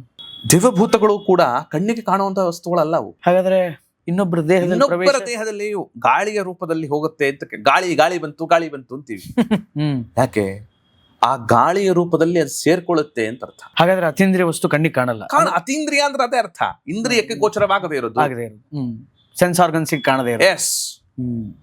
ಅಂದ್ರೆ ದೆವ್ವಗಳೆಲ್ಲ ಕಣ್ಣಿಗೆ ಕಾಣಿಸಲ್ಲ. ಕಣ್ಣಿಗೆ ಕಾಣಿಸಲ್ಲ ಅಂತಂದ್ರೆ ಬೇರೆ ರೂಪದಲ್ಲಿ ಕಾಣಿಸಬಹುದು. ಅಂದ್ರೆ ಎಕ್ಸಾಂಪಲ್, ಅಂದ್ರೆ ಇವಾಗ ಹೇಳಿದ್ರಲ್ಲ ನೀವು, ಬೇರೆಯವರಲ್ಲಿ ಬರಬಹುದು, ಈ ತರದ್ದಾಗಬಹುದೇ ಹೊರತು ಬೇರೆ ಐಸಿಗೆ we cannot see. We can't see with our naked eyes. ಅತೀಂದ್ರಿಯ ಅದು. ಈ ದೇಹದಲ್ಲಿ ಒಂದು ಜೀವಿ ಇದೆ, ಅಥವಾ ಈ ದೇಹದಲ್ಲಿ ಆ ಜೀವಿ ಒಂದು ವ್ಯಾಪಾರ ಮಾಡ್ತಾ ಇದೆ, ಅದಕ್ಕೆ ಈ ದೇಹ ಪರ್ಫೆಕ್ಟ್ ಆಗಿ ಕೆಲಸ ಮಾಡ್ತಾ ಇದೆ, ಕೈಕಾಲ ಆಡ್ತಾ ಇದೆ. ಯಾವಾಗ ನೀವು ಆಗ್ಲೇ ಹೇಳ್ದಾಗೆ ಆ ಜೀವಿ ಹೊರಗಡೆ ಹೋಗುತ್ತೋ ಆಗ ಇದು ನಿಶ್ಚೇಷಿತ ವಸ್ತು ಆಗ್ಬಿಡುತ್ತೆ. ಅವಾಗ ಇದನ್ನ ಶರೀರ ಅಂತ ಕರಿತೀವಿ, ಕಲೆಯವರ ಅಂತ ಕರಿತೀವಿ. ಒಂದು ಜೀವಿ ಇದ್ದಾಗ ಮತ್ತೊಂದು ಜೀವಿ ಪ್ರವೇಶ ಆಗುತ್ತಾ? ಆಗತ್ತೆ. ಪ್ರೇತ ಭೂತ ಅಂತ ಅನ್ನೋದು ಅಲ್ಲ, ಇದೇನಾ? ಹಾಗೆ ಡ್ಯುಯಲ್ ಹೌದು 100% ಡ್ಯುಯಾಲಿಟಿ ಆಗೋದು. ಓಕೆ, ಎಫೆಕ್ಟ್ಸ್ ಏನಾಗ್ಬೋದು ಅದರಿಂದ? ಅದನ್ನೇ ಈಗ ಈ ದೇಹದಲ್ಲಿ ಇನ್ನೊಂದು ಆತ್ಮ ಸೇರಿಕೊಂಡಾಗ, ಸುಮ್ಮನೆ ನಿಮಗೊಂದು ಉದಾಹರಣೆ ಕೊಡ್ತೇನೆ. ಬಳ್ಳಾರಿಯಲ್ಲಿ ಒಮ್ಮೆ ಆಯ್ತು ಅಂದ್ರೆ, ಒಂದು ಹೆಣ್ಣು ಮಗು, ಆ ಹೆಣ್ಣು ಮಗಳು ಏನಾಗಿದ್ದಾಳೆ, ಇನ್ನೊಂದು ಆತ್ಮ ಸೇರಿಕೊಂಡಿದೆ. ಹೌದಾ? ಸೇರಿಕೊಂಡಾಗ ಆ ಹೆಣ್ಮಗಳು ಸಂಧ್ಯಾ ವಂದನೆ ಮೊದಲಾದವುಗಳನ್ನು ಮಾಡೋದಕ್ಕೆ ತೊಡಗಿಬಿಟ್ಲು. ಹೆಣ್ಮಗಳು ಓಕೆ. ಆಚಮನದ ಪಾತ್ರೆ, ಅರ್ಘ್ಯ ಪಾತ್ರೆ ಎಲ್ಲ ಇಟ್ಟುಕೊಂಡು ದ್ವಾದಶ ನಾಮಗಳನ್ನು ಹಾಕಿಕೊಂಡು ಮೈಗಳಿಗೆ ಸಂಧ್ಯಾ ವಂದನೆ ಮೊದಲಾದ ಮಾಡ. ಯಾಕೆ ಹೀಗೆ? ಒಳಗಡೆ ಇನ್ನೊಂದು ಆತ್ಮ ಸೇರಿದೆ, ಅದರ ವ್ಯಾಪಾರ ಅದಕ್ಕಾಗ್ತಾ ಇದೆ. It is not A natural, ಇದು ನ್ಯಾಚುರಲ್ ಪ್ರೋಸೆಸ್ ಅಲ್ಲ ಅದು. ಪಾಪ ಆ ಹೆಣ್ಮಗಳು, ಅದರ ಒಳಗಡೆ ಸೇರಿರುವಂತಹ ಶರೀರ ಇನ್ನೊಂದು ಆತ್ಮ ಇದೆಯಲ್ಲ, ಅದು ಆ ಪ್ರಭಾವ ಬೀರ್ತಾ ಇದೆ. ಆಗತ್ತೆ. ಸಂಭವಗಳು ಬೇಕಾದಷ್ಟು ನಡೆದಿದೆ, ಉದಾಹರಣೆಗಳು ಬೇಕಾದಷ್ಟಿದೆ. ವಿಪರೀತವಾಗಿ ಆಸೆ ಇಟ್ಕೊಂಡು ಒಬ್ಬ ವ್ಯಕ್ತಿ ಸತ್ತೋಗ್ಬಿಡ್ತಾನೆ, ಅವ್ನು ಹೆಂಗೆ ಮುಂದೆ ಗತಿ? ಅವನು ಅದಕ್ಕೇನೆ ಈ ಕಾಗೆ ಪಿಂಡ ಅಂತ ಹಾಕ್ತಾರೆ ಸತ್ತಾಗ. ಹೌದು, ಕಾಗೆ ಬಂದು, ಕಾಗೆಗೆ ಒಂದು ದೊಡ್ಡ ವರ ಇದೆ. ರಾಮಚಂದ್ರ ಕಾಗೆಗೆ ಒಂದು ವರ ಕೊಟ್ಟಿದ್ದಾನೆ. ಈ ಕಾಗೆ ಏನು ಮಾಡಬೇಕು ಅಂತಂದ್ರೆ, ಈ ಕಾಗೆ ಪಿಂಡ ಅಂತಾನೆ ಇಡಿಸ್ತಾರೆ. ಕಾಗೆ ಬಂದು ಮುಟ್ಟಬೇಕು, ಅದನ್ನ ಅಟ್ಲೀಸ್ಟ್ ಟಚ್ ಮಾಡಿ ಹೋಗ್ಬೇಕು. ಕಾಗೆ ಮುಟ್ಲಿಲ್ಲ ಅಂದ್ರೆ ಅವನ ಆಸೆ ಇನ್ನೂ ಇದೆ ಅಂತ ಅರ್ಥ. ಆ ಜೀವಿಗೆ ಏನೋ ಬಲವಾದ some desire is there. Okay, ಅವನೇನೋ ಅನ್ಕೊಂಡಿರ್ತಾನ, ಇವನು ಅನ್ಕೋಬೇಕು ಇವ್ರ ಮಕ್ಕಳು ಅಥವಾ ಯಾರ, ಇಲ್ಲ ಅಪ್ಪ ನಿಮ್ಮ ಆಸೆ ತೀರಿಸ್ತೇವೆ ಅಂತ ಅಂದಾಗ ಕಾಗೆ ಬಂದು ಮುಟ್ಟುತ್ತೆ. It is a sign. ಅಂದ್ರೆ ಅಷ್ಟು ವಿಪರೀತವಾಗಿ ಆಸೆ ಇಟ್ಕೊಂಡು ಸತ್ತಂತವ್ರೆ ಈ ಪ್ರೇತ ಆಗಿ ಬರ್ತಾರೆ, ದೆವ್ವ ಆಗಿ ಬರ್ತಾರೆ, ಇನ್ನೊಬ್ಬರ ದೇಹ ಪ್ರವೇಶ ಮಾಡಿ ತಮ್ಮ ಡಿಸೈರ್ ಅನ್ನ ಫುಲ್ಫಿಲ್ ಮಾಡ್ಕೋತಾರೆ ಇಲ್ಲ ಅಂತೆಲ್ಲ ಹೇಳ್ತಾರೆ. ಇಲ್ಲ ಹಾಗಿಲ್ಲ. ಈಗ ಯಾವಾಗ ಪಿಂಡ ಪ್ರದಾನ ಅಥವಾ ಅವರವರ ಅವರವರ ಧಾರ್ಮಿಕ ವಿಧಿವಿಧಾನಗಳ ಪ್ರಕಾರ ಅದರ ನಿವೃತ್ತಿಗೋಸ್ಕರ ಏನೇನು ಒಂದು ಕರ್ಮಗಳನ್ನ ಮಾಡ್ತಾರೆ, ಮಾಡಿದಾಗ ಖಂಡಿತವಾಗಲೂ ಆ ಪ್ರೇತ ಅಂತ ಅನ್ನೋದಿದೆಯಲ್ಲ, ಅದು ನಿವೃತ್ತಿ ಆಗತ್ತೆ, ಖಂಡಿತ ಆಗತ್ತೆ. ಅದು ಯಾವುದು? ವಿಧಿವಿಧಾನಗಳನ್ನ ಮಾಡಿದಾಗ. ಒಂದು ವೇಳೆ ವಿಧಿವಿಧಾನಗಳನ್ನ ಸರಿಗೆ ಮಾಡಲಿಲ್ಲ, ಓಕೆ, ಅಥವಾ ಆತ್ಮಹತ್ಯೆಯನ್ನು ಮಾಡಿಕೊಂಡಿದ್ದ, ನಾನು ಆಕ್ಚುಲಿ ಅದನ್ನೇ ಕೇಳೋನಿದ್ದೆ ನೆಕ್ಸ್ಟ್. ಆತ್ಮಹತ್ಯೆಯನ್ನ ಮಾಡಿಕೊಂಡ್ರೆ ಅದಕ್ಕೆ ಆತ್ಮಹತ್ಯೆ ಯಾವಾಗ ಮಾಡ್ಕೊಳ್ತಾರೆ? ಜೀವನ ಬೇಸರ ಆಗಿ. ನೀವ್ ಹೇಳಿದ್ರಲ್ಲ ಈಗ ಇದಕ್ಕೂ ಮುಂಚೆ, ಡಿಸೈರ್ ಫುಲ್ಫಿಲ್ ಆಗಿಲ್ಲ ಅಂತ, ಅದನ್ನ ಇಟ್ಕೊಂಡೇ ಅವನು ಆತ್ಮಹತ್ಯೆ ಮಾಡ್ಕೊಂಡ. ಆ ಆತ್ಮಹತ್ಯೆ ದೊಡ್ಡ ಪಾಪ, ಶಾಸ್ತ್ರ ಹೇಳ್ತಾ ಇದೆ. ಮಾಡಿಕೊಂಡ್ರೆ ನಿಮ್ಮ ನಿವೃತ್ತಿ ಆಗಲ್ಲ, ಒದ್ದಾಡ್ಬೇಕಾಗತ್ತೆ. ನೀವು ಏನ್ ಮಾಡಿದ್ರು ನಿವೃತ್ತಿ ಆಗಲ್ಲ. ಎಷ್ಟೋ ವರ್ಷಗಳ ಕಾಲ ಅದಕ್ಕೆಲ್ಲ ವಿಧಿವಿಧಾನಗಳಿದೆ, ತೊಂದರೆಗಳನ್ನು ಅನುಭವಿಸಬೇಕಾಗತ್ತೆ.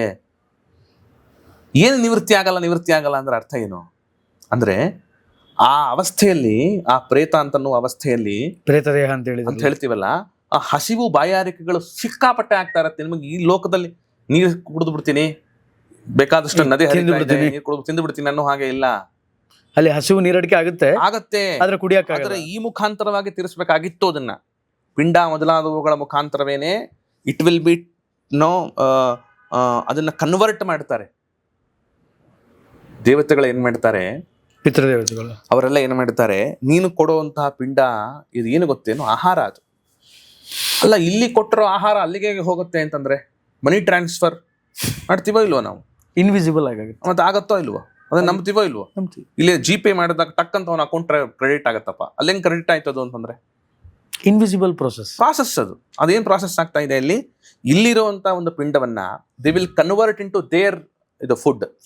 ಅವರಿಗೆ ಬೇಕಾಗಿರುವಂತ ಆಹಾರವನ್ನಾಗದನ್ನ ಪರಿವರ್ತನೆ ಮಾಡಿ ಅದು ಬೇರೆ ಲೋಕಕ್ಕೆ. ಹೌದು. ಅದಕ್ಕೂ ಕೂಡ ಶಾಸ್ತ್ರಕಾರರು ಬಹಳ ಸುಂದರವಾಗಿ ನಿರೂಪಣೆ ಮಾಡ್ತಾರೆ. ಈಗ ನೋಡಿ, ಉದಾಹರಣೆ ಕೊಡ್ತೇನೆ.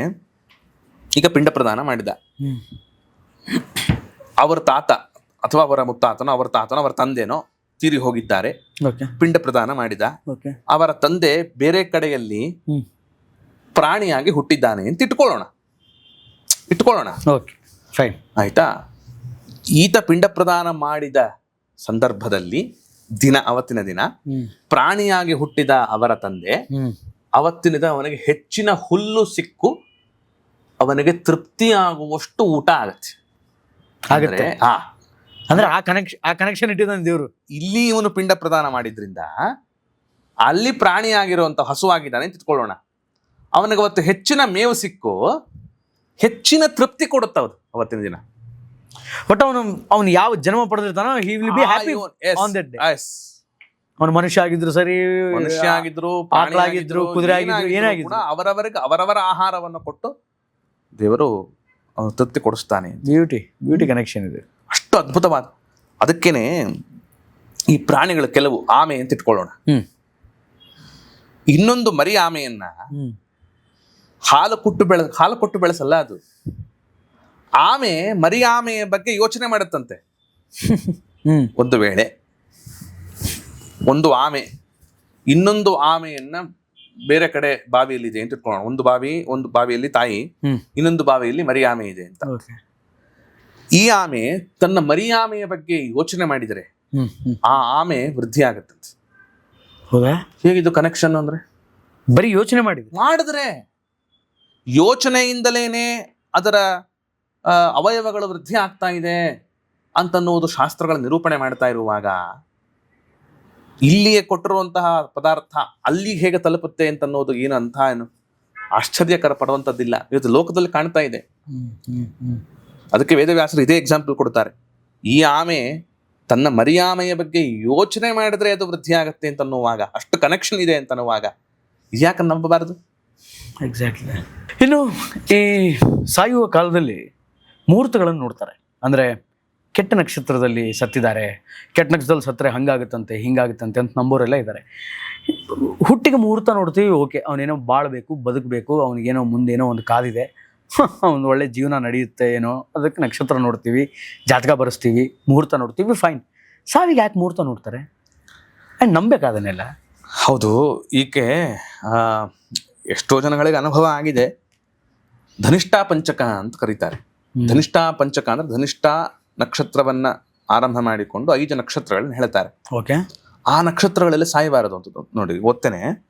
ಪಂಚಕೇಶು ಮೃತೋ ಯಸ್ಯ, ಆಯ್ತಾ, ಯಸ್ತು ನಗತಿಂ ಲಭತೆ ನರಃ ದಾಹಸ್ತತ್ರ ನಕರ್ತವ್ಯ ಕೃತೇನ್ಯ ಮರಣಂ ಭವೇತ್ ಅನ್ಯ ಮರಣಂ ಭವೇತ್ ಅಂದಿದ್ದಾರೆ. ಒಂದು ವೇಳೆ ಧನಿಷ್ಠಾ ಪಂಚಕದಲ್ಲಿ ಸತ್ತರೆ, ಆ ಸಮಯದಲ್ಲಿ ಏನಾದರೂ ಅಂದರೆ ಆ ಶವ ಸಂಸ್ಕಾರವನ್ನು ಮಾಡಿದರೆ ಅವರ ಸಂಬಂಧಿಕರಲ್ಲಿ ಯಾರಾದರೂ ತೀರ್ತಾರೆ, ಅಥವಾ ಅಕ್ಕಪಕ್ಕದಲ್ಲಿ ಯಾರಾದರೂ ಒಬ್ಬರು ಪ್ರಾಣ ಕಳ್ಕೊಳ್ಳುತ್ತಾರೆ ಅನ್ನುವ ವಿಷಯವನ್ನ ಗರುಡ ಪುರಾಣ ಸೂಚನೆ ಮಾಡುತ್ತೆ. ಇವತ್ತು ಎಷ್ಟೋ ಕಡೆಗಳಲ್ಲಿ ಅನುಭವಕ್ಕೂ ಬಂದಿದೆ. ಧನಿಷ್ಠಾ ಪಂಚಕದಲ್ಲಿ ಸತ್ತಿದ್ದಾರೆ ಅಂದ್ರೆ ಏನೋ ಒಂದು ಅವಘಡ ಆಗತ್ತೆ ಅಂತ. ಹಾಗಾದ್ರೆ ಎಷ್ಟೋ ಕಡೆಗಳಲ್ಲಿ ಇದಕ್ಕೇನು ಮತ್ತೆ ಪರಿಹಾರ ಏನು ಅಂದ್ರೆ ಪರಿಹಾರವೂ ಇದೆ ಇದಕ್ಕೆ. ಅಂದ್ರೆ ನಾನು ಅದನ್ನೇ ಕೇಳ್ತಾ ಇದ್ದೀನಿ. ನೀವು ಹೇಳಿದ್ರಿ ಹಿಂದಕ್ಕೆ ಎವ್ರಿಥಿಂಗ್ ಈಸ್ ರಿಟರ್ನ್, ಹೌದು ಪ್ಯಾಕೇಜ್. ಹೌದು. ಸಾವ್ ಯಾವಾಗ, ಹುಟ್ಟೇನು, ಹೌದು, ಕೆಲಸ ಏನು, ದನ ಏನು, ಆಯುಷ್ಯ ಎಲ್ಲ ಅಂತ ಬರೆದು ಬಿಟ್ಟಿದ್ದಾನೆ. ಆಯುಷ್ ಏನು ಅಂತ ಸಾವು ಬರ್ದಿರ್ತಾರೆ ಅಂತ ಹೌದು ಹೇಳಿ. ಹೌದು ಹೌದು. ಧನಿಷ್ಠ ನಕ್ಷತ್ರದಲ್ಲಿ ಸಾಯ್ಬೇಕಂತ ಯಾರು ಬೇಡ್ಕೊಂಡ್ ಬಂದಿರ್ತಾರೆ, ಯಾರು ಬೋರ್ಡ್ ಹಾಕೊಂಡ್ ಬಂದಿರ್ತಾರೆ. ನಾನು ಬೋರ್ಡ್ ಹಾಕೊಂಡ್ ಬಂದಿರಲ್ಲ. ಸಾವು ಅನ್ನೋದು ಯಾವಾಗ ಬರುತ್ತೆ ಅನ್ನೋದು ಗೊತ್ತಿರಲ್ಲ. ಅದಕ್ಕೇನೆ ಅದಕ್ಕೂ ಪರಿಹಾರ ಇದೆ. ಓಕೆ. ಈಗ ನೋಡಿ, ಧನಿಷ್ಠ, ಶತಭಿಷ, ಪೂರ್ವಾಭದ್ರ, ಉತ್ತರಾಭದ್ರ, ರೇವತಿ 5 ನಕ್ಷತ್ರಗಳು. ಈ 5 ನಕ್ಷತ್ರಗಳು ಅಂದ್ರೆ ಅದು ಅವು ಕೆಟ್ಟ ನಕ್ಷತ್ರ ಅಲ್ಲ. ಆ ನಕ್ಷತ್ರದಲ್ಲಿ ಈ ಮರಣಕ್ಕೆ ಸಂಬಂಧಪಟ್ಟಂತೆ ಅದನ್ನ ಕೆಟ್ಟದ್ದು ಅಂತ ಹೇಳ್ತಾರೆ. ನಕ್ಷತ್ರಗಳು ಕೆಟ್ಟದ್ದಲ್ಲ. ಆ ನಕ್ಷತ್ರ ಇದ್ದಾಗ ಜೀವ ಹೋಗಬಾರ್ದು. ಹೋಯ್ತು, ನೀವ್ ಹೇಳಿದ್ರಿ ಈಗಾಗ್ಲೇ ನಾವೇನ್ ಬರ್ಕೊಂಡ್ ಬಂದಿರ್ತೀವ ಅಂತ. ಹೋಯ್ತು ಪಾಪ, ಏನ್ ಮಾಡಕ್ಕಾಗತ್ತೀಗ ಅವನು. ಅದಕ್ಕೂ ಶಾಂತಿ ಇದೆ. ಇದನ್ನ ಬ್ರಾಹ್ಮಣರು ಅಥವಾ ಪುರೋಹಿತ ಶಾಹಿಗಳು ಇವರೆಲ್ಲ ದುಡ್ಡು ಬರ್ಕೊಂಡಿರುವಂತದ್ದಲ್ಲ. ಇದನ್ನ ತೊಂದರೆ ಆಗತ್ತಪ್ಪ ನಿಮಗೆ ಅನ್ನೋ ಕಾರಣಕ್ಕೋಸ್ಕರ ಶಾಂತಿ ಮಾಡಿಸಿ. ಇದನ್ನು ಶಾಂತಿ ಮಾಡಿಸಿದರೆ ಯಾವ ತೊಂದರೆಗಳು ಆಗಲ್ಲ ಅನ್ನೋದಕ್ಕೋಸ್ಕರ ಧನಿಷ್ಠಾ ಪಂಚಕ ಶಾಂತಿಯನ್ನ ಮಾಡಿಸಿ ಆಮೇಲೆ ಶವ ಸಂಸ್ಕಾರ ಮೊದಲಾದವುಗಳನ್ನ ಮಾಡುವಂತ ಕ್ರಮ ಇದೆ. ಅಂದ್ರೆ ನೀವು ನೋಡಿದೀರಾ ಆ ತರದ ಶಾಂತಿ ಮಾಡಿಸದೇ ಇದ್ದಾಗ ಆ ತರದ ಎಫೆಕ್ಟ್? ಹೌದು ಹೌದು ಹೌದು, ನಾವು ಖಂಡಿತ ನೋಡಿದ್ದೇವೆ. ನಂಬುವವರು ನಂಬುತ್ತಾರೆ, ನಂಬಿಕೆ ಅವರವರ ಬಿಟ್ಟಿದ್ದು. ಖಂಡಿತವಾಗ್ಲೂ ಕೂಡ ಇದರಿಂದ ಅಡ್ವರ್ಸ್ ಎಫೆಕ್ಟ್ಸ್ ಗಳಾಗಿದೆ ಒಂದು ವೇಳೆ ಧನಿಷ್ಠಾ ಪಂಚಕದಲ್ಲಿ. ಆದ್ರೆ ಇನ್ ಕೆಲವು ಕಡೆ ಏನಾಗುತ್ತೆ ಅಂತಂದ್ರೆ, ನಾಸ್ತಿಕರುಗಳಿಗೆ ಆಗಲ್ಲ, ಧನಿಷ್ಠಾ ಪಂಚಕದಲ್ಲೇ ಹೋಗ್ತರು, ನಾವು ಶಾಂತಿ ಮಾಡಿಸಲ್ಲ ಅಂತನ್ನೋರ್ಗೇನು ಆಗಲ್ರಿ. ನಾನು ಹೇಳ್ತೀನಿ ಯಾಕೆ ಆಗಲ್ಲ ಅಂತ ಅನ್ನೋದನ್ನ ಹೇಳ್ತೇನೆ. ಈಗ ಹಿಂದೆ ಎಲ್ಲ ಒಂದು ಮಾತು ಬಂದಿತ್ತು, ಇದೆಲ್ಲ ಯಾಕೆ ನಾಸ್ತಿಕರಿಗೆ ಯಾಕೆ ಅಂತಹ ಏನೋ ಎಫೆಕ್ಟ್ಸ್ ಗಳಾಗಲ್ಲ, ಸೂರ್ಯಗ್ರಹಣ ಮೊದಲಾದವುಗಳು ಬಂದಾಗ ನಾವೆಲ್ಲ ಎಷ್ಟು ಕಾಳಜಿ ಮಾಡಿ ಅಂತ ಹೇಳಿ ಇವರೇ ರಾಹುಕೇತುಗಳಾಗಿರ್ತಾರೆ. ಆದ್ದರಿಂದ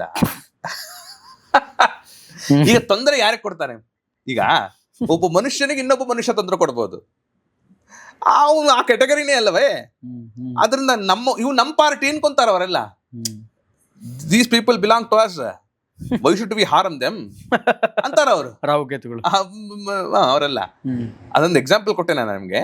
ಆ ಥರದವರೆಲ್ಲ ಇವ್ರಿಗೆ ಯಾಕೆ ಹಾರಂ ಮಾಡ್ಬೇಕು, ನಾವು ನಮ್ಮ ಪಾರ್ಟಿ ಇವನು ಅಂತಾರೆ. ಅದಕ್ಕೆ ಅವ್ನಿಗೇನೋ ಆಗಲ್ರಿ. ಆದ್ರೆ ನಿಜವಾಗಲೂ ನಂಬಿಕೆ ಇದ್ದವ್ರು ಏನೇನು ಮಾಡ್ತಾರಲ್ಲ, ಅವರು ಭಯ ಪಡ್ತಾರೆ. ಈ ಥರದ್ದು ಮಾಡಬೇಕು, ಶಾಂತಿಗಳನ್ನ ಮಾಡಿಸಬೇಕು ಅಂತ ಮಾಡಿಸ್ತಾರೆ. ಬಟ್ ಲಾಸ್ಟಿಗೆ ಅವರಿಗೆ ಒಂದು ಬಲ್ಕಲ್ ಬರುತ್ತೆ. ಹೌದು, ಹೇಳಿದೆ. ಈ ಜೀವಿ ದೇಹದಿಂದ ಹೊರಗಡೆ ಬಂದ ಮೇಲೆ ಈ ದೇಹವನ್ನ ಎಷ್ಟು ಗೌರವಯುತವಾಗಿ ನೋಡ್ಕೋಬೇಕು, ಈ ಸಂಸ್ಕಾರದಲ್ಲಿ ಈ ದೇಹಕ್ಕೆ ಏನೇನು ಮಾಡಬೇಕು ಮೊದಲು, ಆಮೇಲೆ ಸಂಸ್ಕಾರ ಹೆಂಗೆ ಮಾಡಬೇಕು ಅಂತ ಕೇಳ್ತೀನಿ. ಮೊದಲು ದೇಹವನ್ನ ನೋಡ್ಕೊಳ್ಳುವಂಥ ಪರಿ ಹೇಗೆ ಅಂತ ನೋಡಿ. ದೇಹವನ್ನ ಅಂದ್ರೆ ಜೀವಿ ಹೊರಗೆ ಬರುವಾಗ ಏನಾಗತ್ತೆ ಅಂತ ಈಗಾಗಲೇ ಹೇಳಿದ್ದೆ ನಾನು ನಿಮಗೆ. ಹೇಗೆ ಯಾವ ರೀತಿಯಲ್ಲಿ ಮರಣ ಹೊಂದಬೇಕು ಅಂತ ಮೊದಲು. ಎಕ್ಸಾಕ್ಟ್ಲಿ. ಸತ್ರೆ ಹೆಂಗ್ ಸಾಯ್ಬೇಕು ಅದು ಇದೆನಾ? ಹೌದು. ಹೆಂಗ್ ಸಾಯ್ಬೇಕು ಸತ್ರೆ? ಅವನಿಗೆ ಸಾಯೋ ಕಡೆಗಾಲದಲ್ಲಿ ಪಾಪ ಯಮದೂತರನ್ನು ನೋಡ್ತಾನೆ. ಹೇಗಿರ್ತಾರೆ ಗೊತ್ತಾ ಅವರು? ಯಮದೂತವು ತದಾ ಪ್ರಾಪ್ತವು ಭೀಮೌ ಸರಭಸೆ ಪಾಶದಂಡಧರೌ ನಗ್ನೌ ದಂತೈಹಿ ಕಟಕಟಾಗೆತವು. ಕಟಕಟ ಕಚ್ತಾ ಇರ್ತಾರಂತೆ ಯಮದೂತರು.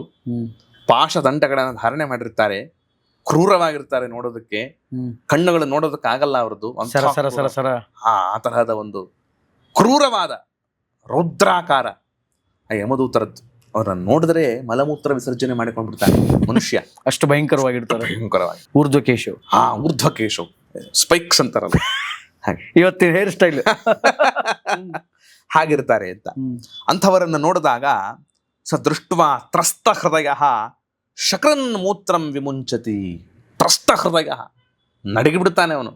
ನಡಿಗೆ ಏನು ಮಾಡ್ತಾನೆ, ಮಲಮೂತ್ರವನ್ನು ವಿಸರ್ಜನೆ ಮಾಡಿಕೊಂಡು ಬಿಡ್ತಾನೆ.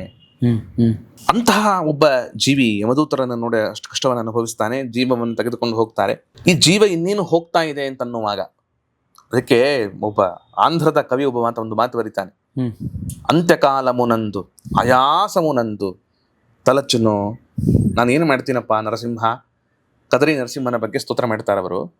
ಅಂತ್ಯಕಾಲ ಬಂದಾಗ, ಆಯಾಸ ಇದ್ದಾಗ, ಕಫ ವಾತ ಪಿತ್ತಮುಲ್, ಕಫ ವಾತ ಪಿತ್ತ ಘುರ್ಘುರಾಯತೆ ಅಂತಾರೆ ಗರುಡ ಪುರಾಣದಲ್ಲಿ. ಘುರ್ ಅಂತ ಶಬ್ದ ಮಾಡ್ತಿರ್ತಾನೆ. ಆಗ ನಿನ್ನನ್ನು ಸ್ಮರಣೆ ಮಾಡ್ತೇನೋ ಇಲ್ವೋ, ಈಗ ನಿನ್ನನ್ನು ಸ್ಮರಣೆ ಮಾಡ್ತೇನೋ, ಈಗಲಿಂದಲೇ ಅದನ್ನು ಸ್ಮರಣೆ ಮಾಡಿಕೊಂಡು ಮುಂದೆ ಅಂತಹ ಒಂದು ಅವಸ್ಥೆ ಬಂದಾಗ ನನ್ನನ್ನು ರಕ್ಷಣೆ ಮಾಡು ಅಂತ. ಇದೇ ಮಾತನ್ನ ಪುರಂದರದಾಸರ ಕನ್ನಡಿಗರು. ಶ್ವಾಸ ಕಾಸ ಘಾಸಿಯಾಗಿ ಕ್ಲೇಶ ಬಂದು ಒದಗಿದಾಗ ರಂಗನ ಧ್ಯಾನ ಒದಗದಯ್ಯ. ರಾಮ ರಾಮ ರಾಮ ಸೀತಾರಾಮ ಏನು. ಈಗ್ಲಿಂದನೇ ಅದನ್ನ ಮಾಡ್ಕೊಂಡು ಹೋಗಿ ಕೊನೆಗಾಲದಲ್ಲಿ ದೇವರನ್ನ ರಕ್ಷಣೆ ಮಾಡ್ತಾನೆ ನಿಮ್ಮನ್ನ ಅಂತ ಅಷ್ಟೆಲ್ಲ ನಮ್ಮನ್ನ ಪಾಪ ಸರಿದಾರಿಗೆ ತರಬೇಕು ಅಂತ ಬೇಕಾದಷ್ಟು ಹೇಳಿದ್ದಾರೆ ದೊಡ್ಡ ಹಿರಿಯರೆಲ್ಲರೂ ಕೂಡ. ಅದಕ್ಕೆ ಎಂತ ಸಾವು ಬರ್ಬೇಕಂತ ಅವನನ್ನ ಇನ್ನೇನು ಸಾವು ಬರ್ತಾ ಇದೆ ಅಂತ ಅನ್ನೋ ಹಂತ ಇದ್ದಾಗ ಅವನಿಗೆ ಗೊತ್ತಾಗತ್ತೆ, ಅಥವಾ ಸುತ್ತಲೂ ಇದ್ದವ್ರಿಗೂ ಅವನು ಹೇಳಬೇಕು, ನೀನು ನನಗೆ ಬಂದ ಬಿಡುತ್ತಪ್ಪ ಅಂತ್ಯಕಾಲ ಸನ್ನಿಹಿತ ಆಗಿದೆ ಅಂತಂದಾಗ ಸೆನ್ಸ್ ಆಗತ್ತ. ಅಂತಹ ಪರಿಸ್ಥಿತಿ ಬಂದಾಗ ಒದಗಿದಾಗ ಏನು ಮಾಡಬೇಕು ಅಂದ್ರೆ, ತುಳಸಿ ಕಟ್ಟೆ ಅಥವಾ ತುಳಸಿ ಅಂತ ಅನ್ನೋದಿದೆಯಲ್ಲ ಅತ್ಯಂತ ಪವಿತ್ರ. ಒಬ್ಬರ ಮನೆಯಲ್ಲಿ ತುಳಸಿ ಇದೆ ಅಂತಂದ್ರೆ ಸಕಲವಾಗಿರುವಂತ ಭಾರತ ದೇಶದಲ್ಲಿರುವ ಎಲ್ಲ ತೀರ್ಥಗಳು ಅವರ ಮನೆಯಲ್ಲಿದೆ ಅಂತ. ಬ್ಯೂಟಿ.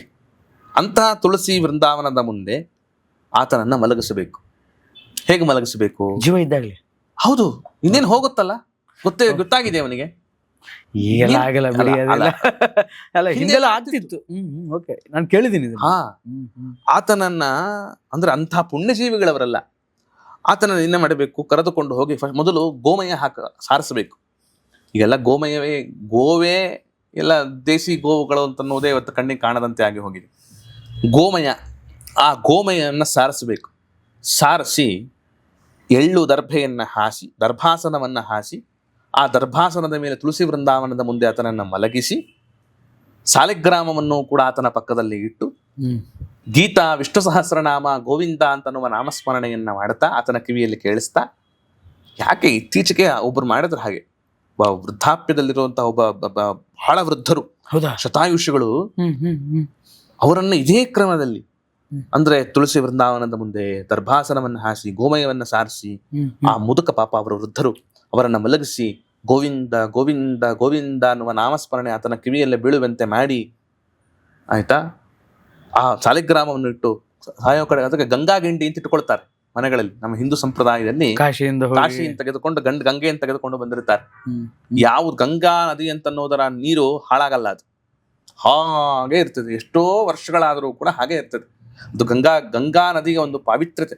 ಗಂಗಾ ಗಂಗಾ ಗಂಗಾ ಗಂಗಾ ಅಂದ್ಬಿಟ್ರೆ ಸಾಕಂತ. ಅವಳು ಎಷ್ಟು ಕೋಟಿ ಯೋಜನ ದೂರದಲ್ಲಿ ಇದ್ದರೂ ಕೂಡ ಗಂಗಾ ಅಂತ ನಾಮಸ್ಮರಣೆ ಮಾಡಿದರೆ ಸ್ನಾನ ಮಾಡಿದ್ದರ ಫಲವನ್ನು ಕೊಡ್ತಕ್ಕವಳಾಗ್ತಾಳೆ ತಾಯಿ. ಅದಕ್ಕೆ ಅಟಲ್ ಬಿಹಾರಿ ವಾಜಪೇಯಿ ಅವರು ಹೇಳ್ತಾರಲ್ಲ, ಕಂಕರ ಮೇ ಶಂಕರ ಹೇ ಅಂತ. ನಾವು ಭಾರತ ದೇಶದಲ್ಲಿ ಮಾಡೋ ಒಂದು ಭಾರತ ದೇಶದ ಕಣಕಣದಲ್ಲಿಯೂ ಶಂಕರನ ಸನ್ನಿಧಾನ ಇದೆ. ಭಾರತ ದೇಶದ ಒಂದೊಂದು ಬಿಂದುವಿನಲ್ಲಿಯೂ ಕೂಡ ಗಂಗೆಯ ಸನ್ನಿಧಾನ ಇದೆ ಅಂತ. ವಿಸರ್ಜನೆ ಭಾರತ್ ಮಾತಾ ಕಿ ಜೈ. ಹಾಗೆ ಅಷ್ಟು ಅಂದ್ರೆ ಅದಷ್ಟು ಅದ್ಭುತವಾದ ಒಂದು ಅನುಭವದ ಮಾತುಗಳವೆಲ್ಲ. ಆದ್ದರಿಂದ ಬಿಂದು ಮೇ ಗಂಗಾ ಹೇ ಅಂತ ಆ ಗಂಗಾ ತಂದಿರ್ತೇವಲ್ಲ ನಾವು, ಆ ಗಂಗಾ ಗೇಡಿಯನ್ನ ಒಡೆದು ಆ ಕಾಲದಲ್ಲಿ ಮರಣ ಸನ್ನಿಹಿತವಾದಾಗ ಬಾಯಲ್ಲಿ ಹಾಕಬೇಕು. ಗಂಗೆ, ಗೋವಿಂದ, ಗೋವು, ಇದೆಲ್ಲ 4 ಗಕಾರಗಳಿರಬೇಕು ಅಂತ, ಆಯ್ತಾ. ಗೀತ ಮರಣ ಕಾಲದಲ್ಲಿ ಇದು ಅತ್ಯಂತ ಪವಿತ್ರವಾದದ್ದು ಅಂತ ಹೇಳ್ತಾರೆ. ನಾನು ರೀಸೆಂಟ್ ಆಗಿ ಸೋಷಿಯಲ್ ಮೀಡಿಯಾದಲ್ಲಿ ಒಂದು ವಿಡಿಯೋ ನೋಡಿದ್ದೆ. ವೆರಿ ಏಜ್ಡ್ ವಿದ್ವಾನ್ ಏನೋ ಅವರು ICU ಅಲ್ಲೋ ಅದರಲ್ಲೋ ಬೆಡ್ ಮೇಲೆ ಮಲಗಿದ್ದಾರೆ. ಪಕ್ಕಕ್ಕೆ ಅವ್ರ ಮಕ್ಕಳು ಅಥವಾ ಅವ್ರ ಶಿಷ್ಯಂದ್ರೆ ಯಾರೋ ಗೊತ್ತಿಲ್ಲ ಪಾರಾಯಣ ಮಾಡ್ತಾ ಇದ್ದಾರೆ. ಅಂಡ್ ಅವ್ರ ಜೊತೆ ಇವರು ಪಾರಾಯಣ ಮಾಡ್ತಿದ್ದಾರೆ. ಬಟ್ ವಾಟ್ ಹ್ಯಾಪನ್ ನೆಕ್ಸ್ಟ್ ಅನ್ನೋದು ಗೊತ್ತಿಲ್ಲ. ಬಟ್ ದಟ್ ಮೂಮೆಂಟ್ ಈಗ ನನಗೆ ನೀವು ಹೇಳಿದ ಮೇಲೆ ಸಿಂಕ್ ಒಳ್ಳೆ ಕುತೂಹಲಕಾರಿಯಾದ ಒಂದು ಅರ್ಥವತ್ತಾದ ಒಂದು ಜೀವನ ಅದು. ಹಾಗೆ ಜೀವನ ನಡೆಸಿಕೊಂಡು ಬಂದವರಿಗೆ ಅಂತಹ ಕಡೆಗಾಲದಲ್ಲಿ ಹುರುಪು, ಆ ಉತ್ಸಾಹ ನೋಡಿ, ಅಂತಹ ವಯಸ್ಸಾದಾಗಲೂ ಕೂಡ ಮಂತ್ರವನ್ನ ಉಚ್ಚಾರಣೆ ಮಾಡಬೇಕು ಅಂತ ಅನ್ನೋ ಒಂದು ಭಾವನೆ ಇದೆಯಲ್ಲ, ಇಂಟ್ರೆಸ್ಟ್ ಇದೆಯಲ್ಲ. ಅಂಡ್ ದಿಸ್ ಇಸ್ ಕಾಲ್ಡ್ ಅಂತ್ಯಕಾಲ ವಿಶೇಷ. ಆ ವಿಶೇಷ ಆದ್ರಿಂದ ಅಂತ್ಯಕಾಲದಲ್ಲಿ ಗೋವಿಂದ ಗೋವಿಂದ ಅಂತನ್ನುವ ಸ್ಮರಣೆಯನ್ನು ಕೇಳಿಸಿಕೊಂಡು ಅವನೇನು ಮಾಡ್ತಾನೆ, ದೇಹ ತ್ಯಾಗವನ್ನು ಮಾಡ್ತಾನೆ ಜೀವಿ. ಮಾಡದ ಮೇಲೆ ಆ ಶರೀರಕ್ಕೆ ಸ್ನಾನ ಮಾಡಿಸ್ಬೇಕು. ಮತ್ತೆ ಹೌದು, ಕೆಲವೆಲ್ಲ ಸಂಸ್ಕಾರಗಳಿದೆ. ಸ್ನಾನ ಮಾಡಿಸಿ ಶುದ್ಧಿಯನ್ನ ಮಾಡಿ ಅವರವರ ಸಂಪ್ರದಾಯದಂತೆ ಗೋಪಿಚಂದನ ಮೊದಲಾದ ನಾಮಧಾರಣೆಯನ್ನು ಕೂಡ ಆ ದೇಹಕ್ಕೆ ಮಾಡಿಸಿ ಅವರವರ ಸಂಪ್ರದಾಯದಂತೆ ಅದೇನಿದೆಯೋ ಅದು, ಅದರಿಂದ ಆ ನಾಮಗಳನ್ನೆಲ್ಲವನ್ನು ಕೂಡ ಧಾರಣೆ ಮಾಡಿಸಿ ಅದು ಪವಿತ್ರವಾದದ್ದು. ಯಾಕೆ ಇಷ್ಟು ದಿನಗಳ ಕಾಲ ಒಂದೇನೋ ಪುಣ್ಯ ರೂಪವಾದ ಸಂಚಯವನ್ನ ಮಾಡಿಕೊಂಡು ಬರೋದಕ್ಕೊಂದೊಂದು ಮೀಡಿಯಾ. ಇಷ್ಟು ದಿನ ಒಂದು ಶಾಲೆ ಕಟ್ಟಿಸಿದ್ರು, ಒಳಗಿರುವಂತಹ ಒಂದು ಜೀವಿ ಸಾಧನೆ ಮಾಡ್ಲಿಕ್ಕೆ ಹೆಲ್ಪ್ ಮಾಡಿದ್ದು ಈ ದೇಹದ ಮುಖಾಂತರವೇ ತಾನೆ. ಶರೀರ ಮಾಧ್ಯಮ ಖಲು ಧರ್ಮ ಸಾಧನ.